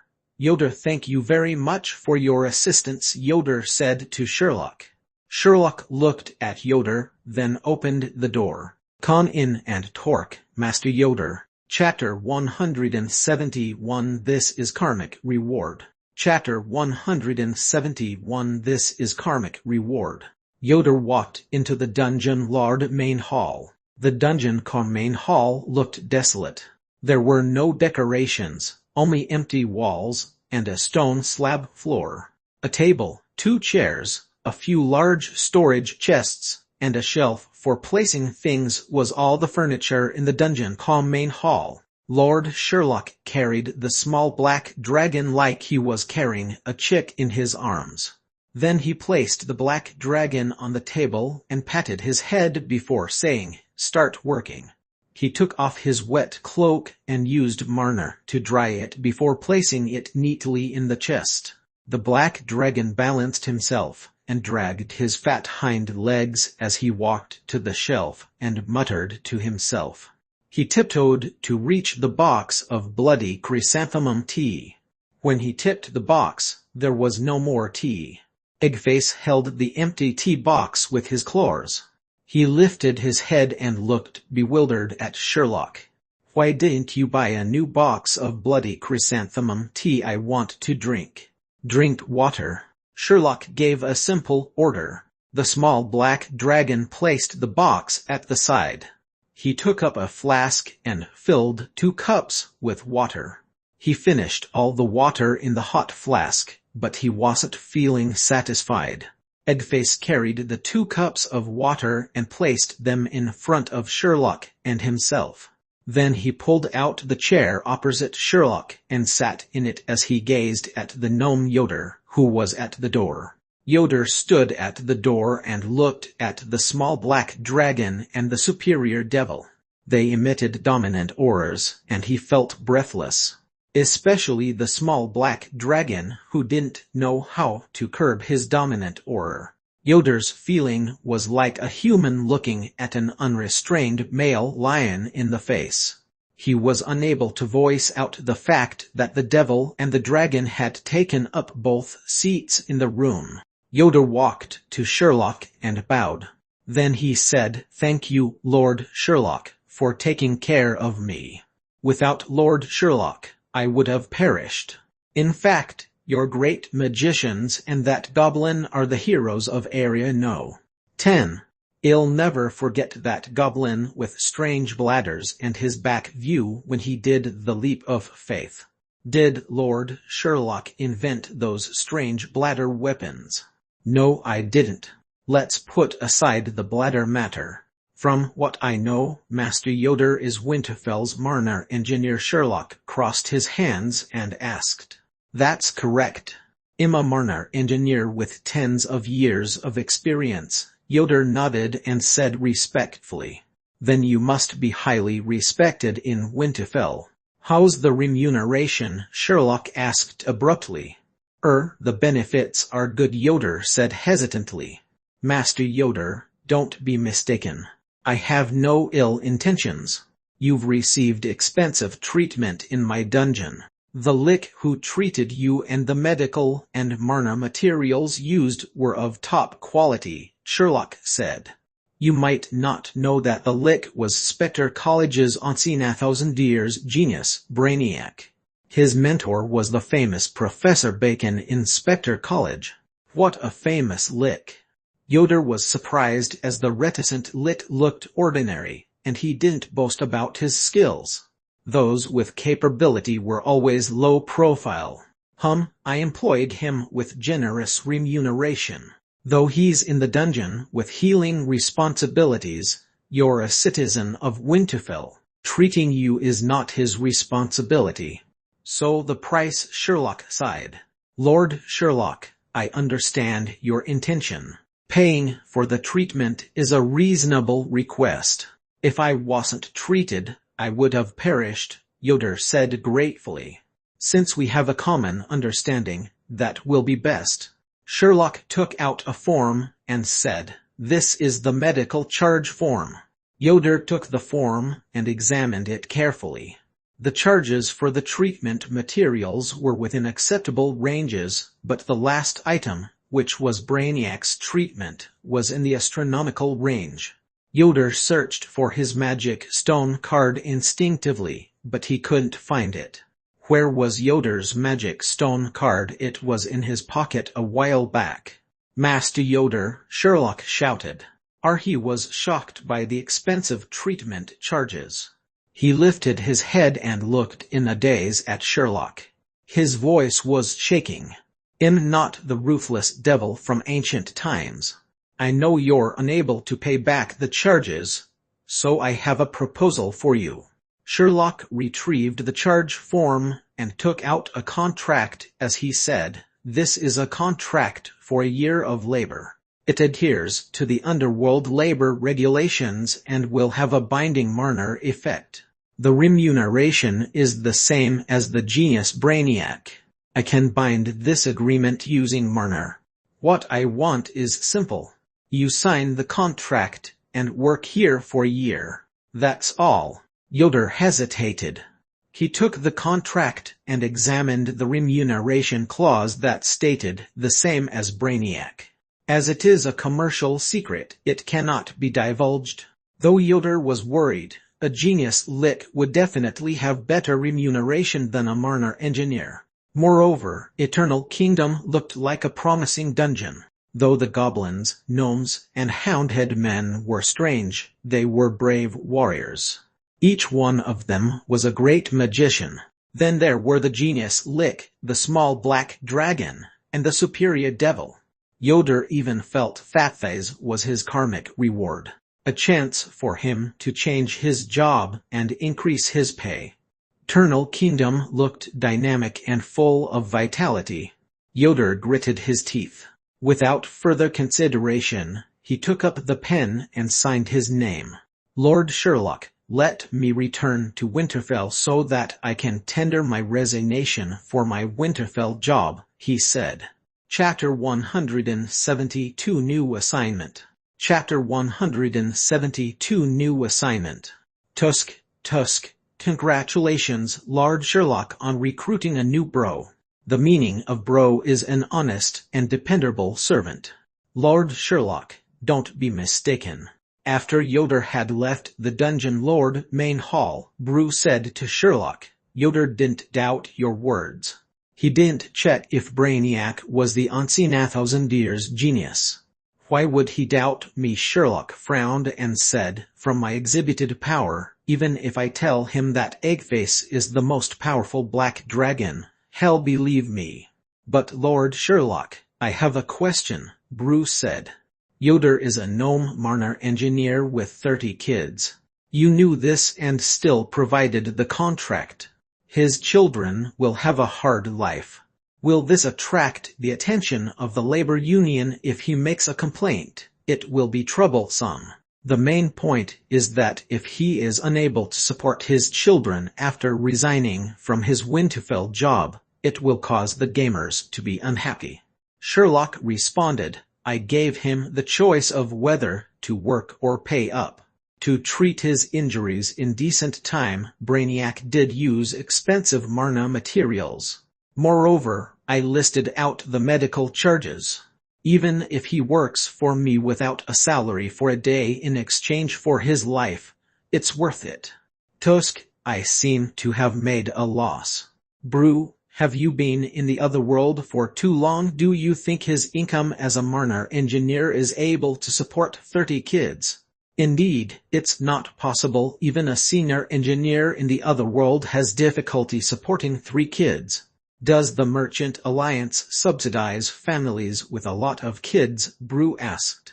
"The Merchant Alliance is made up of merchants. They are not philanthropists. Every member of the Alliance is either a merchant or a service member. There's no such subsidy," Sherlock said. Yoder won't care about the salary of a Marna engineer if his family can support 30 kids. I see. But to give him a brainiac type of remuneration, which amounts to zero, isn't it a bit too harsh? The Marna engineer is a talent. I suggest giving him certain benefits, Brew said. Brew, I let Brainiac treat him instead of sending him to Winterfell Hospital to die. Do you think I'm going to spend money to employ him and treat him like a master once he recovers? Why don't I publish a recruitment notice to hire a Marna engineer instead? Sherlock spread out his hands and said, Do you think I'm an angel with a halo and a pair of wings? No, you're a devil, a superior devil, Brew said. At the Winterfell Merchant Alliance Creature Resource Department, the 11 creatures controlled the magic cannons and fired them with ease as though they were drinking water. Their Marna skills were superior to creatures of eternal fire. Eternal Kingdom even has a small black dragon who carried drinks for the Dungeon Lord to save me. The Dungeon Lord arranged for the genius Brainiac to treat me in order to repay his kindness. I've decided to work at Eternal Kingdom for a year. I'm here to tender my resignation. Yoder summarized his speech to the creature resource employee. Fill in the form. In front of a luxury mansion in Winterfell, Yoder was feeling tired when he arrived home. 30 kids dashed forward and buried him. His wife was happy that he survived the war. She pointed to the child in her arms and said, You haven't been home for 3 years. Take a look at your 1-year-old son. Our neighbor Wang has been taking care of us. It has been hard on you and the kids. Help me thank Mr. Wang. Yes, I resigned from my job. For various reasons, I'm now working in Eternal Kingdom. I'm here to inform you. The son looks like you. Yoder, go ahead. In my heart, you're the greatest. Don't worry about our family business. I know you don't like to be idle. I won't force you to give up your career. Of course not. In the Eternal Kingdom dungeon, this will be your rest chamber. I'll introduce you to your colleagues. Sherlock brought Yoder and walked through the dungeon. The surrounding gamers would enter the plot animation mode automatically. A group of curious gamers surrounded Sherlock to watch the plot. That is Simber, a passionate and friendly black-eyed dwarf. He's in charge of the blacksmith shop. He will be working with you most of the time. Try to get close to him. Sherlock pointed at Mufarser, who was in the carpenter workshop preparing mixed clay cuisine, and said, He's Mufarser, Simber's cousin. He's in charge of the meals in the dungeon. His main role is a carpenter. Mufarser and Yoder greeted each other. Sherlock brought Yoder to the training grounds, passing by the flower bed. That is the little fairy. Don't be surprised, I'll bring back some prisoners occasionally. She's shy and frightened of strangers. Don't bother with her. She's in charge of plant cultivation. He's Brainiac. Since you know him, I won't say much. That is Moros, also a gnome like you. He used to be a legendary gladiator. After bringing Yoder around the dungeon, Sherlock turned and said to Yoder, I'm formally welcoming you to Eternal Kingdom. Your job is simple. Sherlock pointed to the gamers at the side as he said, 1. Let those goblins, gnomes, hounded men, and other races who are willing to learn from you study Marna engineering. 2. Build engineering machines according to my requirements. For example, airships, magic cannons, etc. Don't worry, I'll provide the materials. Yoder was surprised. Learning Marna engineering required excellent Marna skills and an intelligent mind. The engineering diagrams were able to deter most of the creatures. Marna engineering was a notably dry subject. Gnomes were able to learn this subject as their intelligence was higher. But hounded men were they able to understand. Don't be surprised. You only need to teach them. The rest is up to them, Sherlock said. I'm going to the Dungeon Lord main hall to discuss in detail your remuneration. Don't worry, it's the same as Brainiac. If you're not satisfied, you can choose to repay the medical charges. At the Winterfell business unit, the employees of the Merchant Alliance were busy with a huge sand table map. After an intermediate victory, the Merchant Alliance had to advance towards ancient ruins No. 85 and reduce the domain of the front line. Dungeon Lord Onionhead stood in front of the map while his son-in-law Beast explained the details of the battle situation. Push the front line forward and a communication employee ran over and handed over a letter. Onionhead frowned after reading the letter. What's the matter, father-in-law? The tall beast asked Onionhead. It's a letter from Dungeon Lord Octopus Ball. He's not happy we arranged for Eternal Fire and Eternal Kingdom to defend Area No. 10. Well, what shall we do? Dungeon Lord Onionhead thought deeply for a moment before pointing to a spot on the map. We'll discuss things with Lord Sherlock and dispatch Eternal Kingdom to that spot. Beast was shocked when Onionhead pointed to the spot on the map, but he nodded and made the necessary arrangements. Chapter 173 Underground Forest No. 3. Chapter 173 Underground Forest No. 3. In the dim lighting, the shadow of a depressed figure was projected on the rough wall. Without his uranium stick, Yoder put a red-hot steel stick in his mouth. Sizzling sounds were heard. Yoder puffed out a mouthful of smoke. The steel stick from Simber was not as strong as the uranium stick. However, he couldn't ask for more, given his current situation. He lowered his head and pondered over the discussion he had with Sherlock. Dong, dong, dong. Door knocks were heard coming from outside. Yoder was surprised. After the room was allocated to him, besides Simmer, Mufarser, and Moros, nobody came.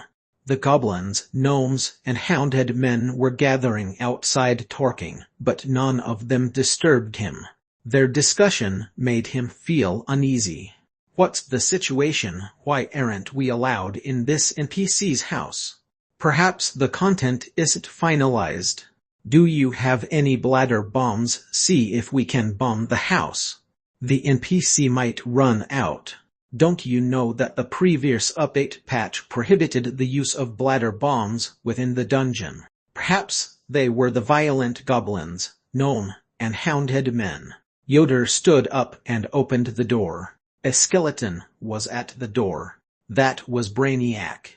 Sherlock asked me to chat with you. Can I come in? The Lick asked. Please enter. Yoder had a good impression of Brainiac as he was his benefactor. He gave way and saw many curious creatures gathering outside. The number had dwindled though. Brainiac entered the house with 2 cups of bloody chrysanthemum tea. He surveyed the interior of the house. There was only a bed. He sat down on the bed and gave a cup of tea to Yoder as he asked, "Do you drink?" Thank you." Yoder quickly took the cup of tea. Brainiac patted the empty spot on the bed and said, "Take a seat." "Oh, okay." Yoder sat beside Brainiac. Though Brainiac was a Lick, he felt uncomfortable sitting with a skeleton.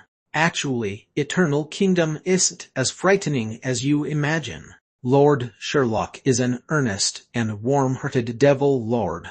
Brainiac cupped his tea and continued, "Everyone in Eternal Kingdom has a place. The content Simber has his apprentices, while Mufarser and Moros have good jobs. They are pleased. I'm content to do my research." Brainiac sipped his tea without any emotion. The red tea dripped down his bones. Yoder felt his pants getting wet. As he was about to stand up, Brainiac said, I believe you'll be able to find your own niche." Eternal Kingdom is a place for you to fulfill your dream. Lord Sherlock said that more than 2,000 citizens were happily pursuing their dreams. Brainiac stood up and bowed to Yoder as he said, "My mission is accomplished. I hope you can find your dream and niche." Brainiac left. Yoder was thinking while he smoked his red-hot steel stick. Dreams perhaps become a man that doesn't depend on his wife, like what Lord Sherlock had called him, Master Yoder. Yoder smiled. He tried to brush aside his unrealistic thoughts. He looked at his bed, which now had a pool of tea stains. Then he looked outside the window. There was the word dream on the wall. He muttered to himself, "The Devil Lord is very bad." Winterfell was still waging a fierce battle against the ancient gods. After defeating the enemy at Area No. 10, Eternal Kingdom earned a short, well-deserved rest, according to Lord Sherlock. Sherlock obtained a large sum of magic stones, a large cache of equipment, an airship, magical car, Marner propulsion device, magic cannons, and other miscellaneous loot. The gamers also had generous rewards.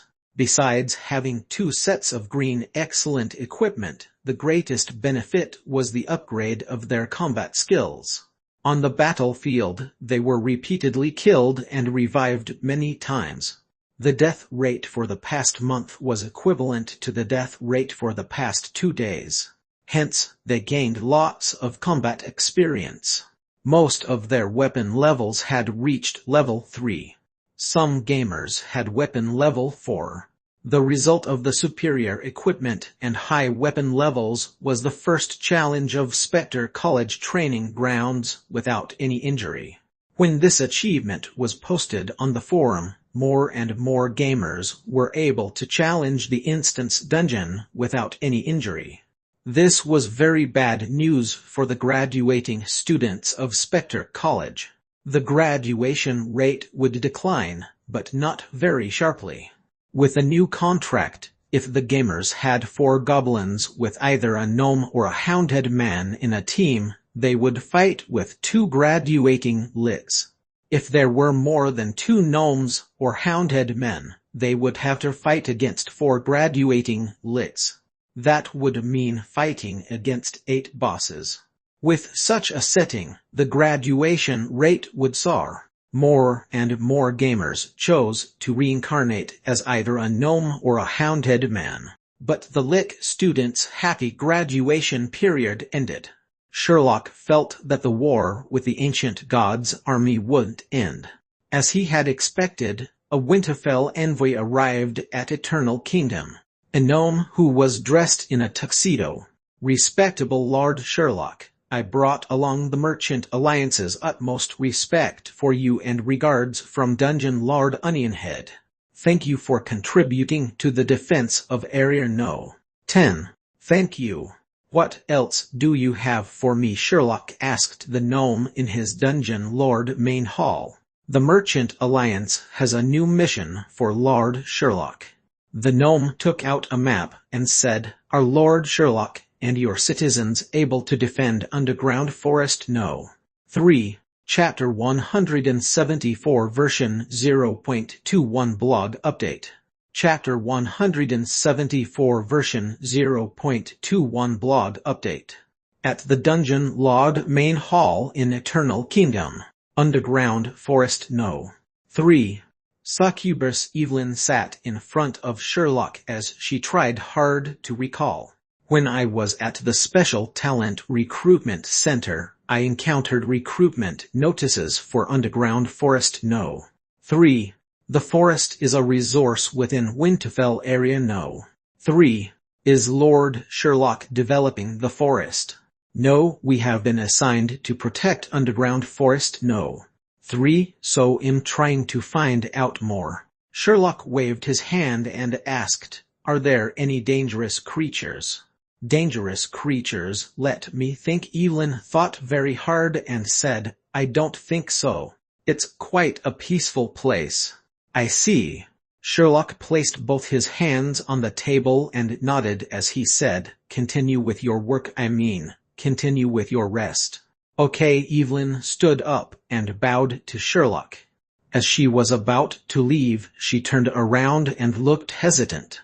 Then she turned her head away and turned her head back a few times.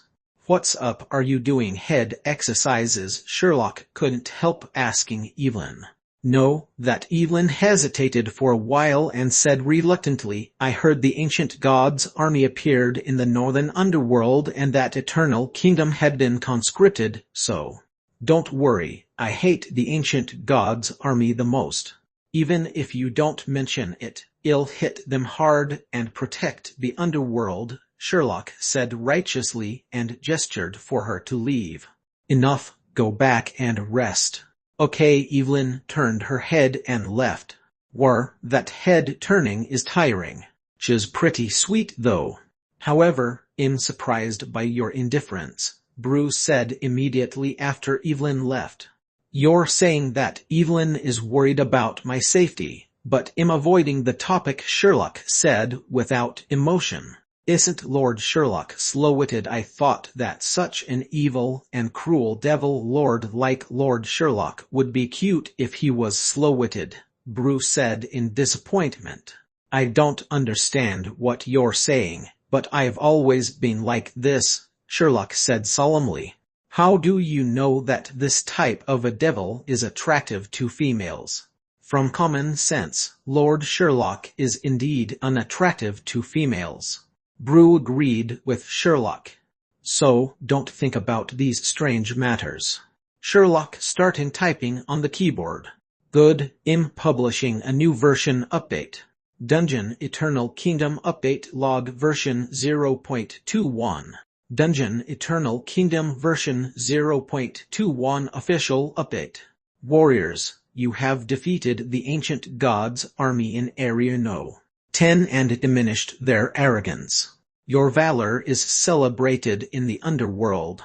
The female creatures look on at you with pride, but don't grow complacent. A new challenge has arrived. Added new area, Underground Forest No. 3. If there are no mishaps, it will be opened soon. I don't know what's inside. I look forward to your strategy guide posts. Added new NPC. Yoder. Yoder is a Marner engineering expert from Winterfell. He appeared as an NPC who provided hidden missions in Area No. 10. The Sleeping Valley Battle Campaign. After being rescued by the gamers and moved by Lord Sherlock, he became an employee of Eternal Kingdom. He will be in charge of the engineering projects in the dungeon. We are still developing new functionalities for the future. Removed the battle campaign area, Sleeping Valley. We achieved complete victory at Sleeping Valley. Warriors, you are now unable to enter this map. Added new mission, Airship Repair. We have the intact airship magical claw, an almost complete piece of machinery, and 3 working magic cannons. Warriors, why don't we build an airship? Added new NPC, Evelyn. She has been in Eternal Kingdom for a period of time. She is not an employee but a self-declared renter, Missy Succubus. She is currently doing auction work. Added new service, auction. It was already added without a public announcement. This is an addendum. Gamers can auction their equipment and unbound items using auction. Gamers can also fix a minimum price or an immediate sale price. The description and attributes of the auctioned items are accessible via the game system. The auction period is 24 hours. There is a fixed tax on all auctions. Added new monster Beshari. Ancient Gods. Ancient Giant. This is a large creature from the void. It used to be part of the giant race. After being corrupted by the ancient gods, the giant has a distorted body, a single eye, and a long horn. Their number is limited. The ancient giant is a powerful weapon on the battlefield. Added new monster Beshari. Ancient Gods. Rat Thing. This is a creature of the ancient gods' army. The origin is unknown. Most likely a large rat corrupted by the ancient gods. Added new monster Beshari ancient gods. Ticho a creature of the ancient gods. Before corruption, the creature is a goblin, gnome, or orc. The creature has red skin. Besides a mouth, there are no facial features. The creature is ugly, irrational, crazy, and looks terrifying. This monster is the main force of the ancient gods' army. Added new monster Beshari ancient gods.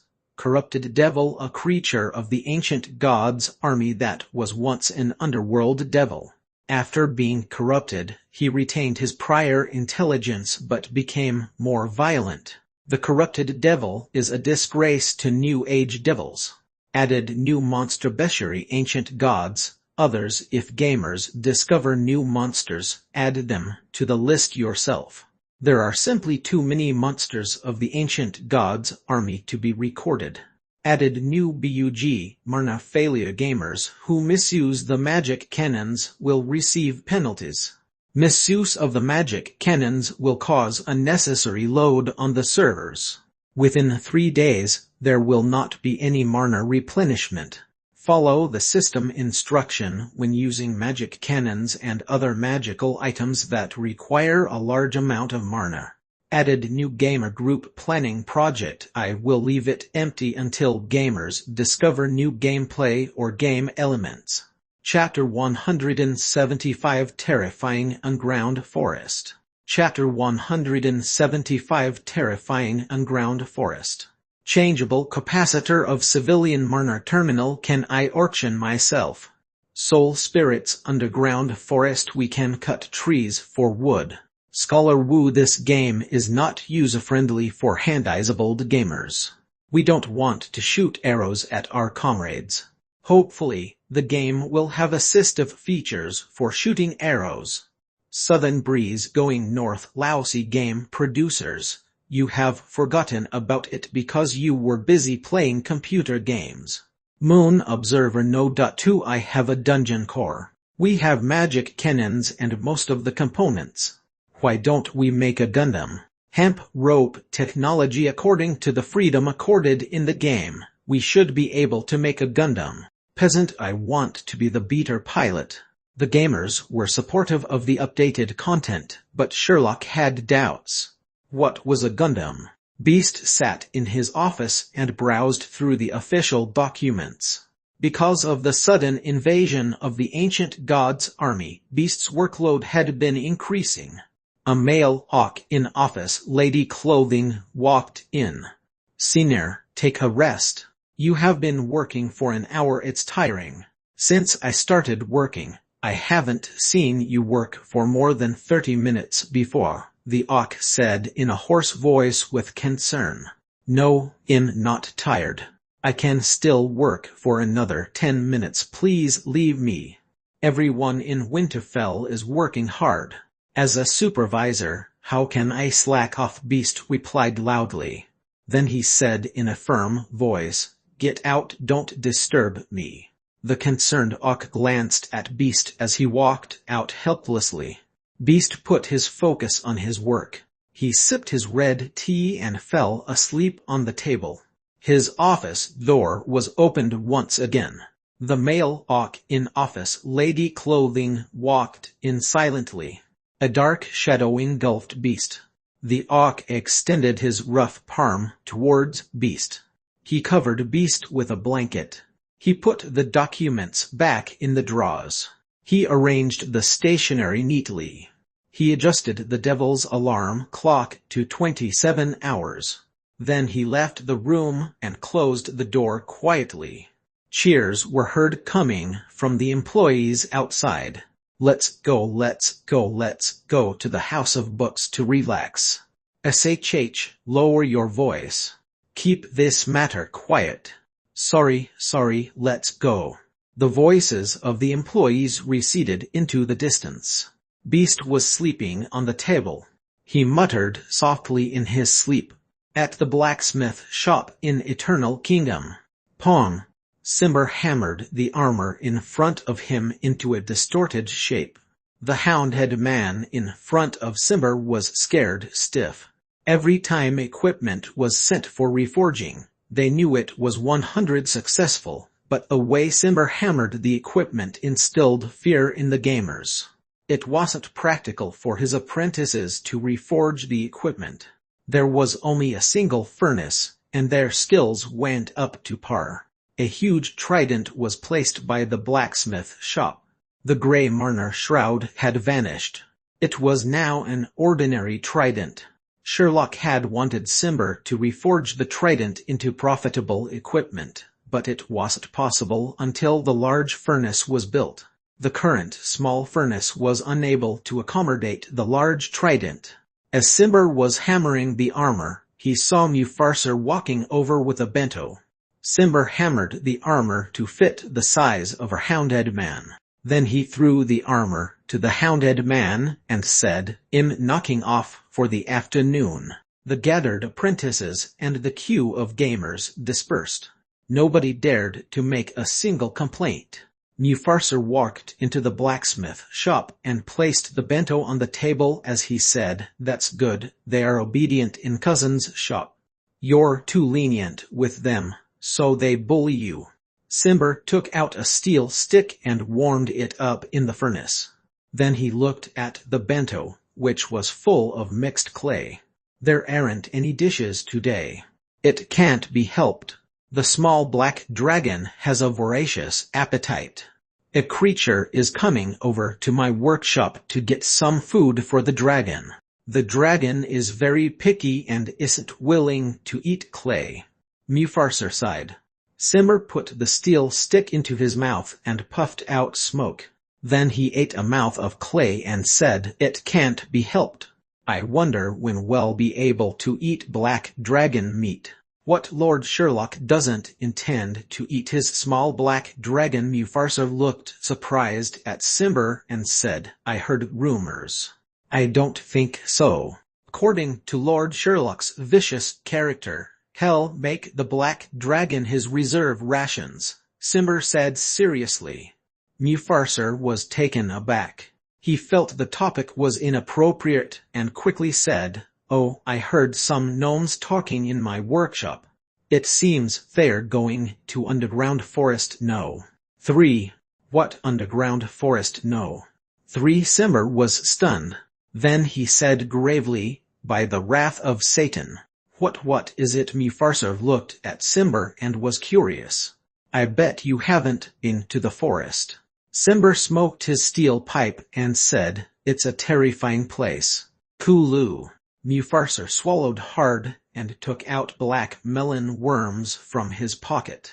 Then he smashed them and shared some with Simber. Simber recalled with sadness as he said, "When I was young, I hadn't learned blacksmithing skills. I was a hard-working lumberjack.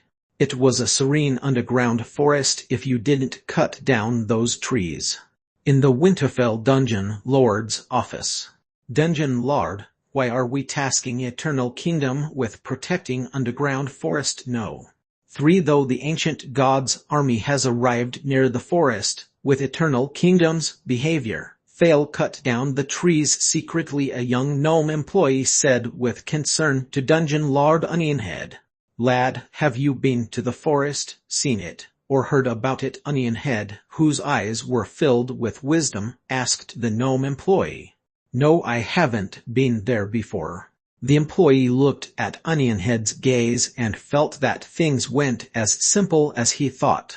Onionhead inhaled deeply and said, "It's not easy to cut down the trees in an underground forest. We have to find the underworld's most evil and wicked creatures to be lumberjacks. Every year, we spend large sums of money employing these scumbags." "Are the trees whooping willows or ents?" the employee asked.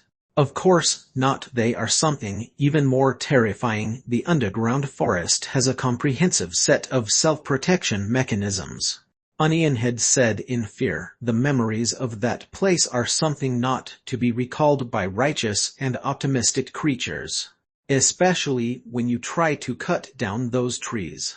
At Underground Forest No. 3, After a series of blinding brilliance given out by a teleport portal, a gnome with the word peasant walked out from the portal. He was fully armed and held a single-handed axe. He was excited as he looked at the beautiful scenery. He saw a boundless forest at the end of a cave, as well as the mana-created sunlight shining on the forest. Peasant raised his hand to block the glare.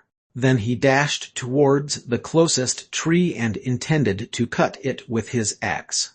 A hallucination came over him. In his mind, a voice that seemed to come from the void said, "If you wish to chop the tree, please answer this question first. Suppose KFX 41X. If far 2, what is the real number A?"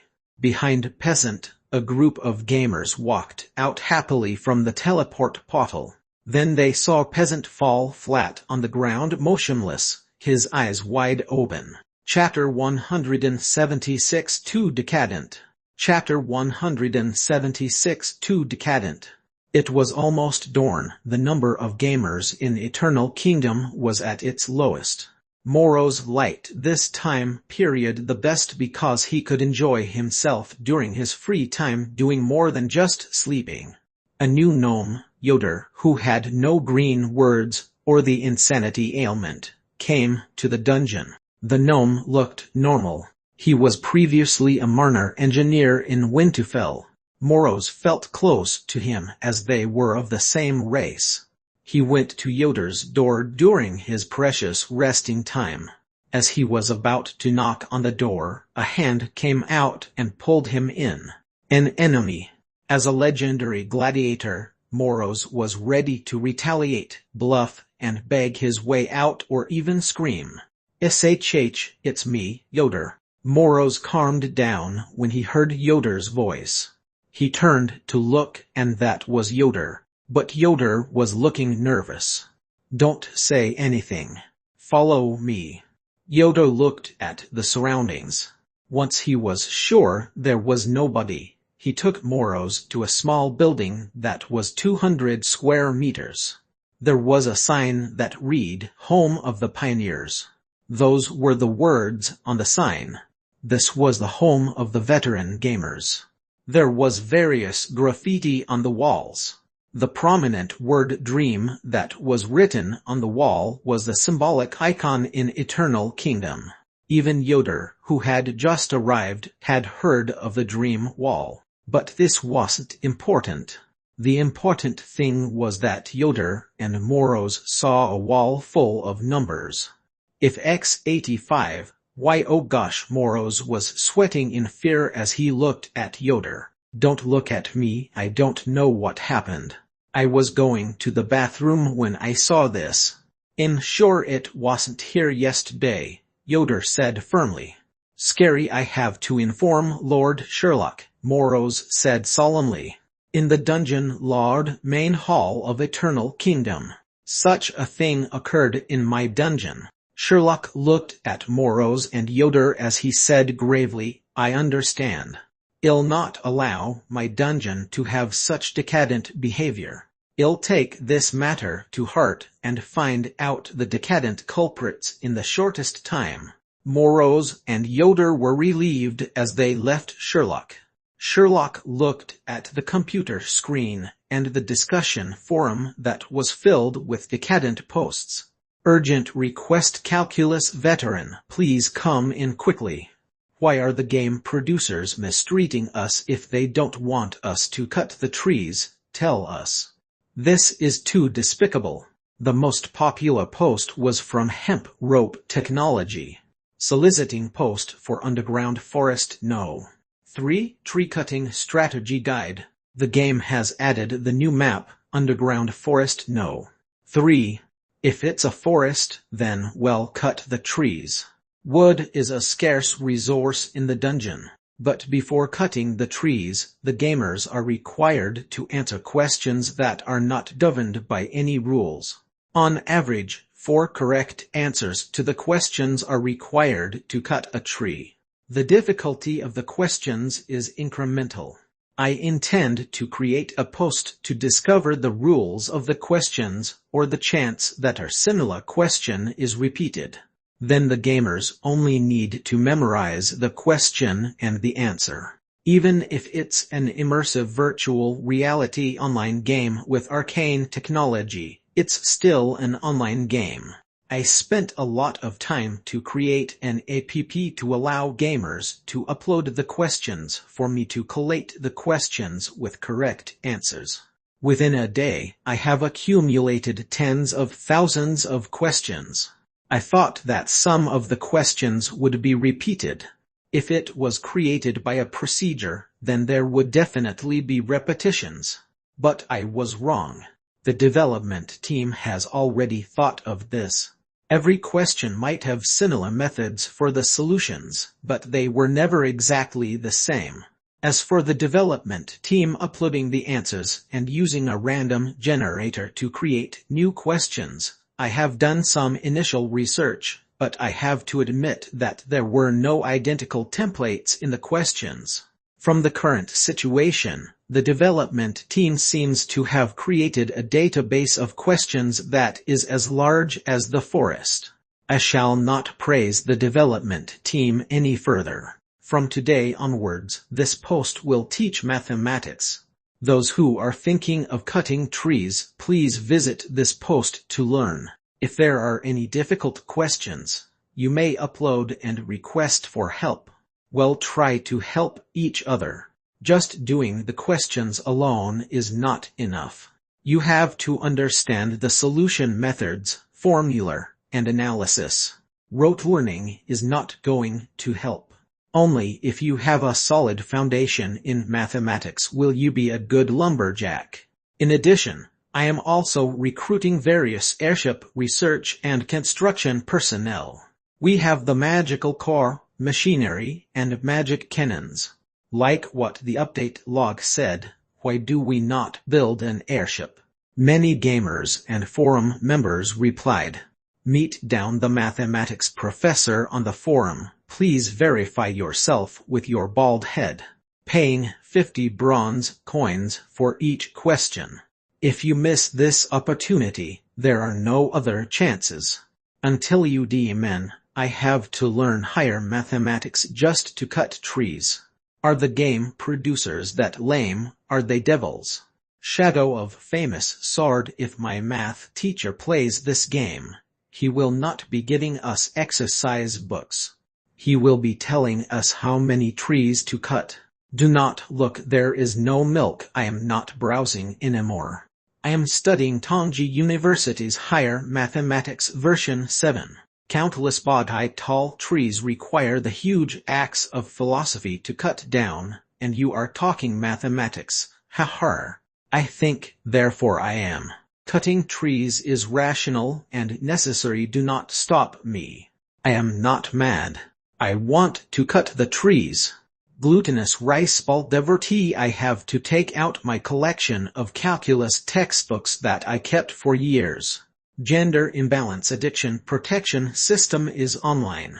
Sarcasm triangle. That is hardcore. I am recalling how the various guilds were diligently learning EVE Online's terms when it cancelled the Chinese version.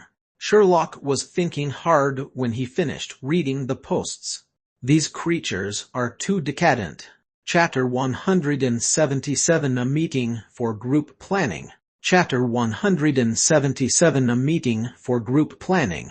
In the morning within the green forest, a thin mist that looked like white transparent candy floss shrouded the trees. Large trees stood under the azure magical sky. Clear transparent dew dripped down slowly to the tip of the green leaves before falling reluctantly to the ground.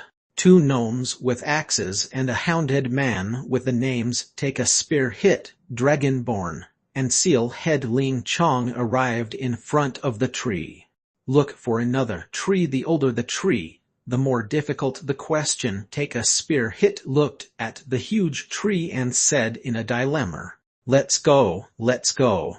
Only veteran hemp rope technology can cut such a tree. Seal Head Ling Chong shook his head and said, Dragonborn was reluctant, but he could only glance at the tree and leave helplessly. At times, there were things that couldn't be done with brute force. The three of them arrived at a tree that was 4 to 5 meters tall. Sealhead Ling Chong was about to cut with his axe, but a spear hit extended his hand and said, "Give way. Let me cut the tree." "War, you're bad. I chose this tree first." Take a spear hit immediately said, "You stinky beluder, leave this tree to me. Go and find another one." Take a spear hit raised his axe, and a question popped into his mind. An undirected graph G has 9 nodes. Every node has a joint degree of 5 or 6. Prove that G has at least 5 nodes with 6 joint degree or 6 nodes with 5 joint degrees. Take a spear hit was taken aback for a few seconds. Then he lowered his axe and said, "What the heck, what's an undirected graph?" This kind of scene was seen throughout the entire underground forest. No. 3. At the plaza of the commerce area in Eternal Kingdom. Piles of wood were placed in the commerce area. They were the wooden logs after the gamers cut down the trees in the forest. They were mainly used for transactions. Selling wood, get your wood here. I have both processed and unprocessed wood, come quickly for the wood. Looking for 4 team members to challenge Spectre College equipment to be distributed by the roll method, come quickly. Large lizards, selling large lizards, come and get them if you're exchanging for darting birds.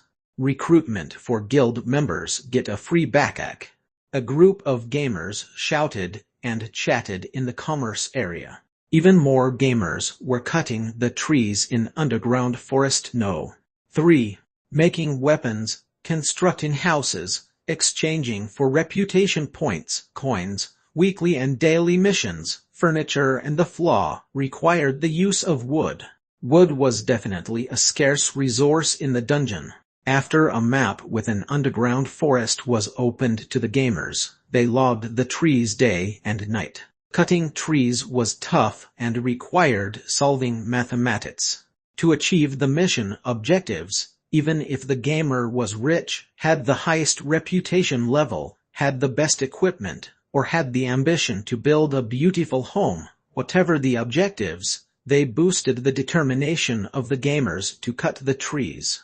It was a matter of solving mathematical questions. Learn it.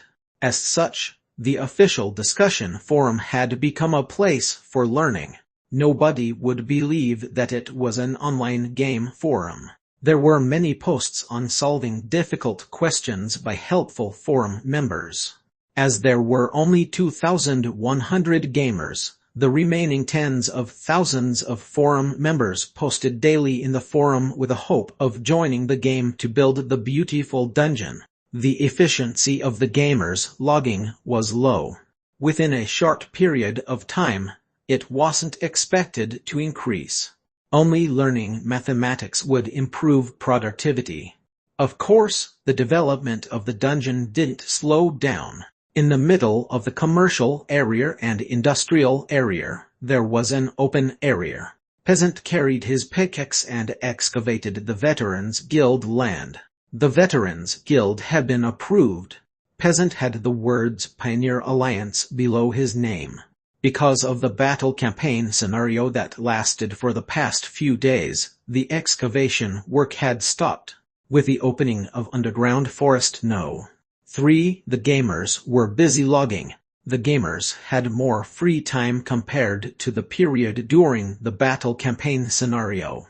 Every guild listed their objectives to let their members excavate the guild land during their free time. Previously, the gameplay was limited.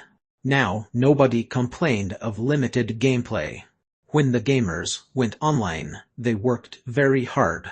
The following was the detailed schedule. 1. Excavate for an hour to complete the system-assigned daily mission. 2. Try to complete an item in the weekly mission. 3. Challenge the instance Dungeon Spectre College Training Grounds once. If item 2 was completed, then it wasn't necessary to challenge the instance dungeon. 4. Spend an hour on constructing their own house. 5. Complete a 1-hour training session with Moros. After completing the 4 basic missions listed above, it was already noon. Beginners who were slow in challenging the instance dungeon would have taken half a day. To improve himself, a gamer had to do the following missions. 6. Complete a daily mission for the marshing stewards, like hunting the large lizards to earn the reputation points and exchange for the rewards. 7. Hunt the underground spiders to obtain raw materials. 8. If he is a guild member, he has to participate in a guild war. 9. Visit the commercial area to do business. The main point is to browse the auctions to see if there are any good bargains. 10. Cut trees at underground forest no. 3. 11. Attend the mathematics class organized by Hemp Rope Technology on the forum. 12. To build the airship Eternal Kingdom version. This step-by-step mission was added to the daily missions. 13. Learn life skills such as forging. 14. There were at least more than 10 items. There were other gamers who discovered gameplay and new plots, like finding new NPCs and interacting with Evelyn or Yoder. Then there was the interaction with Little Fairy to learn life skills. As it was quite improbable, most of the gamers learned plant cultivation from Reindeer. There were too many things to do online. Unless a gamer spent at least 12 hours, it was hard to complete all the missions. While the gamers were working very hard, Sherlock was not idling. Besides playing computer games, browsing the forum, and teaching Eggface how to be a qualified secretary, Sherlock had to decide on creating new areas, new warehouses, the location of the large furnace in the industrial area, and other facilities. He was also responsible for approving guild applications, the purchasing of private land, guild lands, and furniture. With the logging of wood, Mufarser was no longer just a chef. The carpenter workshop was being used for making wood products. Simber was also busy mentoring his apprentices and forging equipment. Yoder had just arrived and wasn't involved in any work. He didn't know what he should be doing. Brainiac was in charge of reviving the corpses. Evelyn claimed she was a renter in the dungeon, but was actually a white elephant in Eternal Kingdom. Moros was teaching the gamers combat skills day and night. Besides spitting saliva, Little Fairy was tutoring Reindeer on how to be a qualified plant cultivator. As for making medicine, how could she make any without a medicine workshop? Eggface was in charge of eating. As for other areas such as enchantment, cloth weaving, jewelry making, alchemy, medicine making, and creation of transportation tools, they were still lacking in the dungeon. The areas that needed improvement, such as the contract with the Northern Underground World Gladiator Arena, the construction of the stronghold in the Marshing Steward town, the construction of the airship, the excavation of new areas, and the improvement of the living environment were not developing substantially. After organizing his thoughts, Sherlock decided to arrange for an Eternal Kingdom meeting for all members of the dungeon. It was time to have a meeting with all of them to do systematic planning. Sherlock also made a post to solicit views of the dungeon's development from forum members.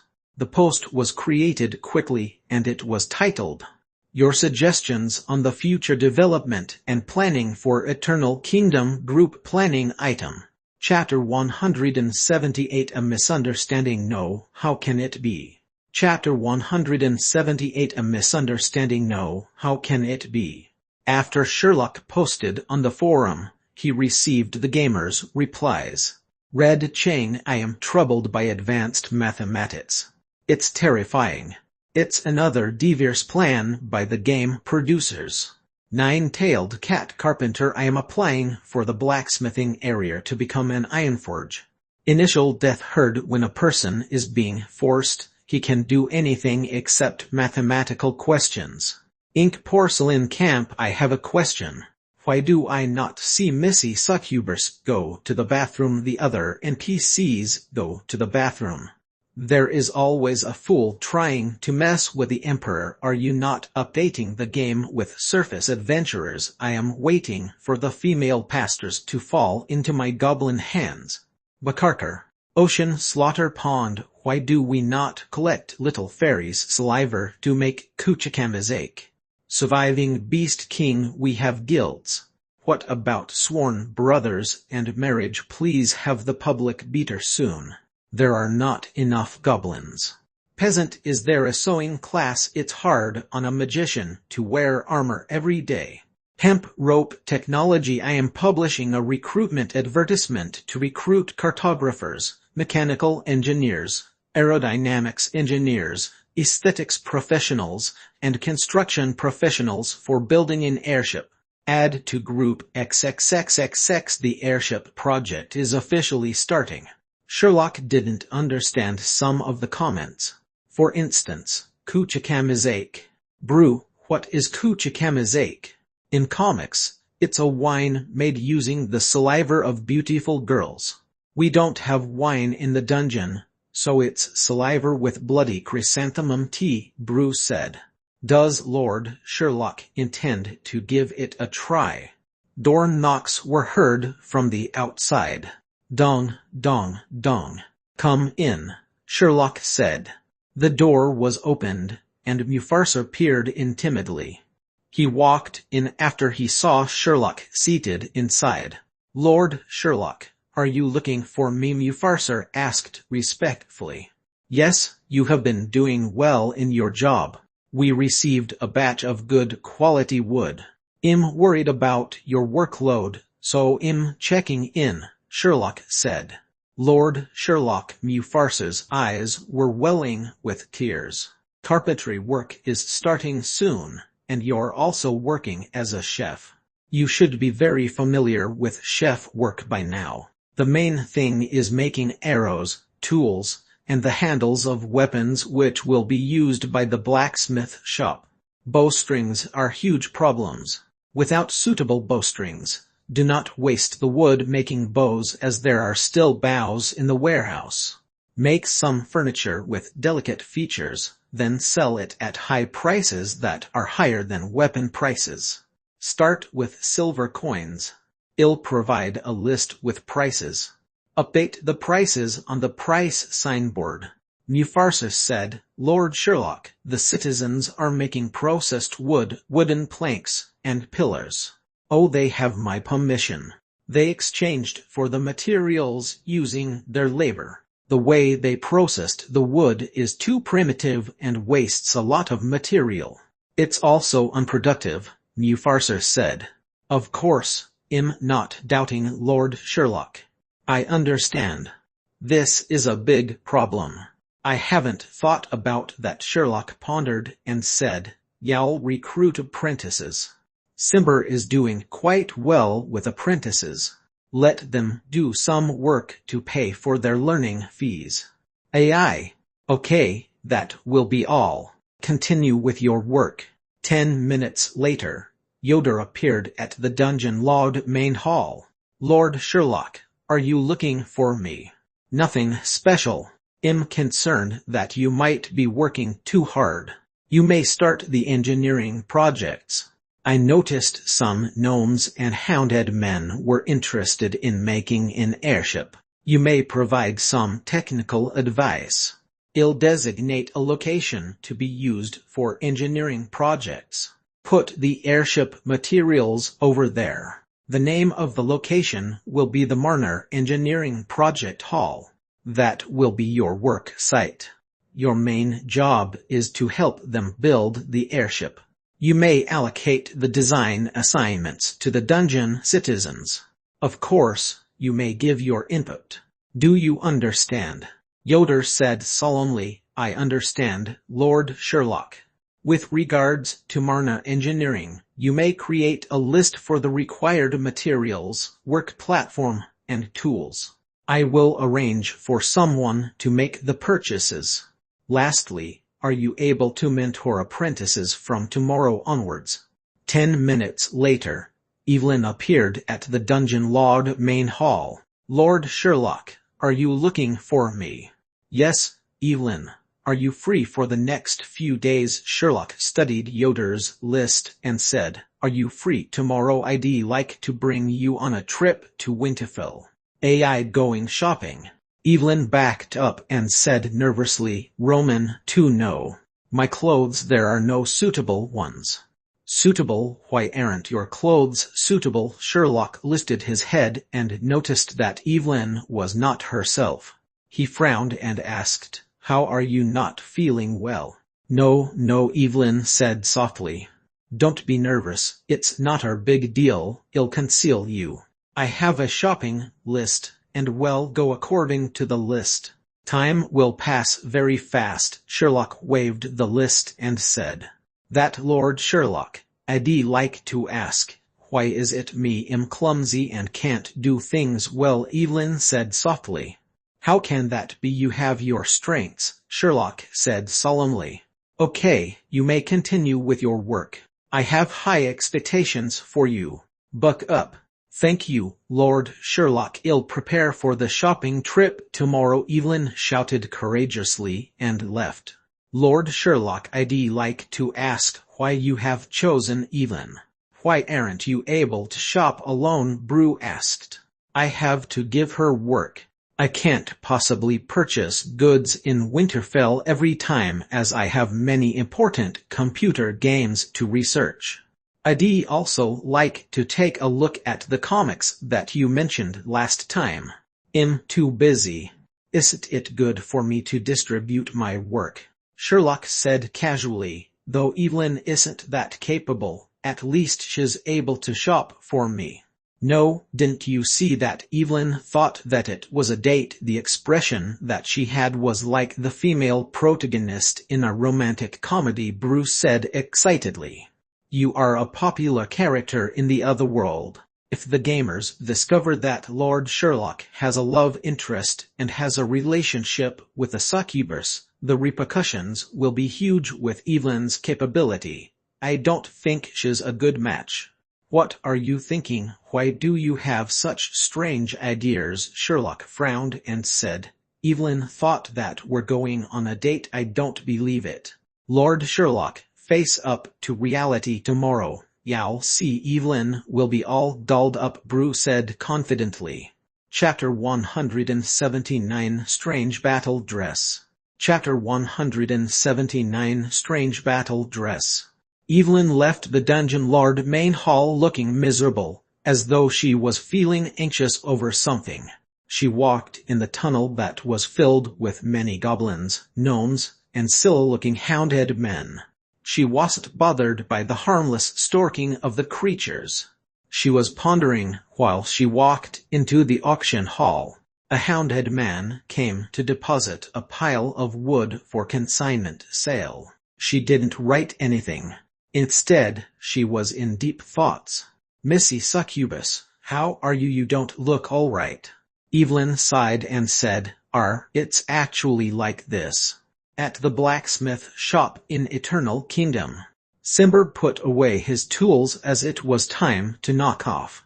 A handsome hounded man was pleading with him.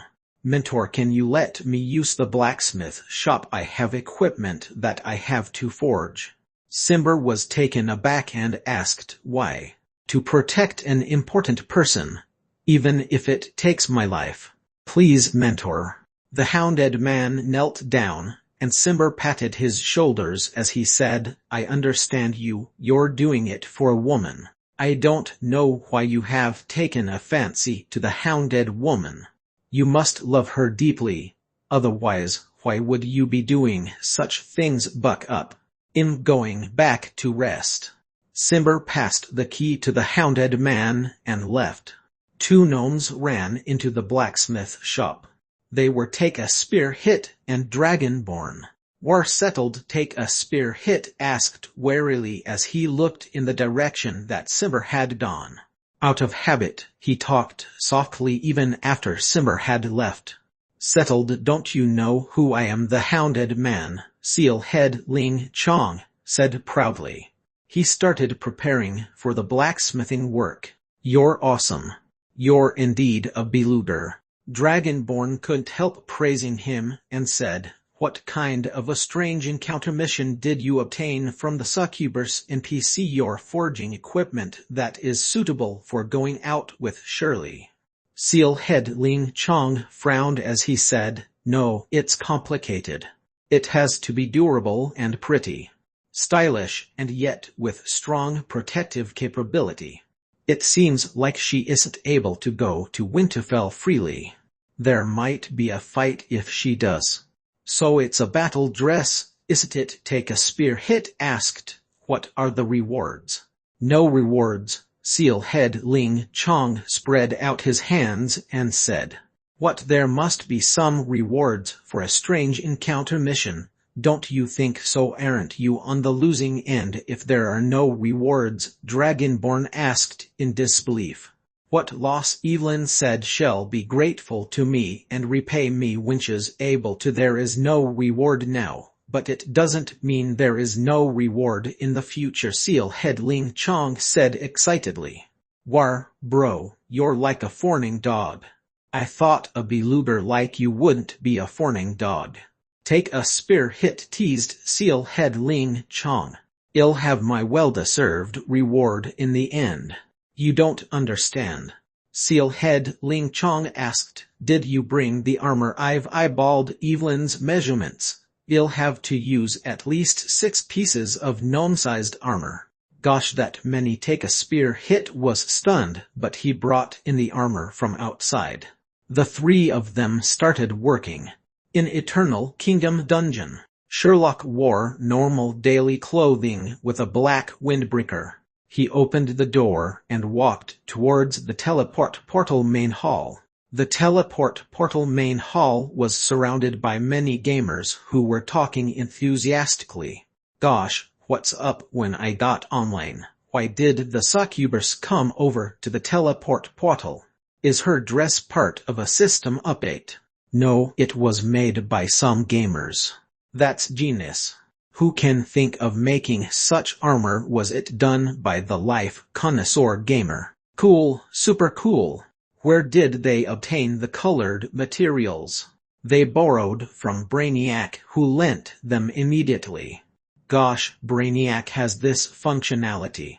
It's a strange encounter mission, after all. Shirley's here. Someone shouted loudly. Then the gamers saw Sherlock coming from behind, and they gave way. Sherlock saw Evelyn, who was standing by the teleport portal main hall. She was wearing a blue dress with a long white skirt and a silver breastplate which had blue designs and lines. The breastplate wasn't able to protect the shoulders and arms, so she was equipped with silver pauldrons, counters, and gauntlets. On both sides of her skirt were 2 pieces of sheet metal armor that didn't have any protective value. Evelyn pinched her hands and stood nervously at the entrance. She was probably made nervous by the group of surrounding gamers. Sherlock noticed her strange outfit and frowned. I didn't expect her to be dressed like Saber, Brew commented and kept quiet. What's that? Sherlock asked. A character in a comic, Fate Stay Night. Is Lord Sherlock interested? Let me finish Gundam first. Sherlock walked over and made an invitation gesture as he said, let's go. He had many things to buy, so he didn't want to waste time. As for Evelyn's strange outfit, he didn't think it was a big deal. Good, Lord Sherlock. Evelyn followed closely behind. The gamers were unable to speak because of Sherlock's dominant aura, but after they left, they chatted excitedly. Gosh, the game official is going on a date. What's that? Are Shirley and the succubus together? I won't believe they're together. That's preposterous, my missy succubus. My hubby was stolen by that BTCH. No, I have to create a post immediately. War. Sherlock wasn't aware that the gamers were chatting excitedly over what they saw. When they exited the Winterfell teleport portal main hall and walked on the streets, they attracted many head-turns and stares. The strange battle dress attracted many curious head-turns and stares. Lord Sherlock apologies. As she was attracting too much attention, Evelyn was embarrassed. You didn't do anything wrong, but the dress. Sherlock looked at Evelyn and asked.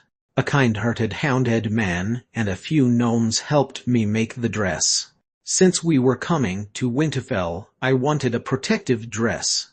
But I don't have armor, so Evelyn said in a soft voice. I understand. Let's go, we have lots of things to buy. The shopping list included Yoder's requirements, some food, and dungeon necessities, like a medicine concoction platform. Sherlock brought Evelyn to the bazaar. Good Lord Sherlock. Evelyn dragged her feet and followed Sherlock. At the Winterfell dungeon car, which was a prohibited area. The guards at the prohibited area surveyed their surroundings warily. This was the location in Winterfell with the highest security. Only the most vigilant guards had the qualifications to be on duty at this location. Low murmurs were heard by their ears. A tall figure whose body was shrouded with grey marner darted past the guards, who became absent-minded. He made his way towards the Winterfell dungeon core. The Crimson Dungeon core was burning with magical flames, providing Winterfell with the energy required for operation. The tall figure looked at the dungeon core, then extended his hand that was filled with grey marner. Chapter 180. I said it twice. Chapter 180. I said it twice. HWA.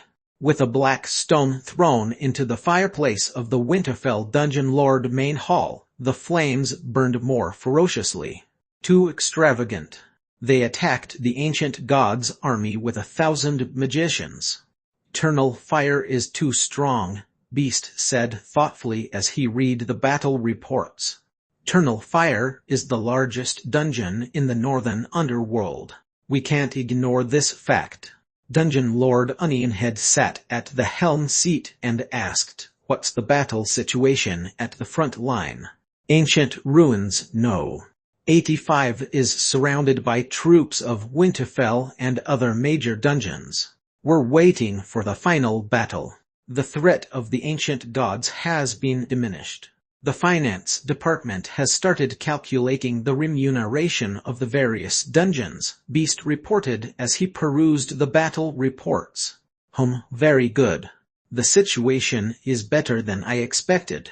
Onionhead nodded with satisfaction. Then he said, the dungeon lord's remuneration will be calculated according to the agreed rate. Is there any complaint from Eternal Kingdom? Complaint. Beast was taken aback. Onionhead said, we didn't deploy them at the front line to fight against the ancient god's army. Instead, we sent them to protect underground forest. No. 3. Give Lord Sherlock some benefits. We can't afford to antagonize Lord Sherlock. I understand. I'll send more discount coupons to Lord Sherlock, Beast said solemnly as he nodded. Good, send those coupons that give free gifts after a purchase quota is reached. After he has spent money, then give him discount coupons.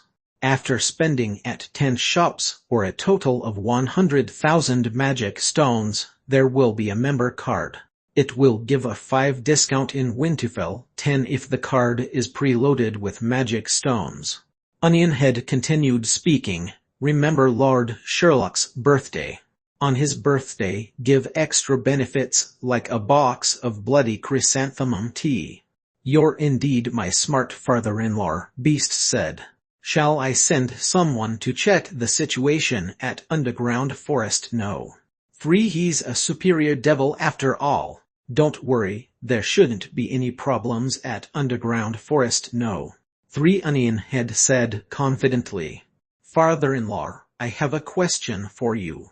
Beast pondered for a while and inquired, why are you treating Lord Sherlock differently? Is it because Lord Alexander is concerned about him, or is it because he's a superior devil? I'm unable to understand. Beast continued speaking. There are also other creatures with powerful backgrounds and capabilities, but I don't see father-in-law treating them that well. Beast, you'll understand once you take up my position. Onionhead looked wise as he said, this Lord Sherlock is different from the rest. At the Winterfell Bazaar, are we done purchasing things? Evelyn, who was in a strange battle dress armor, held the shopping list in her hand. All the items on the list had a tick. I don't think there's anything left to buy. Sherlock nodded and said, does Lord Sherlock want to have some tea? We've walked for half a day without anything to eat, Evelyn said shyly. Sherlock looked at the passing crowd. Evelyn was feeling shy because of their stares. No, a superior devil doesn't need to eat. Sherlock shook his head. As he was about to speak, he looked behind Evelyn's back and was stunned. Let's go back. Halfway through Evelyn speaking, Sherlock pulled her hand and walked towards a cafe. Let's go. I'll treat you to tea. Aye. Sherlock pulled Evelyn and walked along the road. It was in the afternoon, and there weren't many patrons in the cafe. Sherlock brought Evelyn to the entrance of the cafe, and they perused the menu at the door. What drink would you like? Sherlock asked. Evelyn squatted down and examined the menu carefully. We'll have 2 cups of bloody chrysanthemum tea. Please wait a moment, the shopkeeper shouted and ran into the kitchen. Sherlock and Evelyn went in to find a place to sit down. Sherlock looked at a creature on the road. The tall creature had a huge robe. His pace was slower than all other creatures. His body was tightly bound. Where did Lord Sherlock study for a superior devil? Was it the best devil college? Evelyn was trying to strike up a conversation while waiting for their tea. We all went to that college, including myself. Sherlock turned his head and gazed at Evelyn. That's good. If a succubus intends to enroll, she has to go for the difficult entrance examination. Evelyn said enviously, Lord Sherlock is so capable.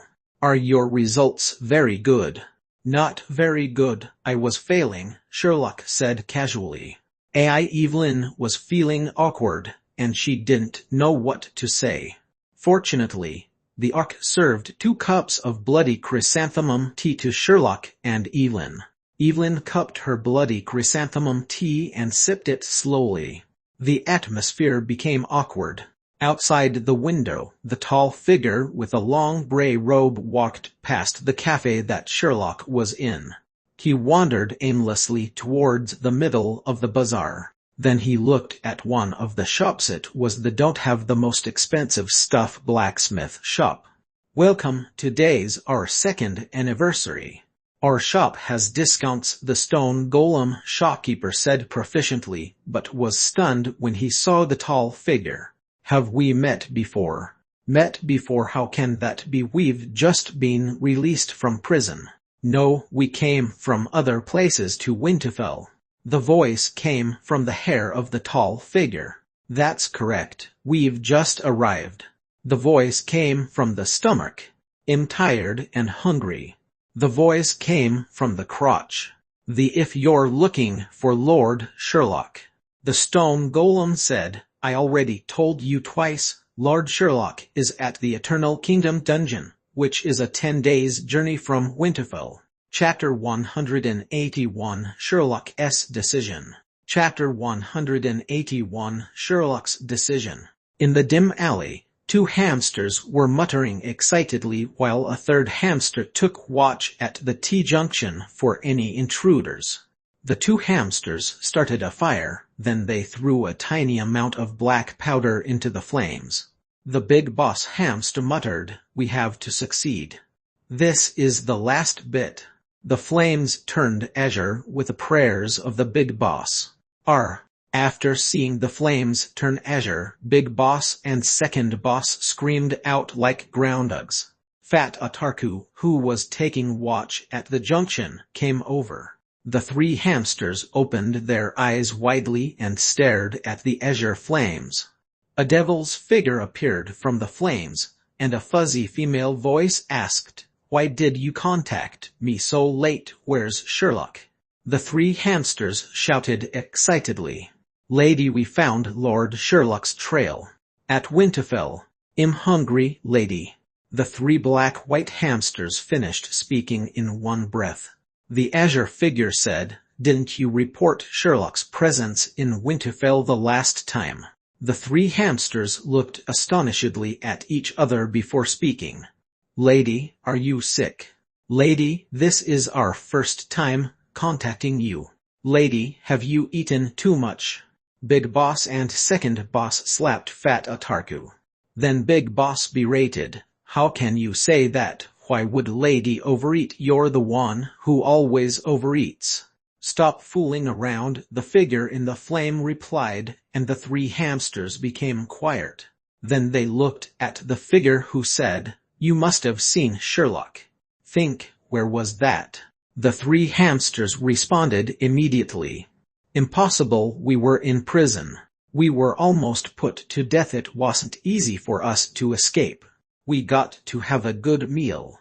Big Boss and Second Boss looked at Fat Otaku, who immediately shouted, "I didn't eat, though I would like to." "Check your back skull," the figure in the flame said calmly. The three hamsters lifted their fur and checked each other. Then they licked their claws and continued checking. "Don't groom each other, see if there are traces of Marner," the figure in the flames shouted in rage. The three hamsters were dumbstruck. They started checking. On their back skulls were 2 traces of Marner. "When were you affected by the Marner?" "It's traces of Lord Sherlock's Marner. I ate Lord Sherlock's food." As the three hamsters were in doubt, the blue flames increased in height, and the figure became taller. She looked down at the three hamsters, while the three hamsters lifted their heads silently. Then she said, "Seems like you had met Sherlock." Lady, the Big Boss hamster pondered for a while and said, "According to our investigation, Lord Sherlock bought a dungeon near Winterfell and became a dungeon lord." The blue flames abruptly extinguished. Big Boss was dumbfounded. Second Boss patted Big Boss and said, "I've told you not to say it. Wait for us to confirm before telling her." Fat Otaku walked over and patted Big Boss' shoulder as he said, "Can we go for our meal?" When Sherlock brought Evelyn back to Eternal Kingdom, he saw a group of gamers carrying wood and waiting outside the carpenter workshop. A few gamers carried processed wooden planks from the workshop. Mufarsa's wood processing business had begun. 2 big cauldrons were placed outside the carpenter workshop. The first one was given as a gift when the workshop was built, while the second one was carried back from Area No. 10. It was used to give Eggface a bath. Both cauldrons were lit with fire, and tens of gnomes were at the sides, adding clay and stirring the cauldrons. The gamers saw that Sherlock and Evelyn had returned. They ran over as they chatted noisily, but only a few gamers surrounded them. "Lord Sherlock, thank you for taking me to Winterfell. I'm very happy. If I wasn't wanted, I would be able to work openly with Lord Sherlock in Winterfell," Evelyn said with regret. "After the war ends, I'll try to get your arrest warrant dismissed." "It wasn't a serious crime anyway," Sherlock said. "Really, thank you, Lord Sherlock." Evelyn was almost moved to tears. "If there's nothing else, I'll take my leave." Sherlock waved his hand and walked towards the dungeon lord main hall. "Lord Sherlock, is your conscience pricking you? It wasn't easy for you to entrap your good brother, I mean, sister, and you're letting her go after the war. Are you really going to help her get the arrest warrant dismissed? Should I ask, is the arrest warrant a lie? Brew asked as Sherlock returned to the dungeon lord main hall. No, I didn't lie to her. Sherlock sat down and activated the computer. There was really an arrest warrant for Evelyn. The reason why I wanted to help her is that I understood why the other bosses wanted to fire her. Besides being a white elephant, her capability is suspect, Brew said thoughtfully. With her character and capability, it's indeed a headache to bosses. But providing her with food and lodging in exchange for her labor might also be a good idea. Why doesn't Lord Sherlock reconsider? It's not necessary. Our supply of clay isn't sufficient for everyone. Eggface can take over the auction manager post. And Sherlock became silent. Then he waved his hand and said, "Forget it, it's nothing important." Lord Sherlock, why aren't you telling me I'm your most loyal servant? Can it be that Evelyn has a special trait or is a mole sent by your enemy? Bruce said with agitation. Why do you always have strange ideas? Door knocks were heard coming from outside. Please enter, Sherlock shouted, and Yoder walked in. Lord Sherlock, with regards to the decadence in the dungeon, do you have any leads? Yoder asked nervously. No, I don't have any leads. Sherlock propped up his hand and asked, what happened? Chapter 182 Design Blueprint of the Gamers. Chapter 182 Design Blueprint of the Gamers. I only heard occasionally some of the creatures discussing the evil and decadent things. But I'm not very sure, Yoder said worriedly. I understand. I'll monitor the despicable and decadent citizens closely. Are there any other matters? Yoder walked forward and took out a blueprint.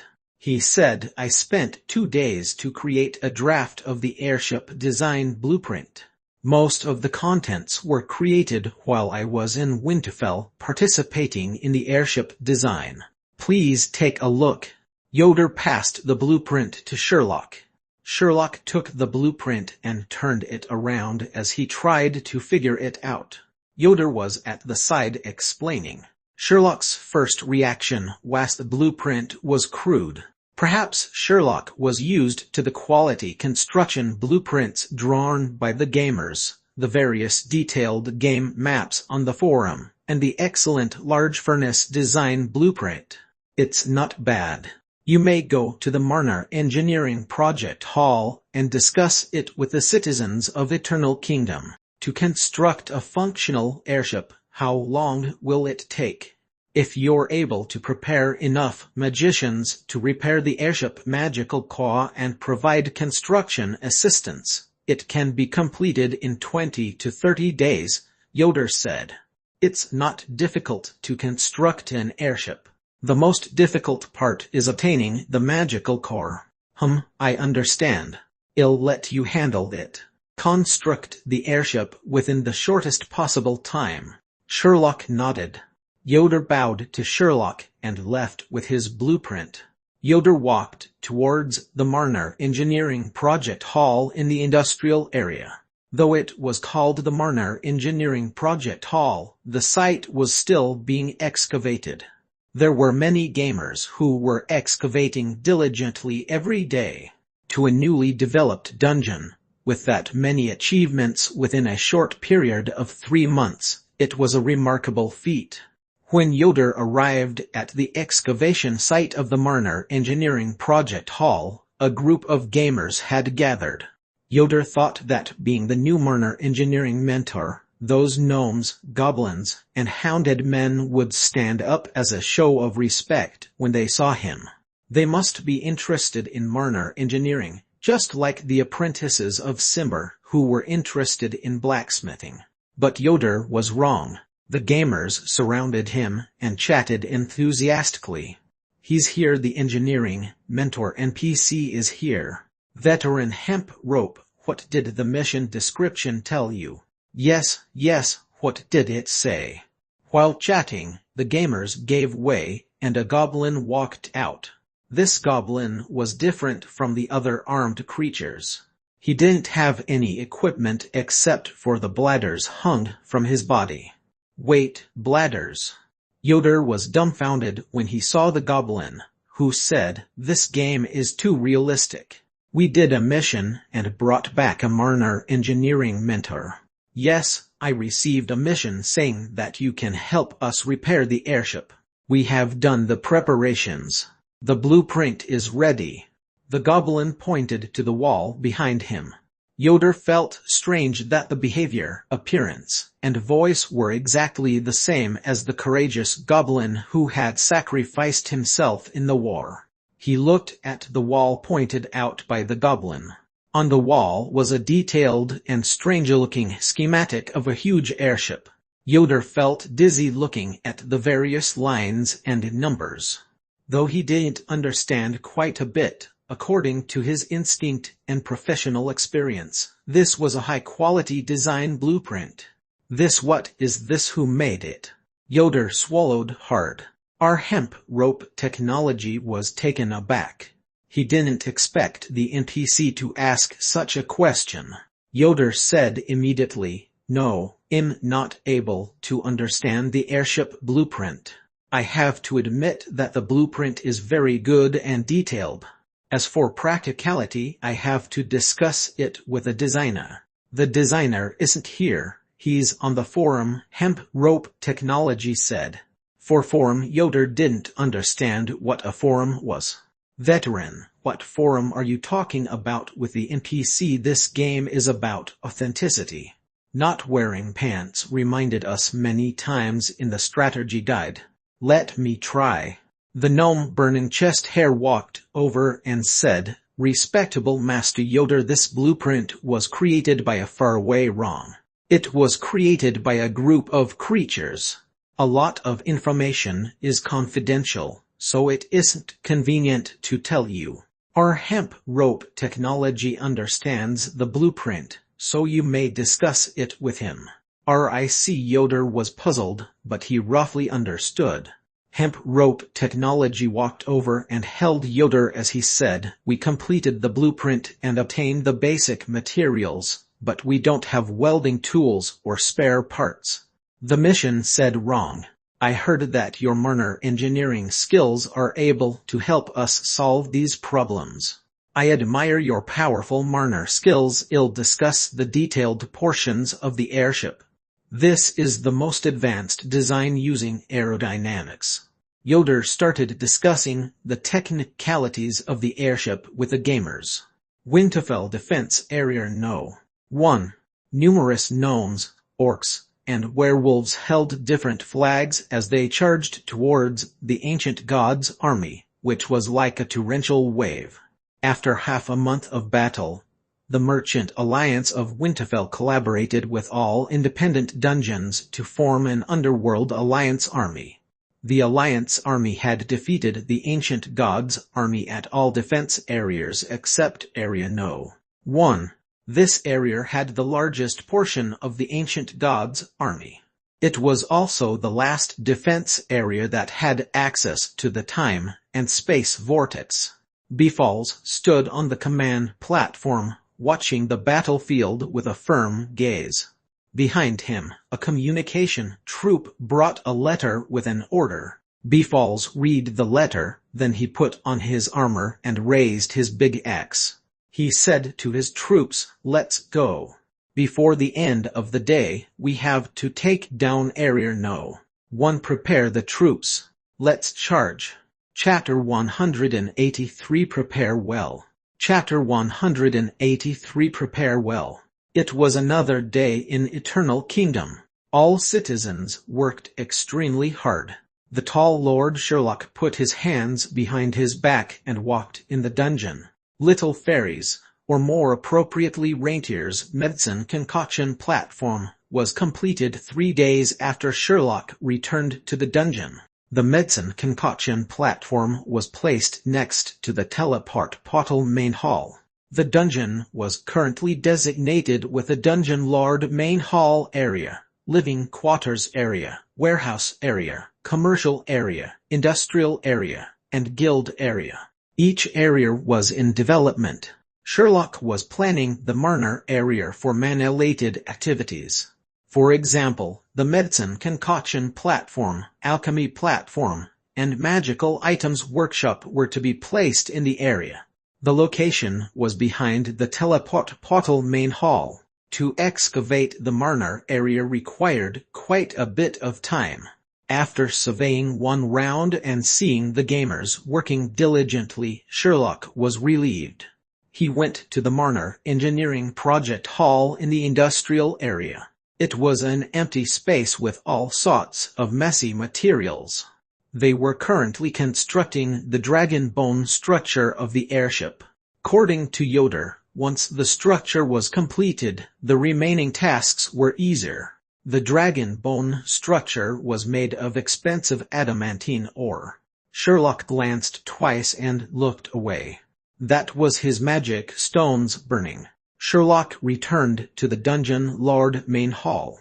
Before he activated the computer, Winterfell Seasonal Digest was delivered via the flames. This must be Brainiac's newspaper. I feel Brainiac is a very good employee, Bruce said. Sherlock didn't respond. He started reading the newspaper. As expected, there were tons of advertisements. To celebrate the Merchant Alliance's total victory, all daily necessities shops are offering a 1 discount once in a century opportunity. Don't miss out on it after the discount. A 10 magic stones item cost 10 magic stones. Oriental Magician College is offering the latest controversial crystal ball product, Find Your Soulmate. To discover your soulmate, use the Find Your Soulmate crystal ball. If you spend a magic stone, you will get to see the birth scene of your soulmate. If there is no indication of any scenes, we are not scamming you. This means you don't have any soulmate. Ha ha. Free tour, a free tour without having to bring any of your magic stones. Jewelry shops, restaurants, magical items shop, underground nursery, over 100 shops waiting for you to tour. Remember to bring your magic stone card. Opening of Noble Hairstyling Salon. Perm your favorite bald head. If you top up your member's card, you will have 3 free hair perming chances. Sherlock looked through all the advertisements, but he wasn't interested in any. He looked at the news in the small column. Total victory, the teleport portal of ancient ruins. No. 85 is being sealed. Eternal Fire had excellent contributions to the victory. We are honored to interview the frontline commander Befalls. The content of the interview is as follows. Reporter: Greetings, Commander. I am a reporter of Winterfell Seasonal Digest. Can I ask you a few questions? Befalls: I am busy. Please be quick. Reporter: Do you want me to censor the content? Befalls: It's not necessary. Reporter: We know that Commander Befalls is an outstanding general. How did you lead everybody to win this war? Befalls: My family has been supporting me. I looked at photographs of my wife and my unborn daughter to think of those genius tactics. Reporter: I see, Befalls is a family guy. Can we take a look at the photographs? Befalls: Of course. Here. Reporter: Picture: War. Is your wife giving birth soon? Befalls: Yes, my wife is giving birth soon. Reporter: Are the war remunerations high? Befalls: The remunerations cannot be compared to previous times. Reporter: What is that ring? Befalls: I intend to give it to my lover. Reporter: What do you have to say to the ancient gods' army? Befalls: Your lives are like the dying candles in the wind. Reporter: Thank you, Commander Befalls, for today's interview. We shall end here. This is the content for the Seasonal Digest. Sherlock put down the newspaper as Bruce said, Tusk, I'm in favor of this, Commander Befalls, but since he was reported on in the news he won't live for long. I don't understand what you're saying. Do you think that the ancient gods' army will make a comeback? Sherlock activated his computer and browsed the forum. Though I think that there is no chance of that, Lord Sherlock. If the war ends so soon, we won't be able to cut the trees at Underground Forest. No. 3. Bruce said with regrets. We've just cut the trees for a few days. I was thinking of leveling the forest to a plain. When Winterfell asks us, we'll say, what forest isn't this a plain? The idea's good. Sherlock nodded and said, however, if we cut too many trees, Winterfell won't stand back and do nothing. What shall we do, Lord Sherlock? Are we giving up the forest? It's a pity. Sherlock didn't reply. A fire lit up in the air, and a letter was spat out. Sherlock picked up the letter with the words, to Lord Sherlock of Eternal Kingdom, Winterfell Dungeon Lord Office. Respectable Lord Sherlock, we are now at the closing phase of the war against the ancient gods' army. Victory is confirmed. To express gratitude to Lord Sherlock and your warriors for the courageous sacrifices and brave fights, we prepared a sumptuous banquet for all of you. Please kindly attend our night banquet 15 days later. At the same time, we have prepared a generous amount of food which will be delivered to your dungeon. Love from the Merchant Alliance. The envelope had other benefits cards, discount cards, and shopping cards. The Merchant Alliance seems friendly and civil. Who does Lord Sherlock intend to bring along for the banquet? Shall we prepare? Brew asked. Indeed, we have to prepare well, Sherlock said as he pondered. Chapter 184 New Map for the Battle Campaign Mission. Chapter 184 New Map for the Battle Campaign Mission. In a room full of Marvel Comics posters, a blind monk figurine from League of Legends was placed on the table. A youth opened the bedroom door and walked in. He threw his black school bag to the side and entered the gaming capsule, which was beside the bed. He closed the gaming capsule and pushed some buttons. Then his awareness was channeled to the gaming world. Logging in. Character Seal Head Ling Chong. Race Houndhead Man. Confirm to proceed. A houndhead man opened his eyes and sat up on the empty ground. He had the words Seal Head Ling Chong above his head. Beside him, a gnome said miserably, my father got me to build our house in the village. After that, I became very skilled. This game is too hardcore. Iman Atarku, but I can build houses. The gnome threw his shield on the ground and another gnome said happily, I obtained full marks on my math exam. I told my math teacher that I learned mathematics by playing games. He thought I was kidding. Don't talk about it. After playing this game, the knowledge that I gained is more than what I learned in school. A few gnomes were chatting, while Seal Head Ling Chong shook his head to clear his mind. Then he took out a packet of clay from his backpack. He ate while he strolled outside. The house occupied 200 square meters. The first level was completed. There was a sign that said Springfield Flower Kindergarten on the door. Take a spear, hit Dragonborn. Seal Head Ling Chong shouted twice but didn't get any response. He walked along the surrounding wall to the back of the house. A few darting birds were secured to a horizontal wooden beam, which was buried deep into the ground. Seal Head Ling Chong made choo-choo sounds and took out clay powder that was ground and mixed with the marsh ink spewer's special recipe from his backpack. He placed the powder underneath the huge beak of a darting bird. The darting bird noticed the feed and immediately screeched, "Bye-bye." A long tongue with barbs rolled the powder from Seal Head Ling Chong's hand to its stomach. After several times, the darting bird screeched contentedly. Char! The darting birds at the sides started screeching hungrily.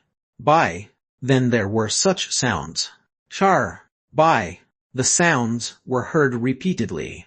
Bro, can you stop playing with the darting birds? I'm at my wit's end in regards to the malice of the game producer. The gamer in the house shouted. Sorry, I'll stop playing with the bird. Seal Head Ling Chong heard the shouts and apologized. Two gnomes who were behind him ran to him. Gosh, Seal, you're back. Hurry, take a look. Take a spear hit. Pulled Seal Head Ling Chong and shouted. What's up? Seal Head Ling Chong was taken aback. Take a look at the veteran's airship. Take a spear hit. Pulled along Seal Head Ling Chong and Dragonborn as they ran to the Marner Engineering Project Hall. The Marner Engineering Project Hall was surrounded by the gamers. A large and cool-looking airship could be seen beside the project hall. Holy cow, they've built a Gundam. Seal Head Ling Chong exclaimed when he saw the sight.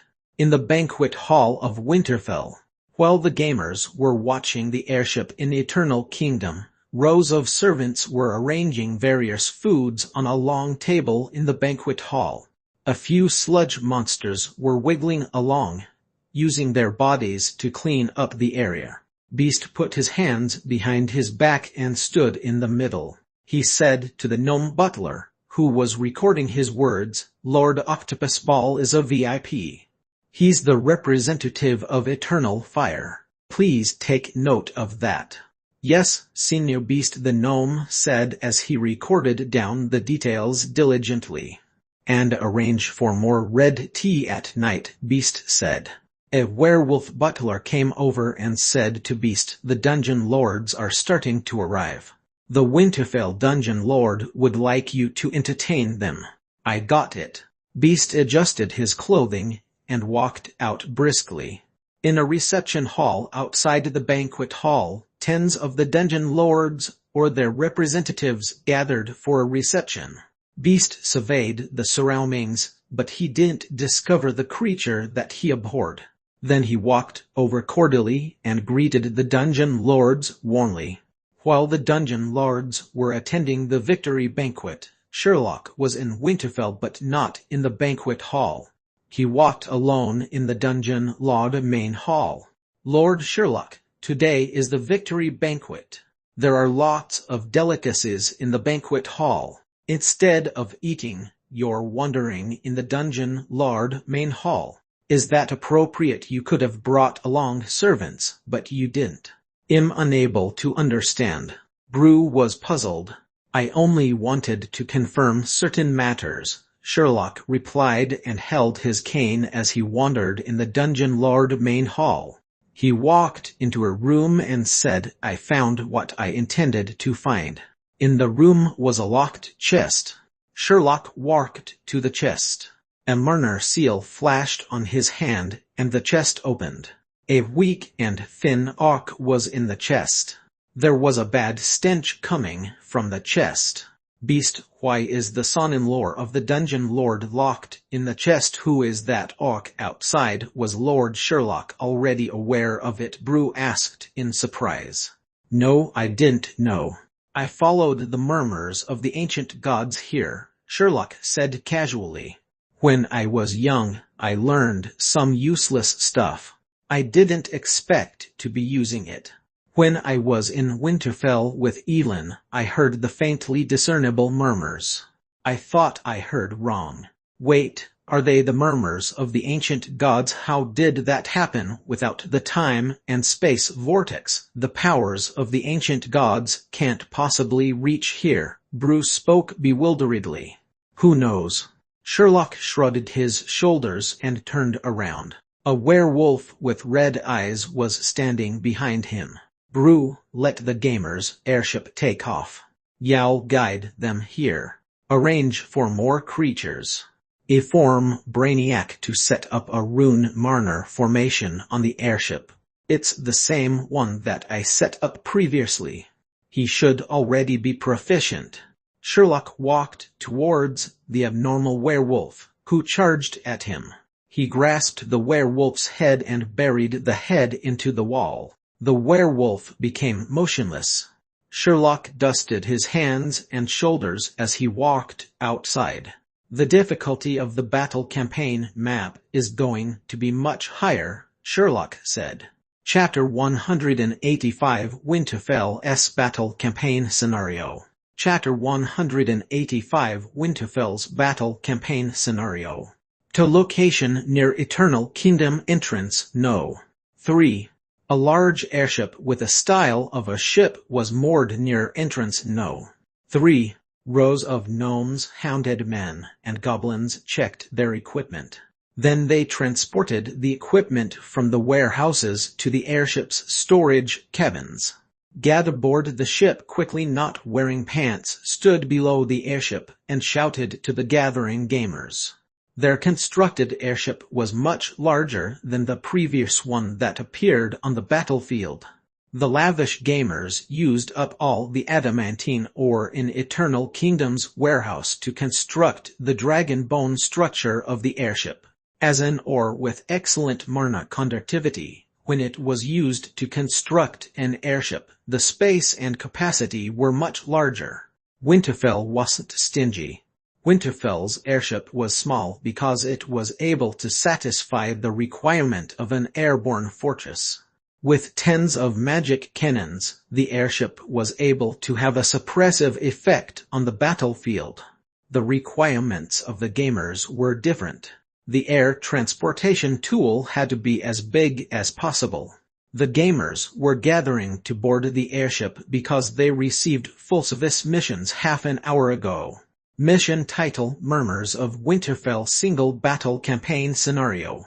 Mission description: Lord Sherlock discovered an unspeakable secret. The ancient gods may have infiltrated Winterfell warriors. The Underworld requires your help. Mission objective: activate the airship and navigate to Winterfell under Bruce's guidance. Complete the series of missions. 1.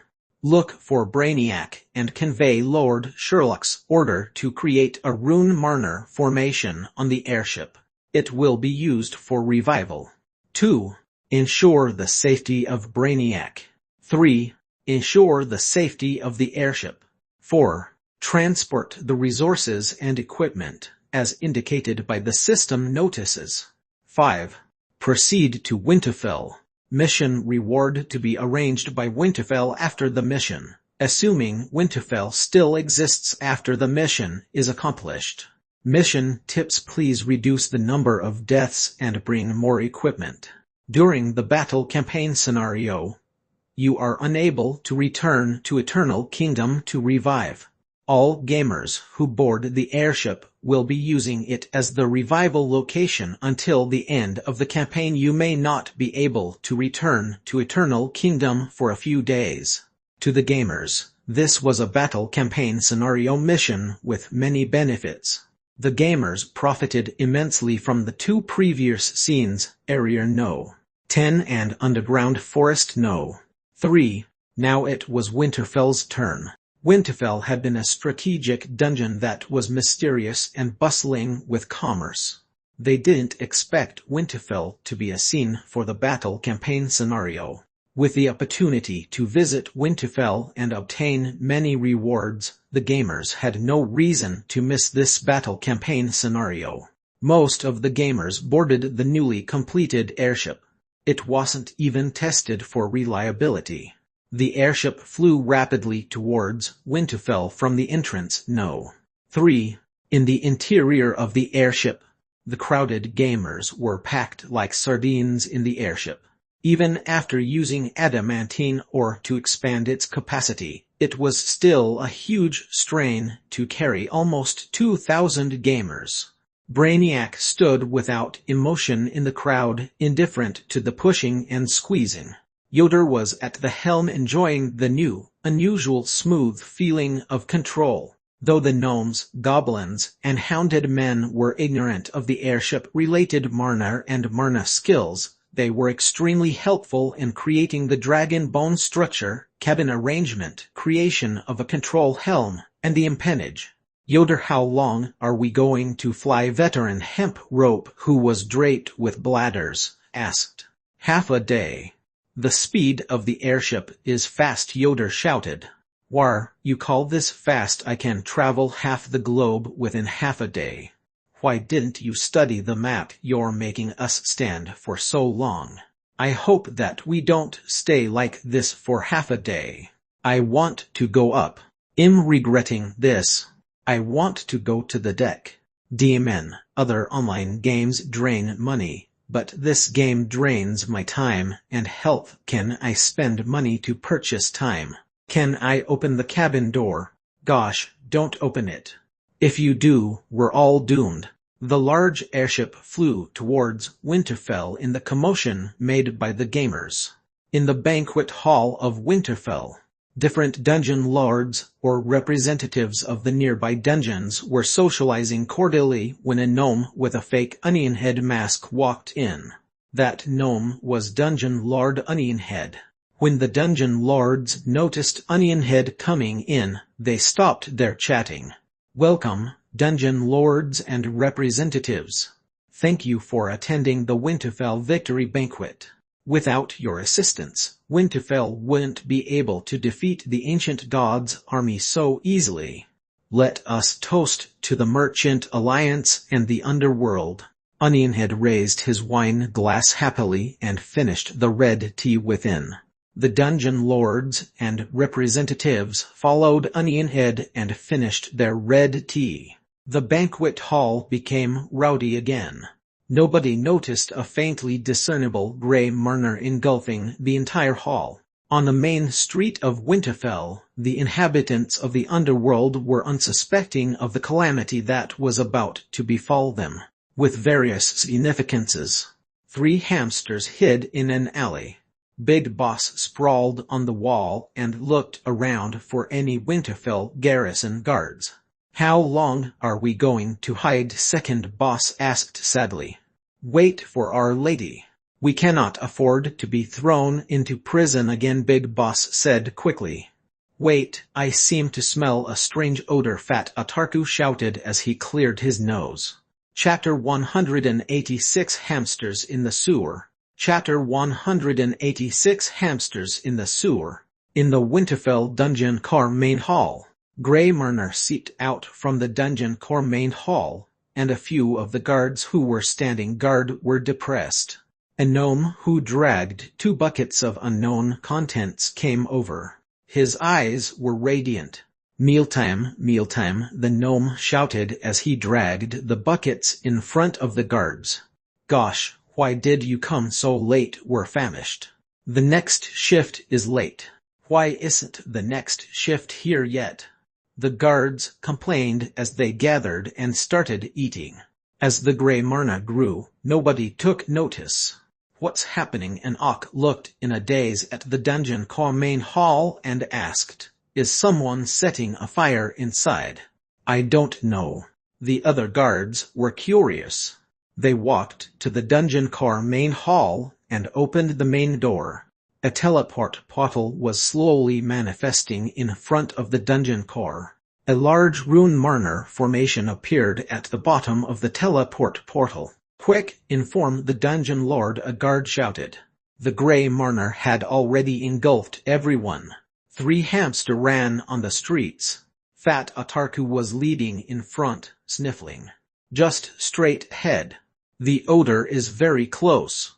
Big Boss and Second followed Atarku closely behind. The 3 hamsters ran to the entrance of a cafe. Fat Atarku looked like he recognized something. Are you hungry? Big Boss walked to Fat Ataka's side and asked in his helium voice. I'm indeed a bit hungry. No, that's Lord Sherlock's odor. He walked past here not long ago, Fat Atarku said confidently. Second Boss went over and leaned his nose towards the door as he sniffed deeply. The door opened and a box of food was thrown out. A sludge monster shouted, Don't stand at the entrance and obstruct my business. Go to the side and eat. The 3 hamsters grabbed the food immediately and kowtowed to the sludge monster. Then they walked to the side. No, it's not the time to eat. Let's continue to look for Lord Sherlock, Big Boss shouted abruptly. Fat Atarku finished half the box of food like a tornado. Then he sniffed with his full cheeks pointed in a certain direction and shouted, "That way."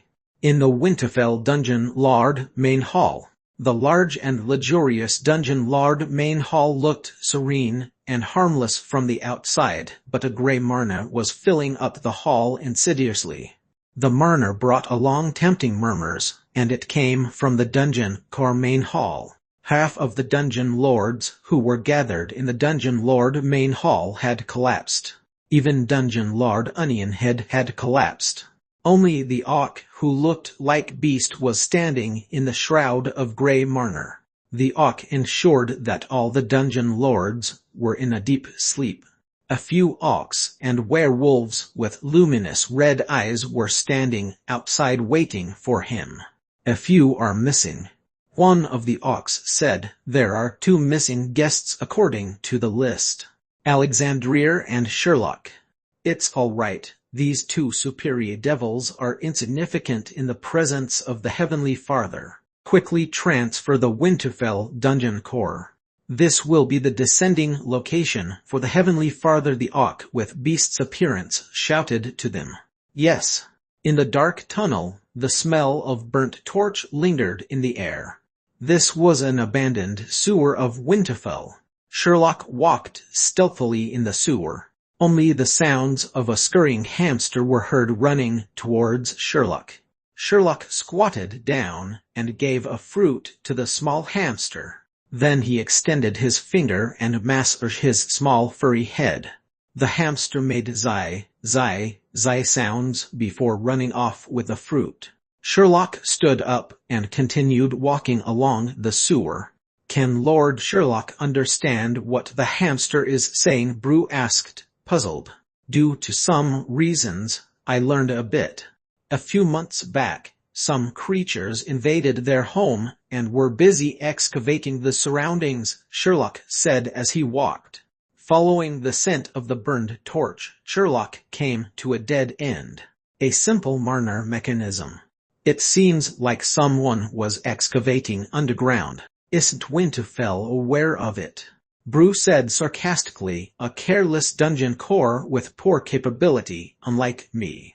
I obtained all information for Lord Sherlock.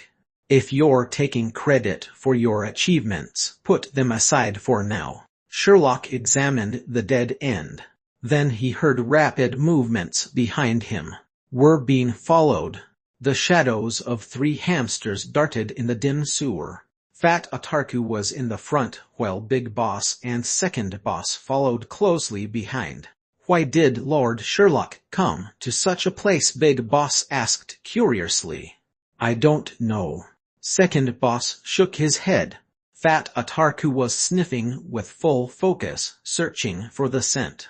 The 3 hamsters walked along the sewer until they arrived at a dead end. The scent of Lord Sherlock disappeared.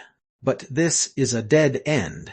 What shall we do?" "I'm famished. I can't pick up his scent." The 3 hamsters panicked. Then they heard movements behind the walls of the dead end.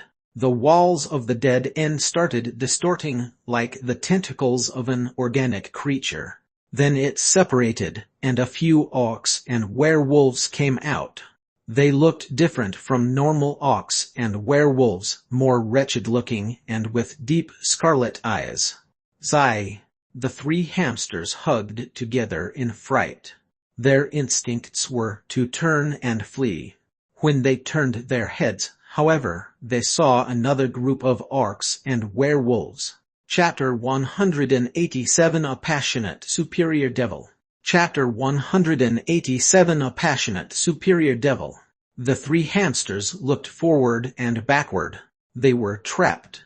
Big Boss straightened his fat body and shouted, "No matter what you're doing, recruit us. We can do many things."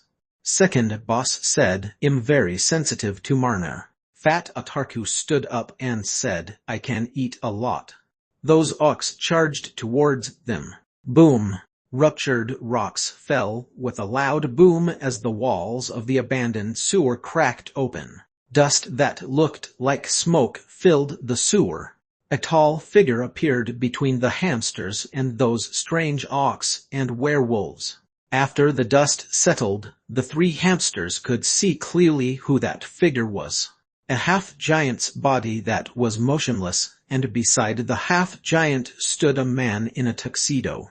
Dust settled on the man's shoulders and peppered the exquisite tuxedo with small speckles. "Lord Sherlock, we're saved. I can eat." The three hamsters shouted at Sherlock. Sherlock also noticed the three hamsters and was taken aback. He said, "Why are you here? Weren't you executed?" "Lord Sherlock, we escaped from prison. We didn't commit any crimes. The prison meals were delicious."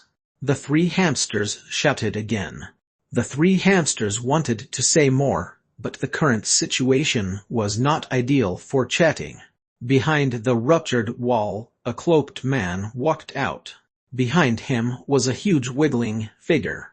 A large python followed the cloaked man, its bright red forked tongue emitting frightening hissing sounds, and its black pupils gazing at the hamsters as though they were delicious desserts. The cloaked man made hissing sounds as the large python wiggled its body and edged close to Sherlock. The python ignored the three hamsters as it raised its head and bared its sharp fangs. "Shucks!" The large python bit at Sherlock, but before the fangs touched Sherlock, a black figure charged and knocked the python against the wall. It was a black goat. The sharp horns penetrated the python's head and pinned it on the wall. Bright crimson blood flowed down the goat's horns, and the sewer was filled with a chilling stench. Aiming a sharp spear coated with bile at the night-howling Hades hound and spreading death as you walk. "He who possesses the strength of Samael, since when did you start helping the ancient gods?" Sherlock looked at the man in a long robe. "Superior devil, aren't you scared when you invoke the name of Satan?" The long-robed man quivered strangely, and his body continued to expand. "All of you decadent superior devils have long forgotten about the glory of the devils. Your act of aligning with order is more disgusting than those white-winged angels." The voice of the gray-robed man became more irritable. The cloak's cape was supported by a flat head. He had sharp teeth and a long, slender, scaly neck. The gray-robed man was transforming. Before long, a large python appeared before Sherlock. This was a python that was too large for a black goat to deal with. Sherlock raised his hand to call back the black goat. Then, he somersaulted and sat on the back of the goat. The three hamsters leaped on the goat and grasped Sherlock's clothing tightly. The black goat ran fast in the sewer with the speed of a Hades horse. The abandoned sewer quivered with the movements of the huge python, and hissing sounds reverberated in the sewer. Sherlock lay prone on the goat's back. Darkness wasn't his obstacle. Faint quaking came from underneath his legs. He pressed on both the goat's horns and stopped it from running. Right after, a large python broke through the ground and spat its forked tongue as it hissed and narrowed its eyes. "Lord Sherlock, let loose your killing murder. We are becoming its food." Sherlock wasn't in a panic, but the three hamsters behind him were screaming in fear. The black goat started running as the large python charged wildly behind. Sherlock gazed in a certain direction and maneuvered the goat. They reached the end of the sewer, which was a way to the outside. The large exit was blocked by a metal grill, but to a superior devil, it wasn't an obstruction. Sherlock raised his hand, and the metal grill distorted as though a hand was grabbing it. Then it was pushed out, and Sherlock charged to the desolate grounds outside. Behind him was Winterfell. The large python charged out behind as its massive body crashed and damaged the sewer. Sherlock didn't continue running. He stood his ground as though he was waiting for the snake. The large python came out from the sewer. It had a 100-meter-long and incredibly powerful body that made the ground quake with a slam. The large snake gazed down at Sherlock, then it bit at Sherlock. Sherlock raised his hand and clenched his fist, hammering on the head of the snake. Boom! The snake curled up in a bundle. The great force landed on the snake's head and made the snake crash against the wall. Cracks that looked like a tortoise shell started appearing on the wall. Then there was the booming sound of the wall's collapse. The large snake became motionless. Half of its face was missing, and the smell of blood permeated the air. Lord Sherlock Bald did 100 push-ups, 100 sit-ups, 100 squats, and 10 kilometers of running daily. "Aren't you a passionate baldy?" Brew asked, and then said, "No, I'm not insulting you, I'm complimenting you. I don't understand what you're saying." Sherlock dismounted from the black goat. The goat shook its head in a daze and bleated, then looked angry and ran off. The three hamsters went, surprised by Sherlock's actions. They gathered around Sherlock as though they were looking for protection. Above their heads, they heard faint rumbling sounds as a large shadow was cast on them. A large, strange airship appeared in Sherlock's view. The three hamsters gaped in astonishment as they gazed at the airship. They were impressed by the airship rather than Sherlock's defeat of the pythons. Brew, record the location. Let them transport the snake back. It's going to last Eggface for a long time, Sherlock ordered. Yes, Lord Sherlock. Wait, you let them fly the airship here just to transport the large python? The airship is crowded. It can't carry such a large python, Brew said with regret. No, I didn't know that there was such a large python in Winterfell. Sherlock frowned and pondered without saying a word. The large bat wings behind him extended out, and the three hamsters climbed up his clothing to his shoulders before Sherlock flapped his wings and flew towards the airship. Chapter 188 Very Good Luck. Chapter 188 Very Good Luck. The three hamsters were sprawled on Sherlock's shoulders.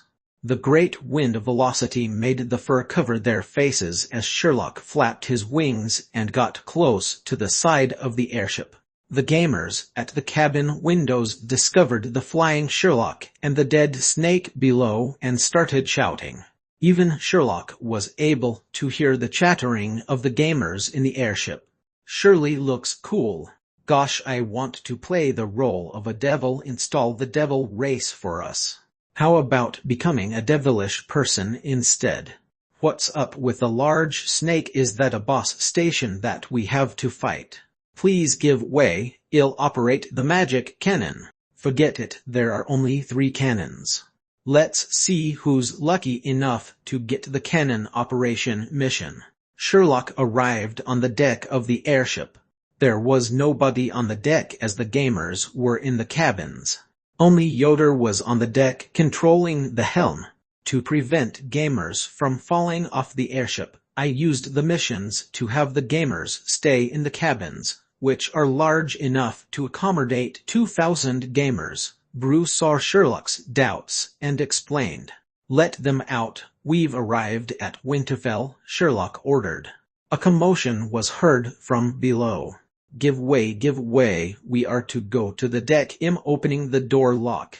Shucks, don't step on my toes.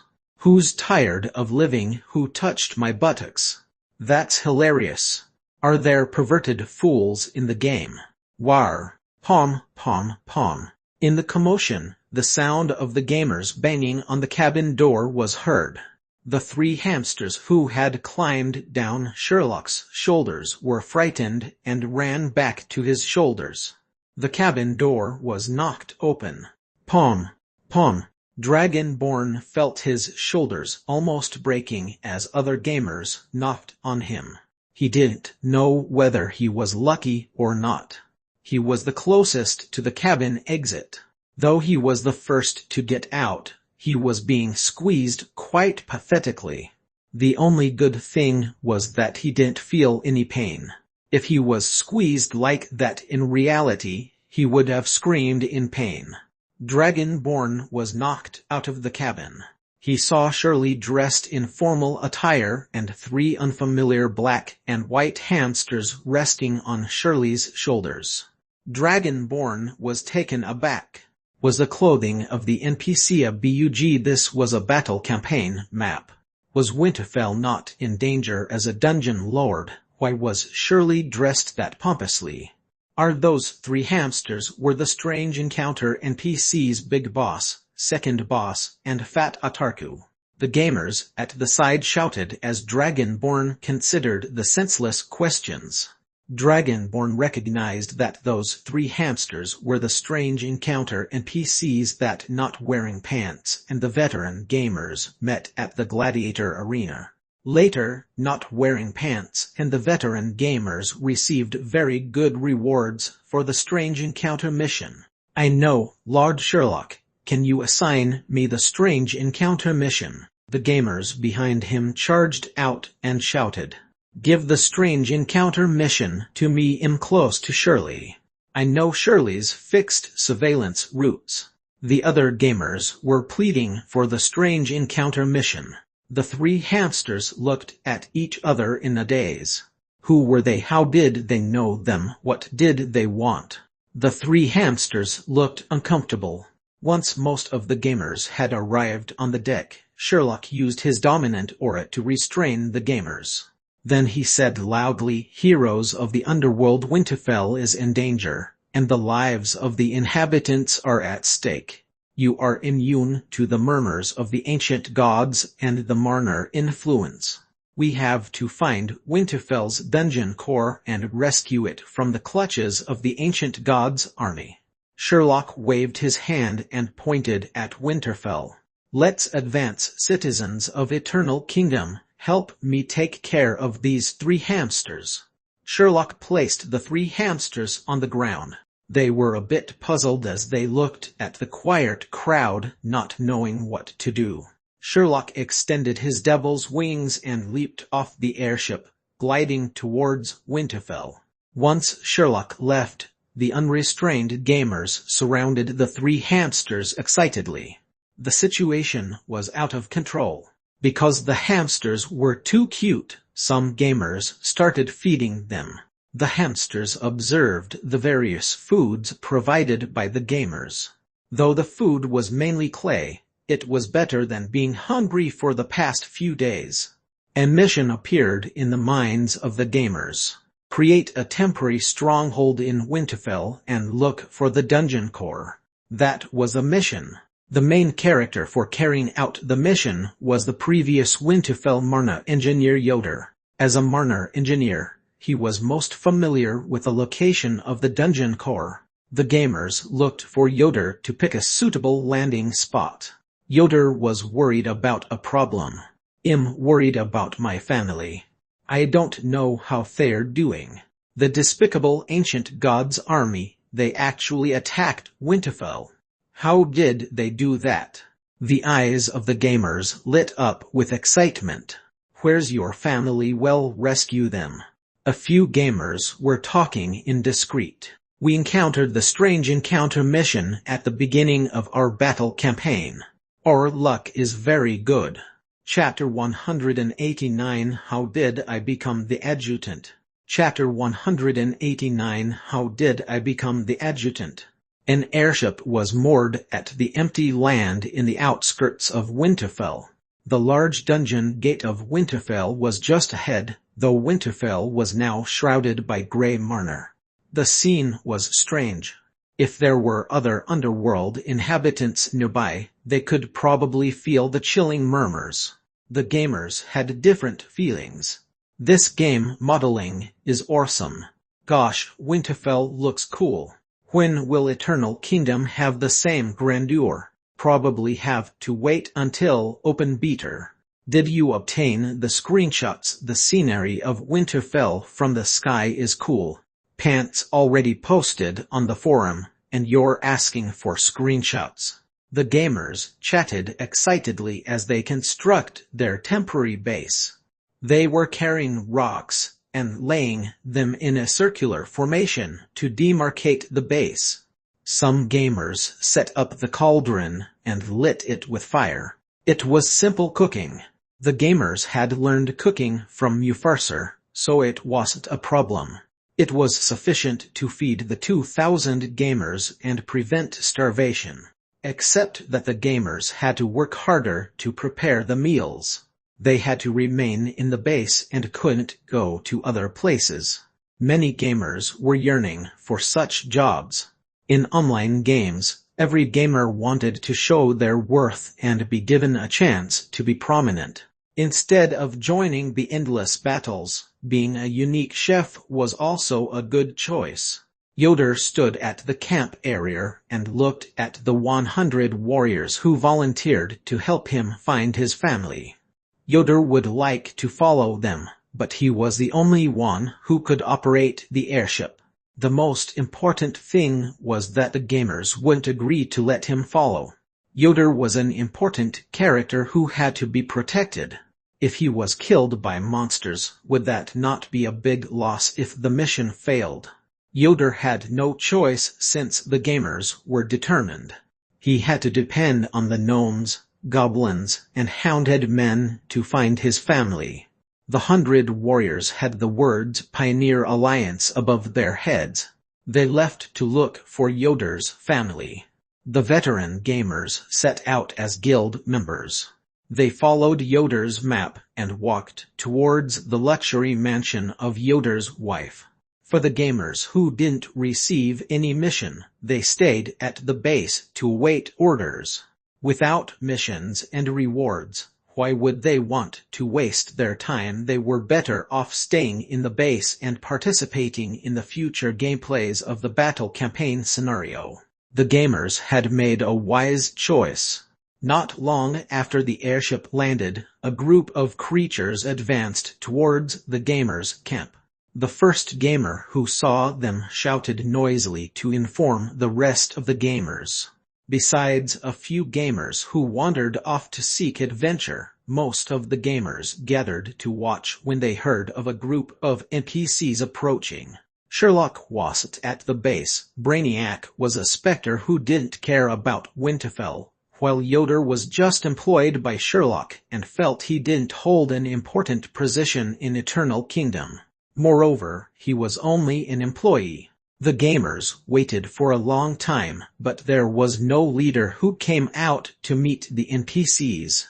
So the gamers waited enthusiastically at the base entrance to meet the NPCs. It was a group of well-equipped orcs who were in disarray.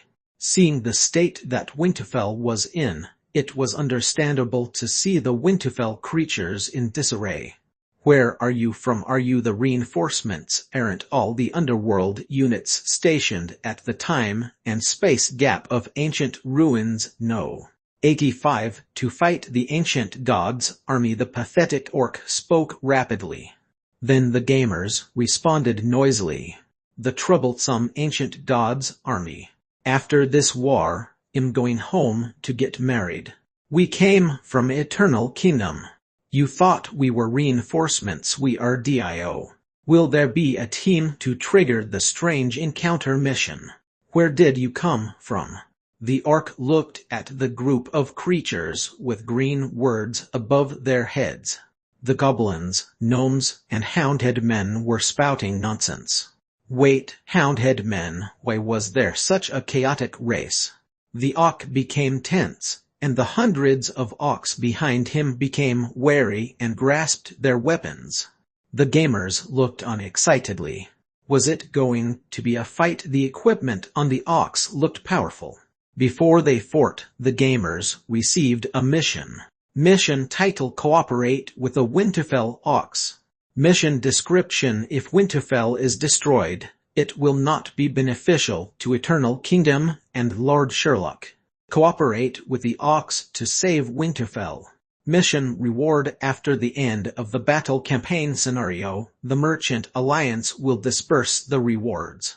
The gamers started discussing things with the orcs after they received the mission. The situation became messy. Wait a moment. While the gamers were making a racket, a group of gamers started shouting, "We are your allies, don't fight. Calm down, everyone, we have to arrange for a representative. We can't hear anything in this commotion. I propose myself to be this representative. Why am I not the representative?" The group of gamers became noisy again. The three hamsters ran over and captured the gamers' attention, and the gamers became quiet. The ox saw that the gamers had become quiet. Then they looked at the three hamsters. Though they were wary, the surrounding gamers didn't attack. There was a huge airship moored ahead with the magic cannons aiming at them. Could bandits have such equipment? The three hamsters came to join in the fun, but they didn't expect everyone to look at them. "Are the three of you the commanders? Are you the reinforcements?" the orc asked again. The three hamsters were puzzled. They had just arrived and didn't know anything. "I'm not." Big Boss shook his head. "I don't have." Second Boss shook his head. "Would you like to have some clay?" Fat Atarku carried a pile of clay and asked the orcs. The three hamsters went commanders. The orc shouted again, "It doesn't matter what you're doing, flee for your lives. Winterfell has been corrupted by the ancient gods. The dungeon core is now the power source for the chaos ancient gods. We're informing the Merchant Alliance. This place will become an abandoned dungeon." The orc became depressed. The gamers started to discuss excitedly. "This plot's awesome. After making a strategic dungeon, Winterfell is going to be abandoned. Every NPC has such an intelligent conversation system. The resources used are immense. So what if it's going to be an abandoned dungeon? Shall we salvage items from the dungeon? Is the development team running out of money? I want to see a Winterfell with millions of creatures." The orc looked at the gamers who didn't understand the severity of the situation. He shook his head and intended to leave with his comrades. When he was about to leave, a skeleton and gnome walked forward. They were Brainiac and Yoder. Beside them were a few gamers who received missions, which were to find Brainiac and Yoder and convey Sherlock's instructions. When Sherlock wasn't around, Brainiac would be the highest commanding officer and Yoder his adjutant. Yoder was bewildered.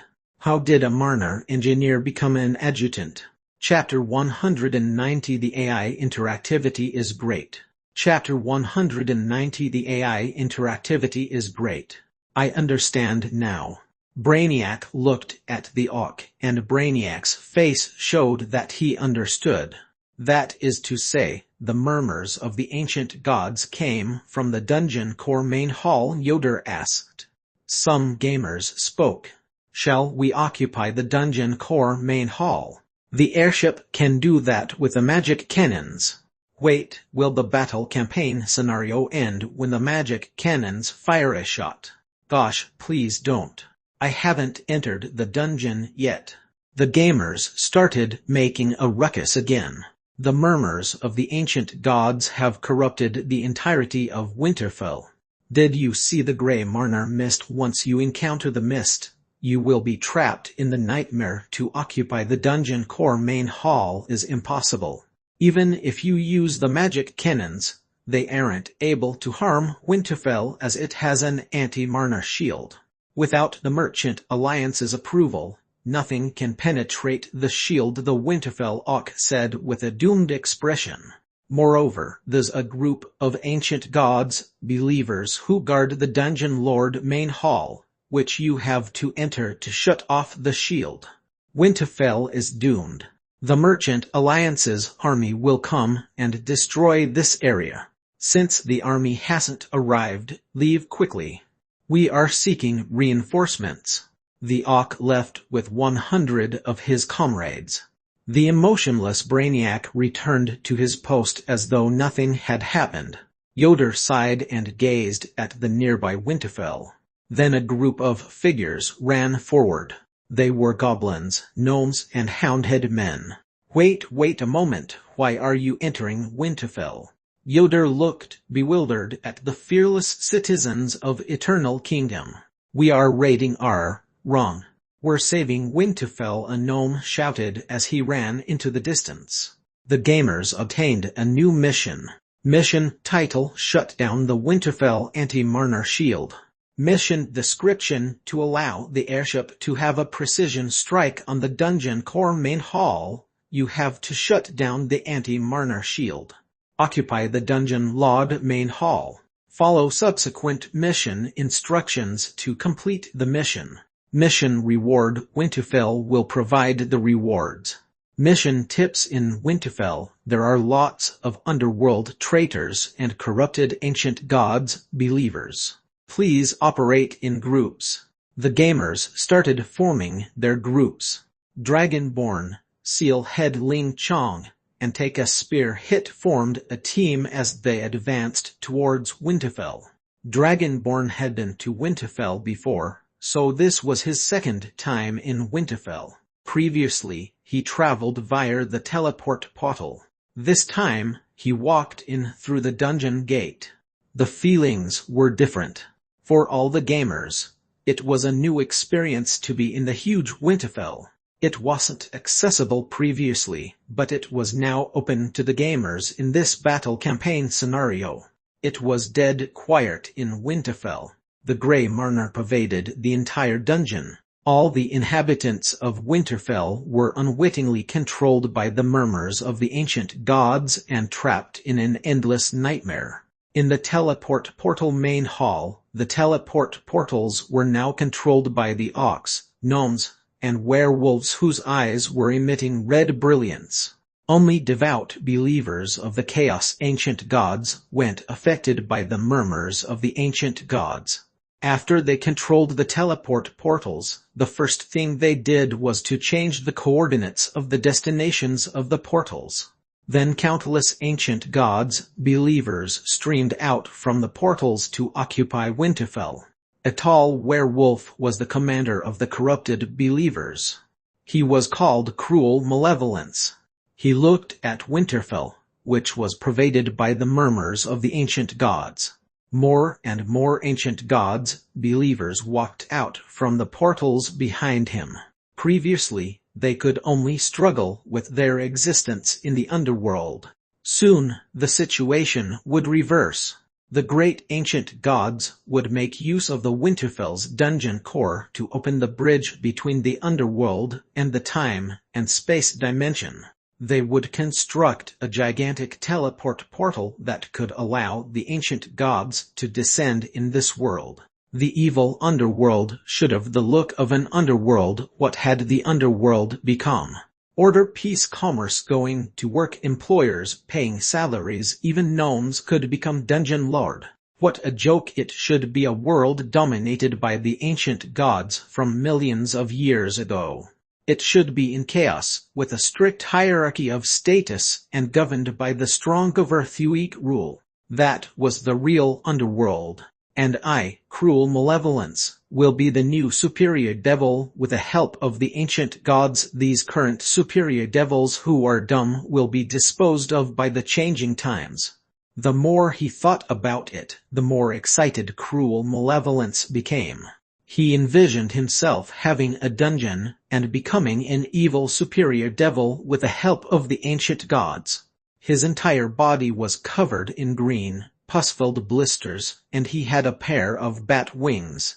He would have unlimited power provided for his use. He saw himself massacring others on the battlefield. Those decadent New Age devils knelt on the ground to plead for forgiveness.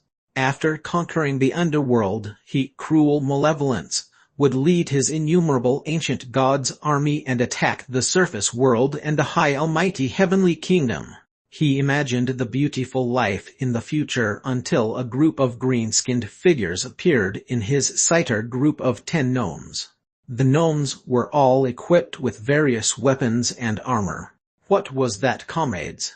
Cruel Malevolence was taken aback. He raised his hand and beckoned his ancient gods, believers, not to be rash. The group of gnomes also stopped in their tracks when they were 30 meters away. He could hear their conversation. Gosh, there are monsters here. Don't attract aggro. Let's go and get more gamers. Wait for me to grab some screenshots. Gosh, this scene is way too cool. There, that creature looks like an elite team leader. I'm nervous. Don't you panic. At most, well, die. Haven't you died before? Don't die. It's not easy for us to salvage good stuff. There are lots of motionless guards. The equipment is more than enough for you to salvage. The group of gnomes chatted enthusiastically.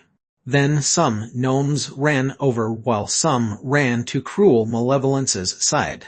One shouted and said, "Let me attract the aggro of the boss to see if I can get the alias Train King." His other gnome comrades shouted as well. "Shucks, you lousy dog. Don't sabotage us. Run. DMN, we won't form a team with you next time." Cruel Malevolence looked at the well-equipped gnome who had strange green words above his head. He was relaxed and turned to his comrades and shouted jovially, "This is hilarious. Y'all flee while I get a taste of the ancient god's army's power in close proximity." That gnome unsheathed his weapon, which looked common to Cruel Malevolence, and then hacked at him. The short sword hacked on the breastplate of Cruel Malevolence, but the sword didn't harm the armor at all. The gnome was stunned and said, "Gosh, the armor defense is so high, this is confirmed a small boss." Cruel Malevolence strangled the gnome single-handedly. To do so, he even had to bend his back. Cruel Malevolence lifted the gnome up. He was sure that the gnome wasn't an ancient god's believer. "Your world will be completely cleansed by me, you scumbags," Cruel Malevolence said with a malicious smile. He thought that the gnome would cower in fear, but the gnome's face was red from the strangling. He said with pleasant surprise, "Gosh, the AI interactivity is great." Chapter 191 Enemies Attack. Chapter 191 Enemies Attack. Cruel Malevolence was infuriated by the gnome. He applied pressure and broke the gnome's neck, then threw the body to the side. "Capture them, interrogate them." Cruel Malevolence was curious why these gnomes weren't affected by the murmurs of the ancient gods. These scumbags who had no respect for the ancient gods should be trapped in the nightmare after hearing the murmurs of the ancient gods. Only true believers weren't affected. Therefore, he wanted to capture these gnomes and interrogate them properly. These gnomes ran fast, but they couldn't outrun werewolves. Many werewolves pursued the gnomes. The gnomes saw that they couldn't escape, so they scolded their dead comrade before unsheathing their swords and engaging the werewolves that caught up with them. The gnomes were quickly killed by the werewolves. Only 3 gnomes survived, and they were full of blood and grotesque wounds when they were captured by the werewolves. The 3 gnomes were Leather Bear, Demon Realm Evil Kiss, and Very Normal Researcher. They were placed in front of Cruel Malevolence, after which they started chatting. "I should have followed the guild team. I won't follow the random teams in the future," said Leather Bear, who was bleeding profusely and had a broken arm. "Leather Bear, don't be angry. We won't form a team with that silly dude." Another gnome said, "We were sabotaged this time. Could that guy be from the Meat Vegetable Rice Alliance Guild? The more you mention it, the greater the possibility. He must be from the Meat Vegetable Rice Alliance to create trouble for Leather Bear." Enough. Cruel Malevolence roared, furious that he was being ignored. He gritted his teeth and growled. Cruel Malevolence gazed fiercely at the 3 gnomes and asked, "You pathetic scumbags. What devious ways are you using to negate the nightmare effects? Tell me quickly so that I can give you a painless death. Cruel Malevolence was very furious and threatened them. He expected them to cry and plead for mercy, but one of the gnomes' very normal researcher shouted, "Gosh, what's the situation? Am I being interrogated by the AI?" Another gnome said, "That's interactivity. It may be a strange encounter mission." Leather Bear said excitedly, "Really, the enemy AI will provide a strange encounter mission? Am I that lucky? What do we do? Do we defect?" "I don't know, let's see what the werewolf says." The three gnomes disregarded Cruel Malevolence and chatted. Cruel Malevolence reached out and grabbed Demon Realm Evil Kiss. He bared his fangs and bit on Demon Realm Evil Kiss' neck. After tearing his neck, Demon Realm Evil Kiss became a bloody mess. Then he remained motionless after being thrown to the ground. Very normal researcher lowered his head and looked at Demon Realm Evil Kiss, who was covered in grotesque wounds. He thought deeply and asked, "How did this game pass the censorship board?" "Stop spouting nonsense, otherwise you'll end up like him." Cruel Malevolence interrupted their chatting. He grabbed a gnome and asked, "Tell me, how did you negate the effects of the murmurs of the ancient gods?" "Negate the effects? Perhaps because we're the heroes of the underworld. We're the chosen ones," the gnome shouted. He was thrown to the ground after his neck was broken. Only Leather Bear was left. Cruel Malevolence grabbed Leather Bear, who thought about the immersive nature of the game as discussed by the veteran gamers in the forum. In order to propagate the plot, she had to pretend to be a native in the game. She replied, "That's Marner. I don't know Marna." "Marner, perhaps it's a superior devil," Cruel Malevolence muttered, and Leather Bear shouted, Yes, my dungeon lord is a superior devil, surely." "No, he's Lord Sherlock, the ruler of Eternal Kingdom." "Sherlock? I've never heard of that name." "How many of you?" Cruel Malevolence asked. "About 2,000. We're making camp outside the northern gate of Winterfell." Leather Bear was afraid that Cruel Malevolence might kill her, leading to the strange encounter mission being lost, so she divulged the information. Only 2,000. "You're overestimating your abilities," Cruel Malevolence said sarcastically. Then he ordered his subordinates, "Bring 1,000 troops and destroy their camp." Soon, the werewolves and orcs left in the direction of the northern gate.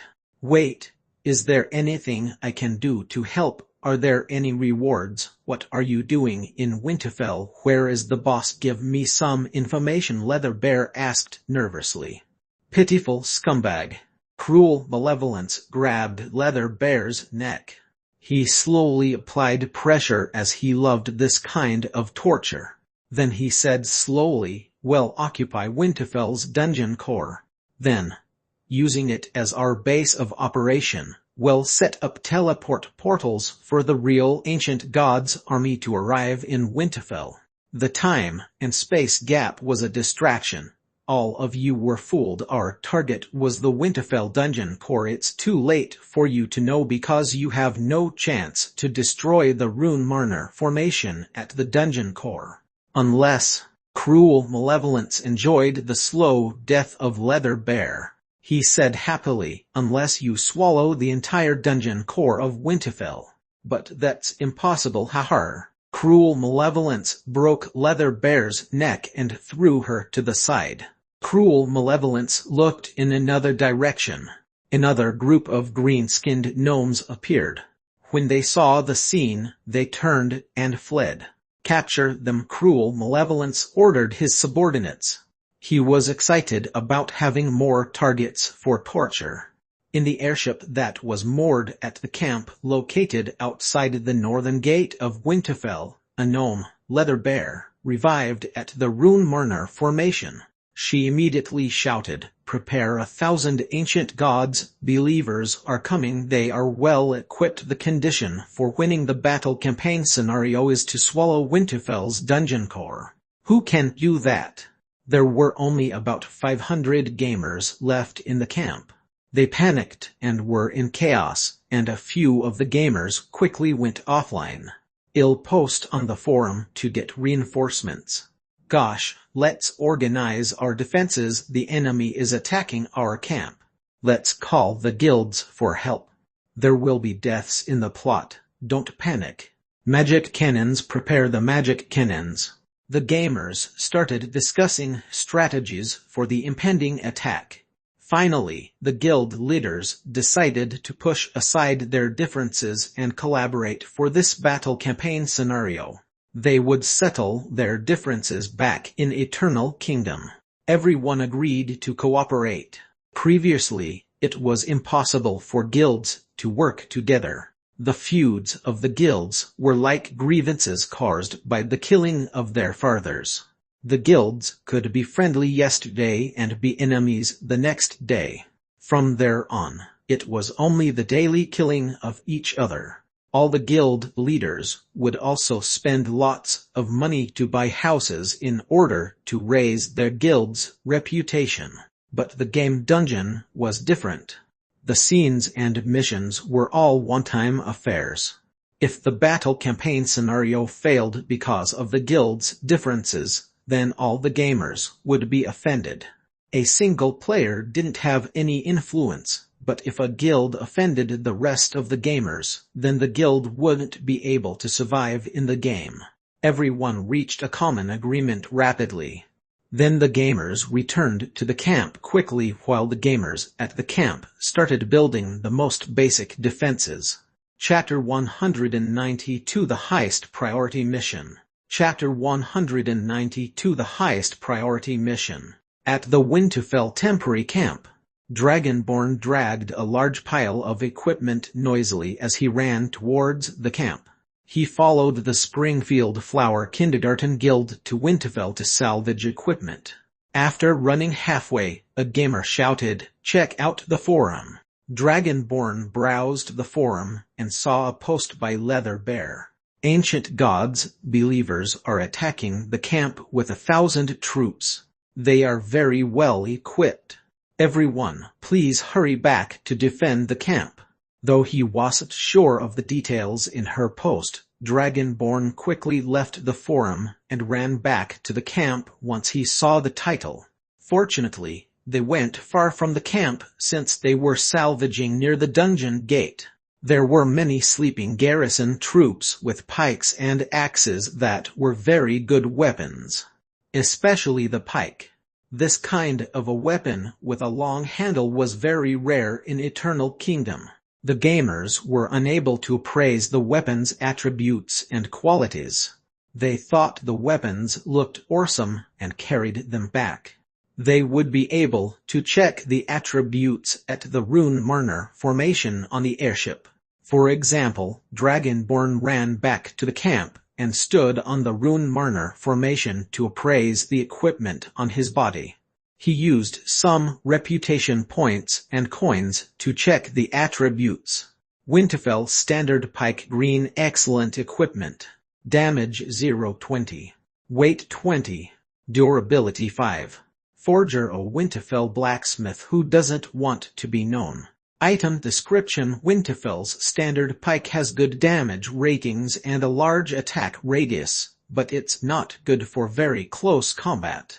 Equipment requirement: Dungeon Eternal Kingdom, Reputation Level 2. Winterfell Garrison Guard Captain's Long Sword, blue, superior equipment. Damage 0-30. Weight 20. Durability 10. Forger, a Winterfell blacksmith who doesn't want to be known. Item description: the weapon of the Garrison Guard Captain. The quality is very good. Equipment requirement: Dungeon Eternal Kingdom, Reputation Level 3. Most of the armor was for the orcs, so the armor had to be reforged to be used. Their quality was very good though. Dragonborn changed his weapon and placed the salvaged equipment from the garrison troops on the airship. Then he followed the gamers to the front of the camp to defend against the first wave of attack from the ancient gods' believers. It wasn't the first time the gamers participated in this troop battle. Though they were badly beaten at Area No. 10, they had progressed from random charging to the current troop formation. Though the formation was ugly, with clustering, their killing efficiency would be higher. The gamers didn't want to die and revive repeatedly. Who didn't want to have an enjoyable game experience? Only a small number of gamers liked to be killed. There were gamers who were carrying equipment at the dungeon gate and running back to the camp. The gamers were occasionally summoned back on the airship. Then they ran half-naked to the cabin to equip themselves with new equipment by paying reputation points and coins. They were the gamers that ventured deep into Winterfell and were killed. The 1,000 ancient gods, believers whose eyes were shining with red brilliance charged from the Winterfell gate. A battle between the ancient gods, believers, and the gamers was about to begin. In a large manor at the outskirts of Winterfell, Not Wearing Pants and his group completed the mission assigned by Yoder. Then they accepted a new mission. The details were as follows. Greetings, we're not bandits. Your husband, Yoder, assigned us to find you. Where are your 31 kids? Winterfell isn't safe. Come to our camp for your safety. What 20 of my kids are in the Winterfell kindergarten? I have to save my children. Don't worry. Give this mission to us. Right, what are the rewards? Winterfell is very dangerous, and it's not safe for us to enter. If there are no rewards, it's hard for us to risk our lives. I can provide magic stones. Is 100,000 magic stones enough? I can give you the magic stone card without a secret code. Ding! Congratulations on triggering the hidden mission Gnome Mother's request. The priority is the highest. Please complete this mission first. After completion of the mission and submission of the magic stone card, everyone will be rewarded a blue superior equipment and a purple legendary equipment. Gosh, well set out now. Do you have pictures of your kids? Yes, this is our family photo. After the veteran gamers obtained the family photo and a detailed map of Winterfell, they entered Winterfell from the nearest gate. Before completing the mission, Not Wearing Pants browsed the forum to check the current situation. Many gamers had entered Winterfell to look for treasures. There were gamers who posted on the forum to earn experience points. Though Not Wearing Pants didn't enter Winterfell, he was able to understand the situation in Winterfell from the posts. Not Wearing Pants was right. He got to know the situation in Winterfell after browsing through the forum. A group of ancient gods, believers appeared in Winterfell.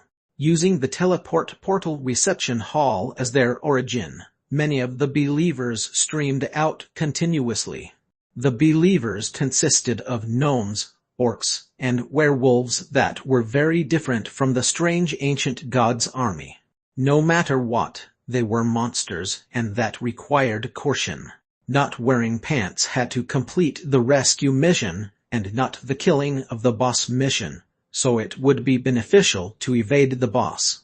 After formulating their strategy, the gamers followed the mission tips and set out for the kindergarten Winterfell Gangleader Kindergarten. There was chaos, fresh blood, and bodies filled with grotesque wounds. In the camp at the northern part of Winterfell, an intense battle raged.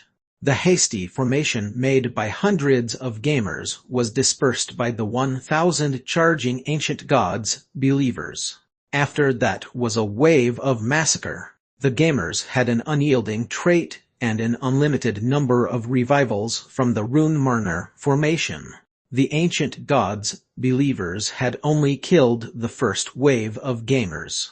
The gamers who wanted to fire the magic cannons were prohibited by the system.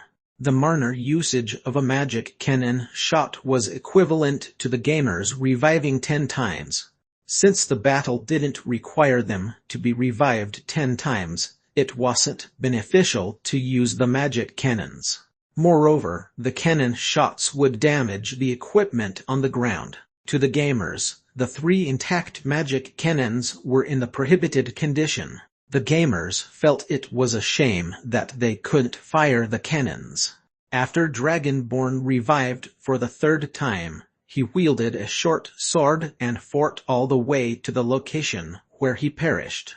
The Winterfell garrison guard captain's long sword was on the ground.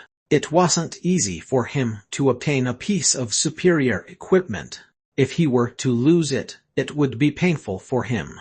Dragonborn stabbed an exhausted orc to death. Then he did a roll and evaded a werewolf's attack.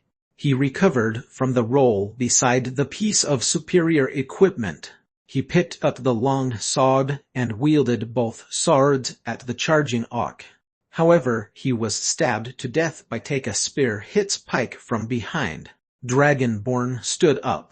The battle was coming to a close. The ancient gods, believers, had dwindled in numbers. With heavy casualties, their combat power became very weak. Chapter 193 Scouting for Intelligence. Chapter 193 Scouting for Intelligence. On the battlefield were corpses of 1,000 ancient gods, believers. The gamers were salvaging the battlefield happily. A group of gamers was stripping the equipment from the ancient gods, believers. Most of the equipment was green excellent equipment, but the quality was varying, unlike the Winterfell's standard equipment, which was like school uniforms that had a fixed quality.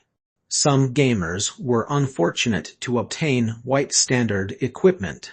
Shucks, 3 pieces of white standard equipment are the ancient gods, believers that poor. Take a spear hit through the equipment to the ground. It wasn't easy for him to bring back the 3 pieces of equipment, and they looked cool, but they were white standard equipment. This was no longer a matter of luck. He felt he was being blacklisted by the gamer producers. I have a piece of white standard equipment. Sealhead Ling Chong consoled him. But you have 2 pieces of superior equipment, Seal. You're inhumane. Take a spear hit, shouted at Sealhead Ling Chong. Dragonborn watched both of them bitter. Then someone shouted from nearby, all the guild leaders, please come for a war conference. Who's our guild leader? Take a spear hit asked. Gosh, you don't know who our guild leader is, Sealhead Ling Chong said, slapping Take a Spear Hit's head. Wait a moment, let me check the guild website. Sealhead Ling Chong was taken aback. He looked at Dragonborn and said, the guild leader is you. Me. Dragonborn was stunned. Dragonborn had unwittingly become the guild leader of Springfield Flower Kindergarten. The original guild leader was employed by Dragon Rarger's guild leader because he was very capable. So the previous guild leader brought his loyalists over to Dragon Rarger and passed the guild leader position to Dragonborn. Dragonborn became the guild leader of the 30-member guild and attended the war conference. The contents of the war conference went complex. Those guild leaders who were good at writing posted the details of the war plan on the forum. They were surveillance, tempting of the enemy, target confirmation, the siege of the enemy to entice enemy reinforcements, bluffing to full-scale attack, and enticing the enemy to attack into deep territory type of tactics. A total of 36 tactics and tens of war plans were posted. To the guild leaders, this kind of war was too simple. But it was a good beginning. Each guild leader gathered the gamers under their guild. As for other gamers, they would be asked to join in. For the gamers who weren't interested, there was no point in forcing them. After a series of discussions, they decided to act according to Leatherbear's suggestion to scout for enemy intelligence. Cruel Malevolence sat outside the Winterfell teleport portal main hall. The teleport portals behind him were still open, but the number of believers that came out from the portals had dwindled. They had about 10,000 believers, which were gathered from locations near Winterfell. To prepare for the return of the ancient gods to the underworld, they made ample preparations. With the opportunity of the time and space gap at ancient ruins No. 85, the ancient gods' army enticed all the underworld's troops and controlled most of the dungeon lords and representatives, including some noble devils. Most of the combat power of the other dungeons was focused on the front line and for the repair of the time and space gap. Cruel Malevolence imagined that once he occupied Winterfell, which was to become the ancient god's stronghold, he would invade the northern underworld and become the new superior devil. He would be the great marshal of the ancient god's army and lead the army to cleanse the weight. What was that? Cruel Malevolence stood up and looked at the corner of the distant street. A few half-naked gnomes walked towards him, and there was a hounded man. Who would expect Winterfell to have hounded men? They were neither fearful nor affected by the murmurs of the ancient gods. Were they believers of the ancient gods? Cruel Malevolence couldn't be sure whether a hounded man could be a believer, but once they got close, he was sure they weren't believers. Capture them, Cruel Malevolence ordered. This was the third wave, and they were unaffected by the murmurs of the ancient gods.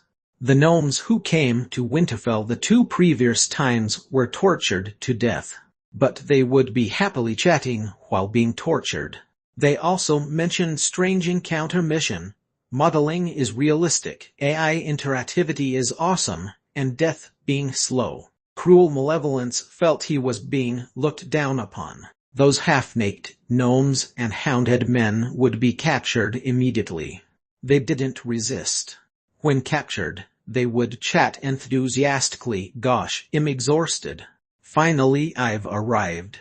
Bro, why aren't you salvaging equipment? Why are you here trying to trigger the strange encounter mission? Yes, Leatherbear triggered a strange encounter mission, and her reputation level upgraded by a level. She also received other miscellaneous rewards. So I want to scout for intelligence too. 666. Fortunately, it's all AI. The game is free and making losses. At least, you're making good progress in the game. Why are you laughing? Aren't you making progress in the game? A few gnomes and a hounded man chatted jovially. Cruel Malevolence raised his hand and killed the hounded man, whom he thought had the lowest intelligence. He didn't give the hounded man a chance to speak. The gnomes were shocked. They looked at the werewolf for a long time before a gnome laughed out loud. DMN, this is cracking me up. Is this game that realistic? Is the NPC discriminating against the hounded man? The gnome had just finished laughing when he was killed by Cruel Malevolence. 2 gnomes started laughing too while the rest tried to restrain their laughs while maintaining their expressions of suffering.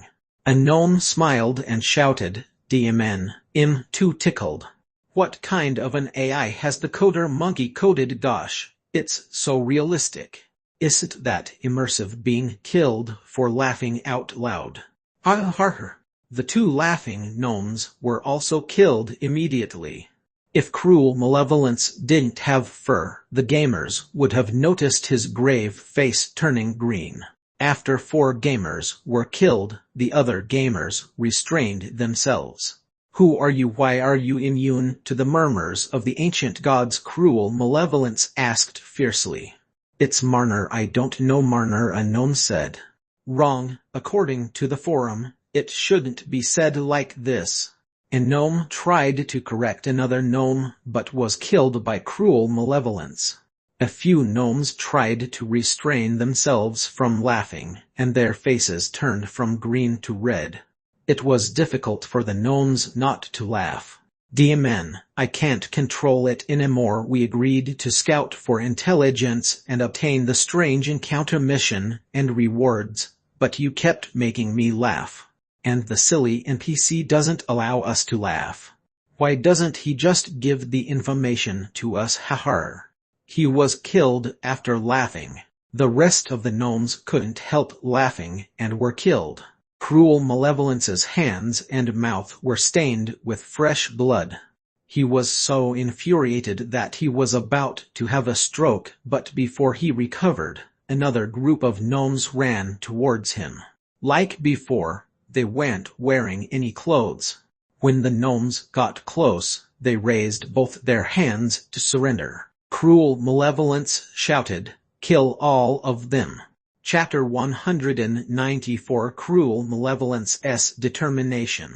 Chapter 194 Cruel Malevolence's Determination. Cruel Malevolence killed all the gnomes, goblins, and houndhead men that he saw. But these creatures were like pests that infested the entire place. At every interval, a group of half-naked creatures would run to him and shout various things. "Don't kill me, I promise I won't laugh, haha, I can't help it. DMN, we trained for so long not to laugh." All were killed by Cruel Malevolence. Cruel Malevolence felt he was insulted by the same group of creatures. They would run to him half-naked and ask to be captured. After being captured, they would defect and claim to be ancient gods, believers, but they weren't believers. They even tried to obtain information from him. The most despicable thing about them was that they spoke nonsense, then they would laugh hysterically. Even if their comrades were killed and Cruel Malevolence used the most sadistic methods against them, they couldn't stop laughing. Those ha-ha laughs were like ridicule against Cruel Malevolence's ignorance. Why were they not afraid of death? Did he not kill a few hundred of them? Why were they immune to the murmurs of the ancient gods? Was it really Marner? Why did the 1,000 believers not return? Cruel Malevolence was worried about the 1,000 ancient gods, believers, but there was no news. Cruel Malevolence couldn't help thinking that they had perished. Wait, could those creatures who were always laughing and wanted to be captured be bait that released false information? Perhaps there were 20,000 enemy troops instead of 2,000. Cruel Malevolence became more worried. Logically, there shouldn't be 20,000 enemy reinforcements near Winterfell. However, the numerous creatures that came to be killed made Cruel Malevolence very anxious. The worry was short-lived. The gamers tried many times to obtain information, but it was in vain. Besides seeing the countless believers occupying the teleport portal main hall, there was no other intelligence.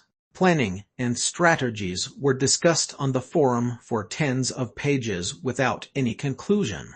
The keyboard warriors' tactics were just empty theories.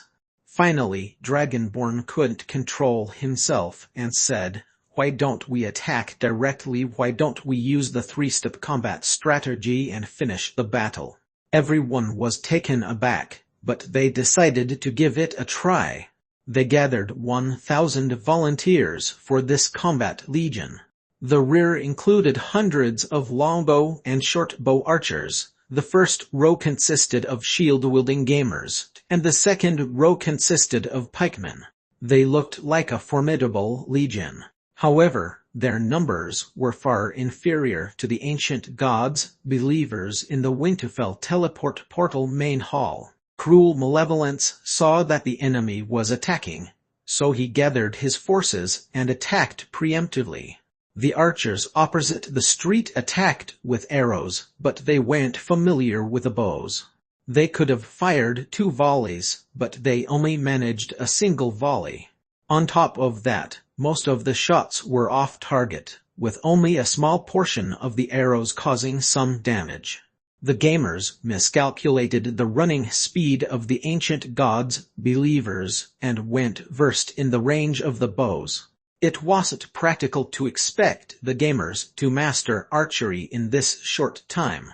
The ancient gods, believers, charged at them. Cruel malevolence saw that it was a one-sided massacre and smiled cruelly. Yes, massacre, bloodshed, and grotesque deaths. The battle ended in less than an hour. They only suffered slight casualties, but the ancient gods, believers, were shocked by the 1,000 gamers who could move freely even though they were subjected to the murmurs of the ancient gods. All the gamers were eventually annihilated. Cruel malevolence waved his hand. He decided to lead 2,000 of the ancient gods, believers, to attack the camp located at the northern gate. If the 1,000 gamers were the last batch of resistance, then cruel malevolence would be able to exterminate the despicable laughing goblins, gnomes, and hounded men. The group of ancient gods, believers, set off immediately. On the way, they encountered the strange goblins, gnomes, and hounded men. They would ransack chests, counters, and trash cans. Each of them was laden with equipment. They would also drag the Winterfell inhabitants who were trapped in the nightmare into small alleys, the side of the streets, or the shops. When they saw the 2,000 ancient gods, believers, they weren't afraid. They would even gather and watch while shouting, "Gosh, the NPC Legion is attacking. Post it on the forum. A new wave of benefits and equipment is coming." Shucks, is that the commander of the ancient gods, believers, mentioned on the forum? Yes, that's the werewolf, the strange encounter NPC. The goblins and gnomes were captured and tortured to death, but they were still smiling merrily. There were some gnomes who hid in the shops and fired arrows at Cruel Malevolence and his troops. Cruel Malevolence didn't understand why they went counting their blessings when he didn't attack them. Instead, they revealed their locations by jumping out. Some even shot arrows at him. Cruel Malevolence captured the gnome that was hidden in the shop. He ignored the gnome's ugly face and strangled his throat viciously. Why did you shoot the arrows at me? If you stayed hidden, you wouldn't die. Tell me the reason why." The gnome was suffocating, and his bones cracked, but he smiled and said, "Wow, the game interactivity is so awesome. I thought they were bluffing. I'll create a post on the forum after I die." Then the gnome perished. Cruel Malevolence wailed in pain and led the ancient gods, believers, to charge in the direction of the northern gate. He had to kill all of them. In Winterfell, which was shrouded in grey marner, a tall figure wasn't affected by the murmurs of the ancient gods. He walked on the street and stared at a 3-story building. This was a location far away from the dungeon car main hall and the dungeon lord main hall. Compared to other places where there were nightmare-infected inhabitants, there was nobody around. Sherlock stood in front of the building. He pinched his chin as he walked one round and muttered, "This should be the place." "Lord Sherlock, why didn't you join in the exciting battle and do some plot killings and plot animation instead? You're wandering around in Winterfell for such a long time. What are you looking for?" "Are you looking for the Winterfell bank?" Brew asked, puzzled. "Finding the source," Sherlock said. "There are so many ancient gods, believers in Winterfell, and even the dungeon core was corrupted. I don't believe that the sealed ancient gods have the power to affect the underworld." "You are saying that someone planned everything?" Brew asked. "That's right. The murmurs of the ancient gods didn't appear initially at the dungeon core. If it originally started in Winterfell, the believers wouldn't make the abandoned sewers their stronghold or excavate the sewers to create their base." Sherlock walked up to the building and placed his hand on the door. He said, using the time and space gap of ancient ruins, "No. 85 to connect the location of the ancient gods' army They enticed all the troops of the dungeons to the time and space gap. Then they occupied the Winterfell dungeon core. I suspect that it wasn't an accident for the gap to occur at ancient ruins, no. 85. It was pre-planned. They pushed all the blame on the Black Dragon's appearance. Even without the dragon, they would use other reasons to create the false impression of an accident to prevent suspicion. Oh, this is a long-term plan. The creature who was able to open up the time and space gap and spread the murmurs of the ancient gods must be extremely powerful, Bruce said thoughtfully. Who knows? Marner ripples emanated from Sherlock's hand. The Marner shield on the outside of the building rippled twice and vanished, and Sherlock opened the main door and entered briskly. Chapter 195 I feel you are timid. Chapter 195 I feel you are timid. Cruel Malevolence felt he hadn't awakened from his sleep, so he was feeling emotional. Not long before, he was still standing at the teleport portal reception hall, imagining himself as a dungeon lord and a transformed superior devil with pus-filled blisters. Soon, he was harassed incessantly by many goblins, gnomes, and hounded men. They weren't affected by the murmurs of the ancient gods, and they spoke like nutcases. When 1,000 fully armed creatures who weren't affected by the ancient gods appeared and were killed, the ego of Cruel Malevolence exploded. He charged towards the location of the Winterfell Northern Gate with 2,000 of his troops. Then there were none.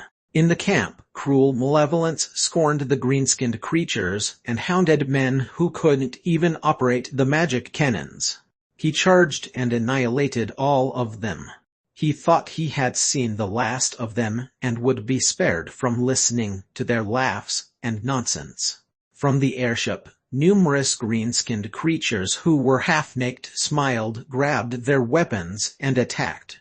Were they reinforcements, perhaps? But Cruel Malevolence would just kill them as usual. The second wave came and was killed, the third wave wiped out, the fourth wave destroyed the fifth wave. Something wasn't right. The airship looked huge, but it was only reasonable for accommodating 3,000 to 4,000 creatures. How could it accommodate that many creatures? He had encountered at least 10,000 creatures. Like torrential waves, the continuous streams of half-naked green-skinned creatures wore down the ancient gods' believers. Cruel Malevolence noticed something wasn't right. After slashing a wire goblin, Cruel Malevolence started to retreat while fending off his enemies. He intended to escape the battlefield. The green-skinned creatures charged at him excitedly. They knew that the werewolf in superior equipment was the commander. Cruel Malevolence fled with his werewolves, who had fast running speed. They escaped, leaving the orcs behind to be engulfed by the endless stream of green-skinned creatures. He heard them shouting, "Chase after them, the boss is escaping. Don't chase the boss, we can't catch up with them. Kill the monsters, they have equipment. Aim for the legs, what are the archers doing? Shoot at the legs. DMN, which archer hit me? Shot." After that, Cruel Malevolence escaped and no longer heard any shouts. He returned to the Winterfell teleport portal main hall with hundreds of panting werewolves. Then he organized his defenses. Before the Winterfell dungeon core transformed, he had to guard the teleport portals, which were the only way for his troops to arrive. However, the rate of replacement of his believers was inferior to those of the green-skinned creatures. He was no longer relaxed. He was sure that the creatures outside the northern gate were inexperienced, but they were fearless, in large numbers, and unaffected by the murmurs of the ancient gods. If he wasn't confident that they were non-believers, Cruel Malevolence would have believed he was fighting against the ancient gods' army. Cruel Malevolence didn't expect that the streaming green-skinned creatures would charge at him when he had only just returned. Cruel Malevolence grasped his weapon tightly. No matter what, he had to persist and defeat these terrible green-skinned creatures. For the ancient gods. When the gamers and the ancient gods, believers, were embroiled in combat, the veteran gamers had arrived at Winterfell Gangleader Kindergarten, according to the map. They looked for Yoder's kids based on the family photo.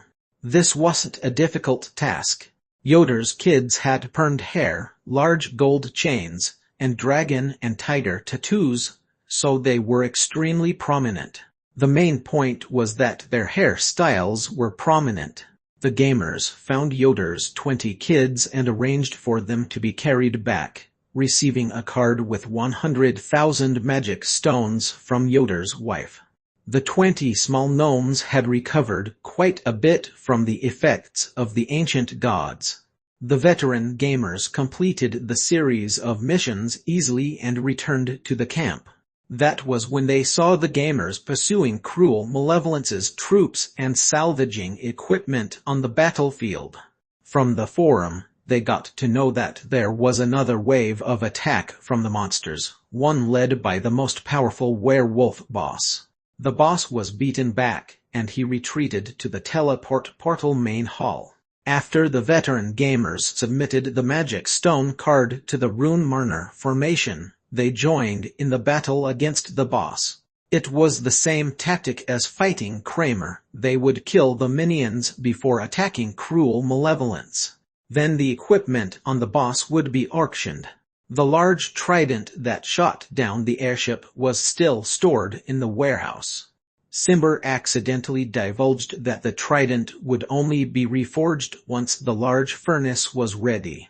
Incited by the prospect of obtaining Cruel Malevolence's equipment, the gamers were in high morale. They launched another fierce attack at the Winterfell teleport portal main hall. Sherlock walked into a dark room, his superior eyesight allowing him to see clearly.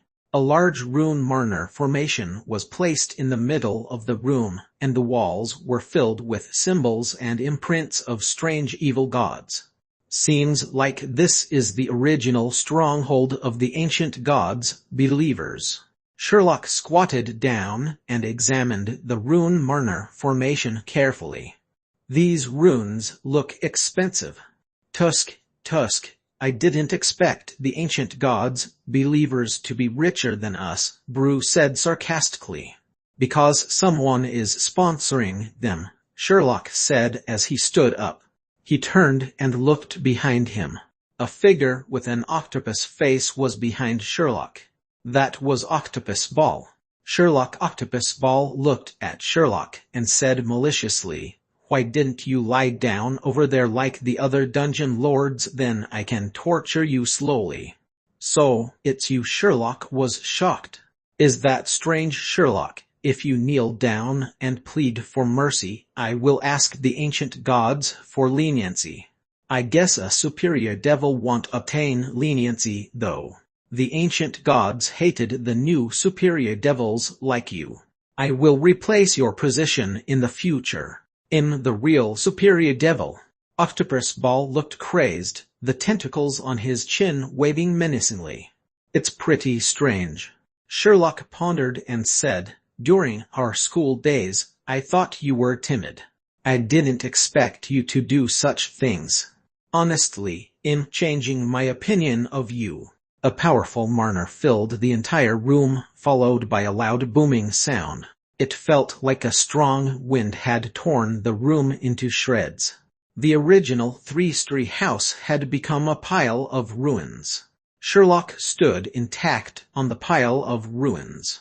In front of him was the transforming Octopus Ball. Die, Sherlock.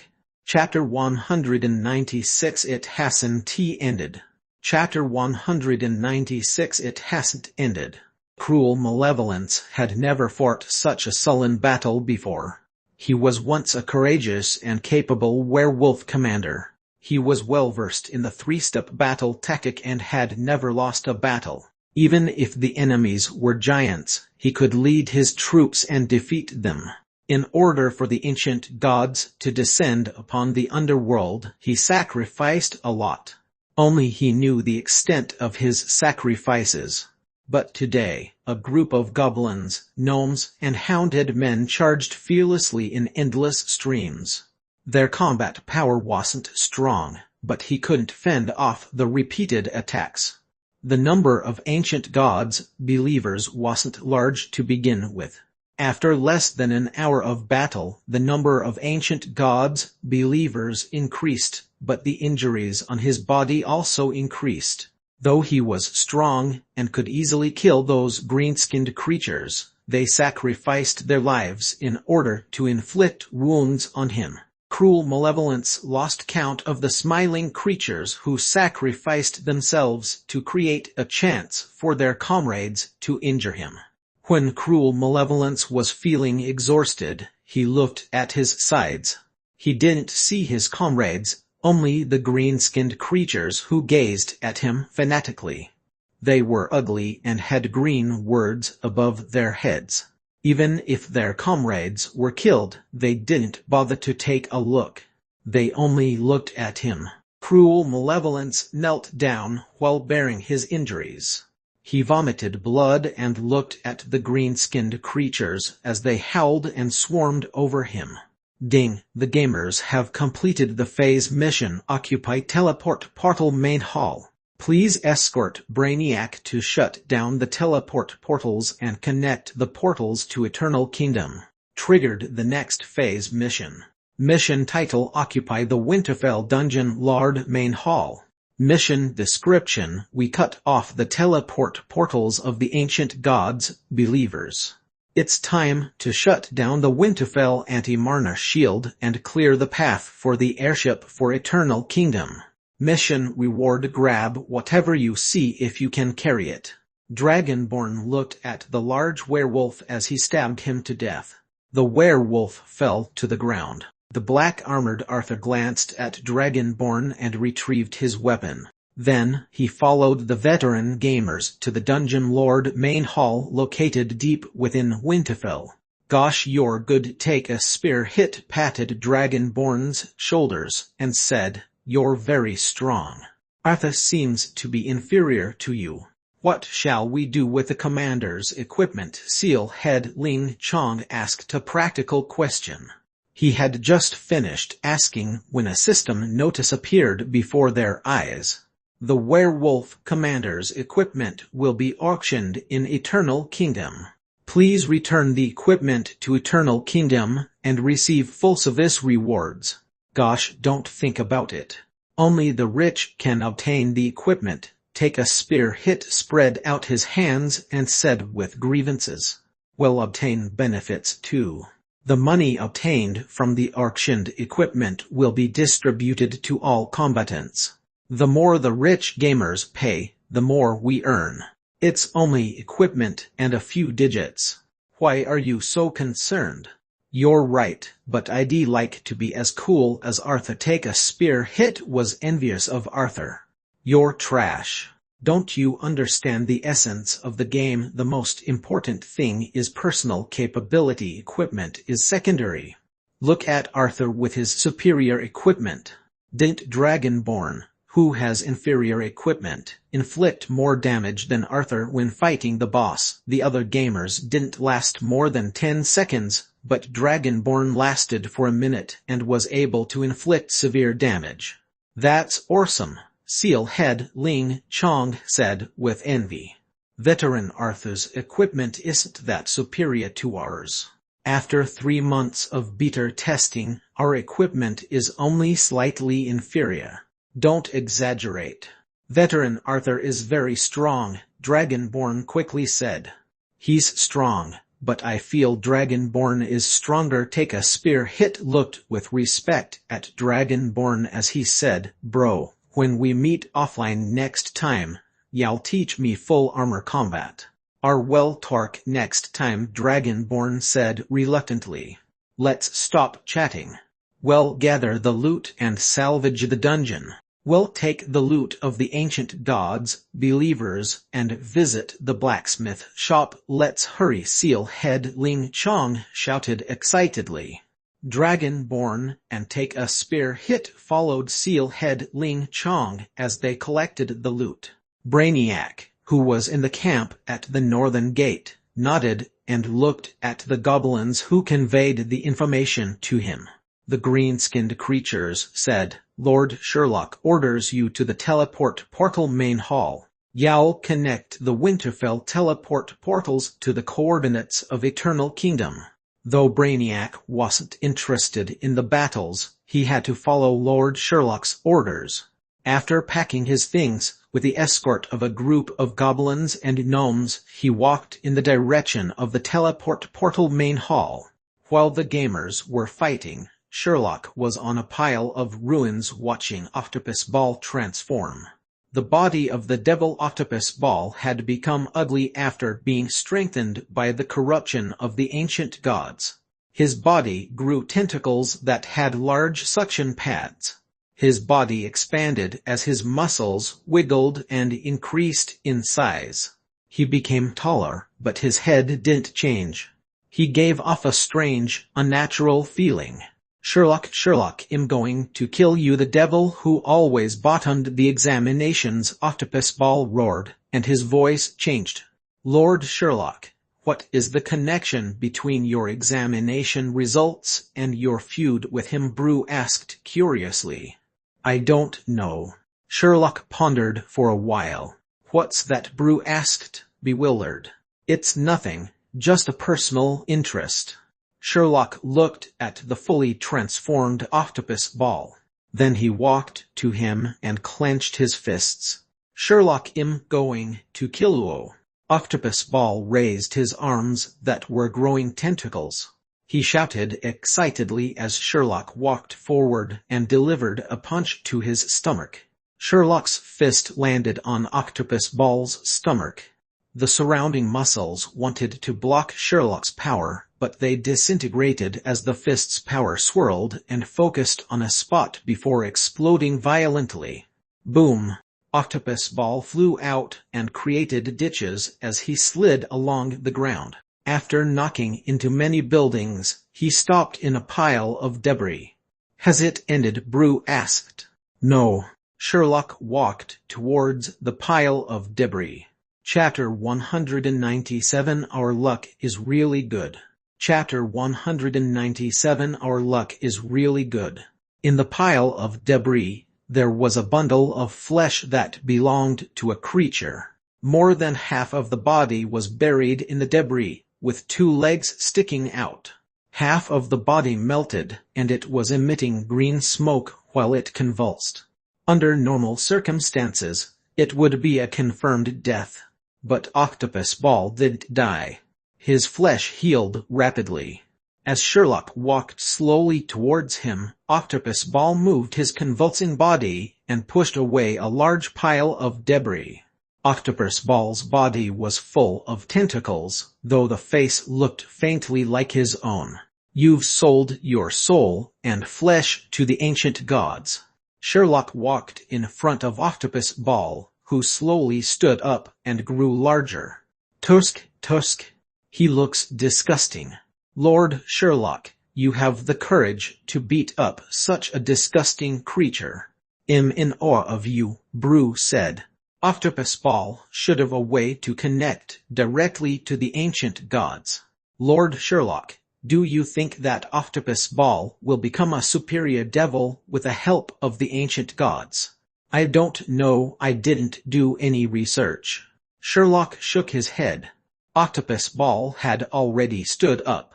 Sherlock felt quaking underneath his legs. Pom, pom, pom. Numerous tentacles broke out from the ground underneath Sherlock's legs. Each tentacle was as thick as a giant, and they wrapped tightly around Sherlock. Octopus Ball dragged his immense body and walked to the group of tentacles that were tens of meters tall. He clenched his fist as he enjoyed the feeling of controlling the tentacles. He could feel Sherlock's bones being crushed by his great strength. Before long, The smell of burning came from the tentacles, and sizzling sounds were heard. From top to bottom, tens of Marner formations appeared around the tentacles. Then, the tentacles burst into flames after a violent explosion. The tentacles wiggled and released their hold while being swallowed by the flames. They were burnt to ash. When the flames extinguished, the emotionless Sherlock was left standing with his burnt tuxedo. Is there anything else? Are you only able to enlarge your small tentacles to large tentacles? Octopus Ball was dumbstruck when he saw the intact Sherlock.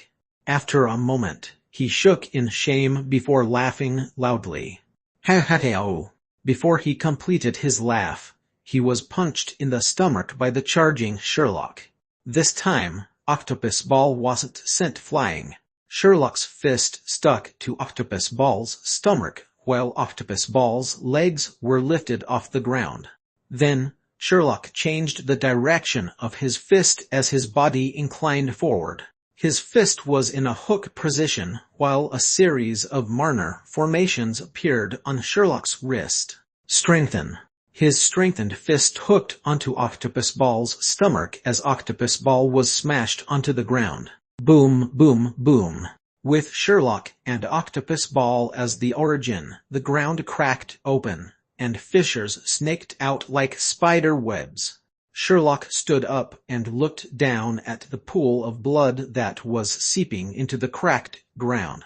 Let's go and take over the dungeon core. Sherlock turned and walked towards the dungeon core main hall. Meanwhile, the gamers charged wildly into the Winterfell Dungeon Lord main hall. The ancient gods, believers guarding the hall, were unable to provide any resistance. With 2,000 gamers charging in like floodwater, who could survive such a calamity? The ancient gods, believers went like the ancient gods' army that had endless streams of attacks. The believers were raised up as underworld natives who weren't accepted by the mainstream inhabitants. Hence, there weren't many of them. The first thing that the gamers did wasn't shutting off the anti-Marner shield. How would they know about the shield? Their priority was to look for loot. Though they didn't know what items were valuable, they went for the equipment first. Then they went for things like wooden chests and furniture. Once the Winterfell teleport portals were connected to Eternal Kingdom, their efficiency in clearing out the Dungeon Lord main hall became higher. They carried their loot directly to the teleport portal main hall and returned to Eternal Kingdom. The situation was a bit out of control. After Brainiac set the coordinates of the teleport portals to Eternal Kingdom, he walked without emotion to the Dungeon Lord main hall. Lord Sherlock was conveying instructions to him via the green-skinned creatures. He was to shut off the anti-Marner shield. As a lick, he wasn't affected by the murmurs of the ancient gods. The living and the dead had a fundamental difference, just like the spirit world and the underworld. Brainiac stood at the teleport portal main hall entrance. He looked at the green-skinned creatures, who could revive an unlimited number of times, as they transported various pieces of equipment and furniture. There was a group of gamers carrying a devil with an unknown status. That was definitely not our superior devil. Wait a moment, what are you doing? Brainiac asked as he stopped the gamers who were carrying the devil. Were unable to strip his equipment. We'll carry him to Eternal Kingdom first, one of the gamers explained to Brainiac. Though the devils and underworld inhabitants were trapped in the nightmare, it didn't mean they wouldn't wake up. The situation was under control by Eternal Kingdom. Brainiac had no objections to looting, but abducting a devil lord was too much. What if the devil was sent to Eternal Kingdom and then woke up? How was he going to explain that to Sherlock? In order to prevent a diplomatic conflict, Brainiac examined the equipment and discovered the seal binding the equipment. He spent some time to dispel the seal before saying, You may strip the equipment now. The gamers were taken aback by Brainiac's actions. The gamers tried to remove the devil's breastplate, and it was successful. As long as they could strip the equipment, the gamers would do it. They immediately stripped all the devils of their equipment and threw them aside. Brainiac looked at the leaving gamers, who were extremely happy, and then walked towards the Dungeon Lord main hall. When Brainiac walked into the Dungeon Lord main hall, all the devils who were trapped in the nightmare were naked. The critical areas were covered with mosaic. Besides equipment, the gamers also looted the furniture. The gamers also went for the tuxedos in the closets, kitchenware, some practical tools, magical items, and scrolls. They looted everything that looked valuable, regardless of its function. The gamers were extremely efficient. Before long, the 2,000 gamers cleared the Dungeon Lord main hall. Brainiac was in the Marna control room of the Dungeon Lord main hall, where he found the magic chargers for the anti-Marna shield. It was a floating crystal ball within the magical machines. The gamers watched Brainiac at work as they thought it was a plot animation. After Brainiac finished shutting down the shield, the gamers asked, "Has it ended?" "It has ended." Brainiac nodded. The gamers were dumbfounded. They charged in and carried off the magic machines and the crystal ball. They said, "Gosh, our luck is really good. We triggered the hidden mission while watching plot animation." Chapter 198 Prepare to Fire the Cannons. Chapter 198 Prepare to Fire the Cannons. In the camp at the Winterfell Northern Gate, Yoder was on the airship, watching the gamers as they transported the equipment to Winterfell. According to them, they were transporting the loot back to Eternal Kingdom via the teleport portals. It was an eye-opener for Yoder. From what he heard from Moros, the citizens of Eternal Kingdom could revive endlessly due to Lord Sherlock's power. They were fearless legendary warriors. Yoder thought Moros was bluffing. He saw the green-skinned creatures covered in blood, but they were without fear. During the Area No. 10 battle campaign, he saw the courageous goblin who was laden with bladders, but he was skeptical of the creatures having unlimited revivals. Was Lord Sherlock the Hades Lord or the son of the Hades Lord? Even the Hades Lord wouldn't allow that many creatures to have unlimited revivals. Today, Yoder witnessed the unlimited revivals of Sherlock's warriors. He decided that once he returned to Eternal Kingdom, he would apologize to Moros. He sat in the airship, looking blankly at the gamers carrying the loot. A goblin who was laden with bladders ran to him. Yoder flied the airship to bomb the Winterfell dungeon core. The anti-Marna shield is gone. The gamers who were carrying the loot below started shouting, "Make haste, find some hounded men or gnomes to operate the magic cannons." Wait a moment, where did you obtain the information? Brainiac just entered Winterfell. I don't think he can send the information back that fast. Yoder was taken aback and quickly asked, "There's no time to waste. We have a special way to obtain information. Prepare to take off. We'll talk once we arrive at Winterfell." The goblin that was equipped with bladders looked very excited. Previously, Yoder wouldn't listen to the nonsense of such fools, but the goblin before him was called Veteran Hemp Rope. He wasn't a normal goblin, but a genius. Most of the design of the airship was created by Veteran Hemp Rope, though he always said, "It's not me, it's a group effort" on the forum. Yoder took up his post at the helm. The large airship magical core activated and made buzzing sounds. 200 hounded men, gnomes, and some goblins ran up to the airship. It took off while everyone cheered. "Gosh, wait for me, I haven't boarded the ship." The gamers on the ship shouted towards the gamers below. Too bad the ship has taken off. We're not bringing you. Hurry and transport the equipment. We're going for a ride. The gamers below started shooting arrows at the airship. The previous lousy archery of the gamers became extremely accurate. All arrows landed on the airship. Some gnomes who were on the deck were even hit. Those shot gnomes disintegrated into glittering marner. Soon after, new gnomes appeared from the Rune Marner formation. They cursed as they put on their equipment. Below the airship, many gamers committed suicide. Many gamers made use of the Rune Marner formation to appear on the airship. The green-skinned creatures started chattering. 666. You've done well in order to let the airship make haste towards Winterfell. It's awesome. This free game is losing lots of money. It's hilarious. Don't you want your equipment?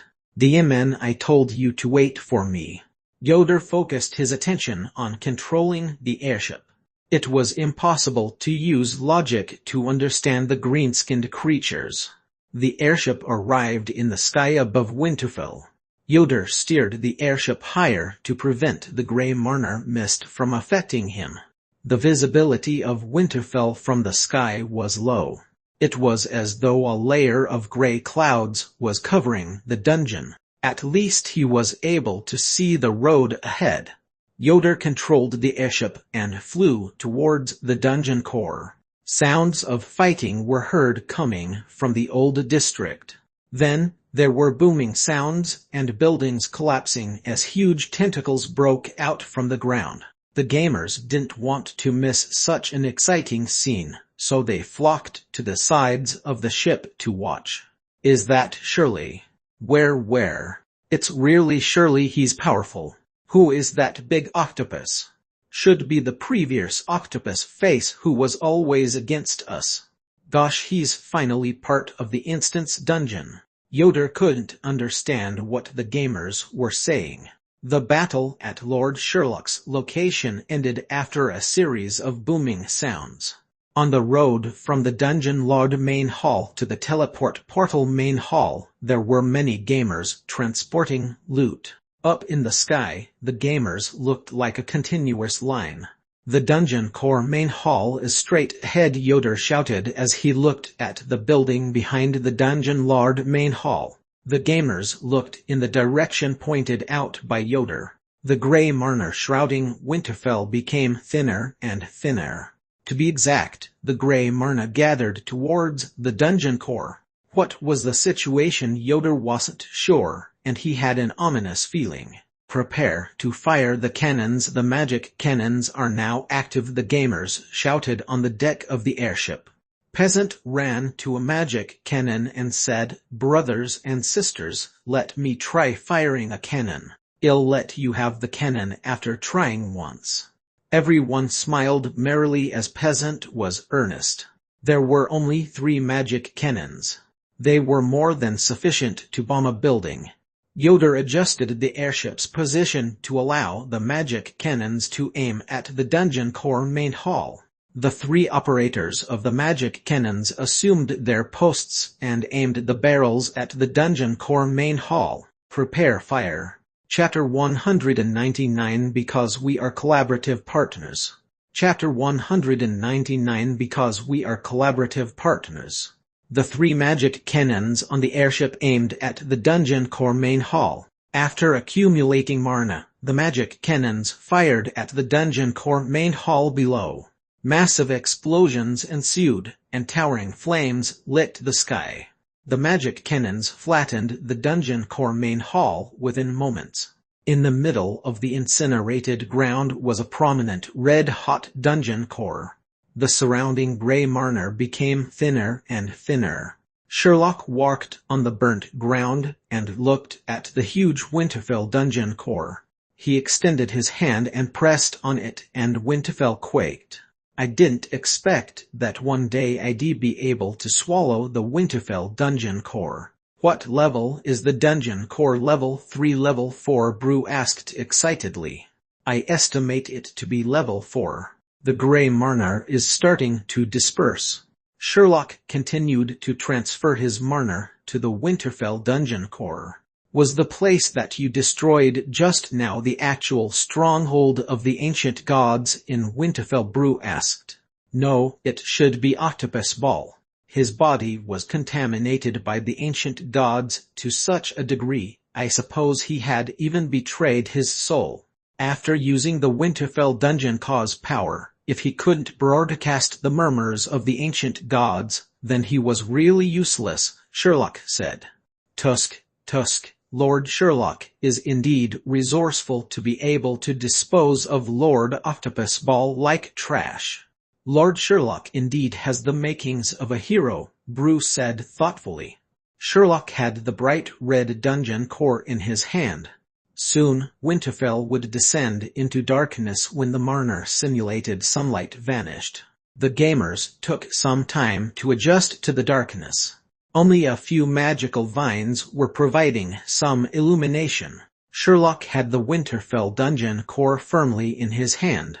He extended his bat's wings and took off towards the airship. Sherlock flew in front of the airship while holding the ball-shaped dungeon core. Then, he landed on the bow of the airship and said, "We imprisoned the ancient gods for tens of thousands of years." He walked towards the Rune Marner formation and exiled the ancient gods from the Underworld. Sherlock wrapped the dungeon core with an anti-Marner cloth and threw it into the Rune Marner formation as he said, "They dared to invade our territory. They're tired of living." The gamers cheered wildly. For Eggface. For the cleansing of the world savior. Awesome, surely. Is't that the dungeon core? Are we going to have the third beater or the open beater? War.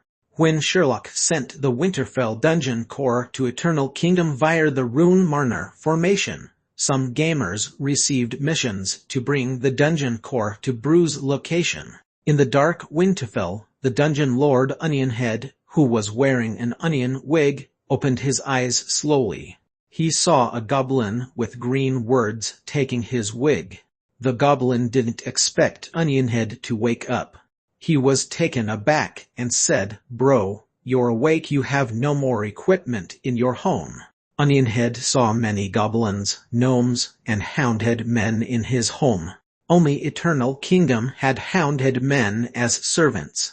When Onionhead was wondering if he had been robbed by Eternal Kingdom, Lord Sherlock appeared before him and explained solemnly, I saw ancient gods, believers broadcasting the murmurs of the ancient gods here. I gathered my servants to rescue Winterfell, but it was too late. Winterfell had already sustained many losses. Sherlock didn't lie. He brought many witnesses like Yoder's wife and children, and other dispersed inhabitants on the outskirts of Winterfell. They witnessed Eternal Kingdom flying an airship to Winterfell and fighting with the ancient gods, believers at the northern gate. There were various booming and explosion sound effects. After that, the Grey Marner dissipated. The Underworld inhabitants who were affected by the murmurs of the ancient gods were saved. Of course, Winterfell had to pay a price. For example, the Dungeon Lord main hall, equipment shops, and the Winterfell dungeon core were looted. It was a small price for being saved. Wait a moment, the dungeon core is gone. Onionhead grabbed his wig and his mind went blank. Yes, the ancient gods, believers, were using the dungeon core to summon the ancient gods. I didn't think you would want the ancient gods to descend upon the underworld, so I had my airship blow the dungeon core to bits. Don't thank me. This is what a righteous dungeon lord should do. Onionhead knew that Sherlock was most likely speaking the truth. Ancient gods, believers did appear in Winterfell, and the murmurs of the ancient gods engulfed the entire dungeon. If they didn't use the dungeon core, it wouldn't be possible. Eternal Kingdom waged a difficult battle against the ancient gods, believers, and more than tens of thousands of troops perished on the battlefield. Onionhead was overloaded with information and needed time to assimilate it. Sherlock wasn't in a hurry. He patted Onionhead on the shoulders and said, "You have to take notice of internal administration. Later, I'll cooperate with you to investigate. I'll bring the airship back. Yes, I'll calculate the death compensation and military expenses at a later date. Don't worry, I'll give Merchant Alliance a 1 discount because we're collaborative partners." Chapter 200 Interested in watching my Marner skills. Chapter 200 Interested in watching my Marner skills. The battle against the ancient gods ended in victory. The investigation lasted many days. After that, there was an initial investigation report. Sherlock received a copy of it. Battle of Winterfell and Ancient Gods Investigation Report. Senior management of the Merchant Alliance and various dungeon lords, not long ago due to mismanagement of Winterfell and outside infiltration, the ancient gods corrupted Winterfell. Finally, after everyone's efforts, especially Eternal Kingdom's great sacrifices, we managed to stop the ancient gods' plot. However, we have to be vigilant. Winterfell decided to restructure the management and strengthen the management and background checks. As one of the dungeon lords of Eternal Fire, Octopus Ball was the incident perpetrator. Though he was destroyed by Lord Sherlock after much effort, he brought great calamity to Winterfell. After losing many excellent warriors, countless pieces of equipment, and a precious dungeon core, the Merchant Alliance will deal appropriately with Eternal Fire for resolution. Remnants of the ancient gods, believers, were still hidden deep within Winterfell. In the following days, we will be. Sherlock put down the report. He was together with some dungeon lords, the Winterfell management, and Dungeon Lord Onionhead. Dungeon lords, the Merchant Alliance has invited you here to thank you for your outstanding contributions in this battle. The Devil Lords braced their chests. Onionhead looked at Sherlock and said, "Especially Lord Sherlock. Without you and your warriors, we wouldn't be sitting here having this meeting." Sherlock looked at Onionhead's awkward expression and said, "It's nothing much. As the neighbor of Winterfell and a collaborative partner of the Merchant Alliance, it's what I should do. But it's a pity for my warriors who shed blood and sacrificed their lives for the battle. Their families will be mourning. After losing their sole breadwinners, they may have to live in hunger. Lord Sherlock, don't worry. Your death compensation application has been submitted. The compensation for 20,000 gnomes, 10,000 goblins, and 10,000 hounded men will be processed. It's the first time that hounded men fought for the Underworld inhabitants, so we don't have precedence for the compensation," Onionhead said with embarrassment. "No problem, I can understand your difficulties," Sherlock nodded and said. It was understandable that the efficiency was low for a huge organization like the Merchant Alliance. "Next, I'll discuss with all of you the details of the remuneration." Onionhead looked at the various dungeon lords. The remuneration was about magic stones and business benefits. The main points were to assist in creating merchant routes, allowing the sale of dungeons products, free use of the Merchant Alliance's tunnels, and other benefits. Besides that, Sherlock also received other benefits like half a year's logging rights for Underground Forest No. 3, which was proposed by Sherlock. The Merchant Alliance agreed without much hesitation since they thought Sherlock wouldn't be able to cut down many trees. Were those trees able to be cut by normal creatures without being severely decadent, there was no way to get close to the trees. Sherlock was also compensated for the equipment damaged during the battle. Winterfell was now without a dungeon core. With the Merchant Alliance being the largest merchant organization in the Underworld, It wasn't a problem to obtain a level 4 dungeon car, though it would require some effort. The transportation issue in Winterfell became a problem. There was no energy source for the teleport portals, so everyone had to depend on primitive methods for transport. When Sherlock returned to Eternal Kingdom from Winterfell, he used the airship, which required only 1 day's journey. After the meeting in Winterfell, Sherlock returned to Eternal Kingdom. Everyone in the dungeon was celebrating as if there was a festival because of how greatly they had profited. Each gamer had about 4 to 5 sets of spare equipment. The private land of each gamer was limited. Even if 100 gamers bought 100 square meters of land and built a multi-story building, each gamer would only have 10 square meters of private space. Besides placing a bed, the rest of the space was stuffed with equipment. Though it was crowded, it was blissful, as long as the gamers were happy. When Sherlock returned to Eternal Kingdom, the gamers were packing their loot. The carcass of the huge python was coiled and placed at the plaza. Many gamers were using their weapons to cut the meat.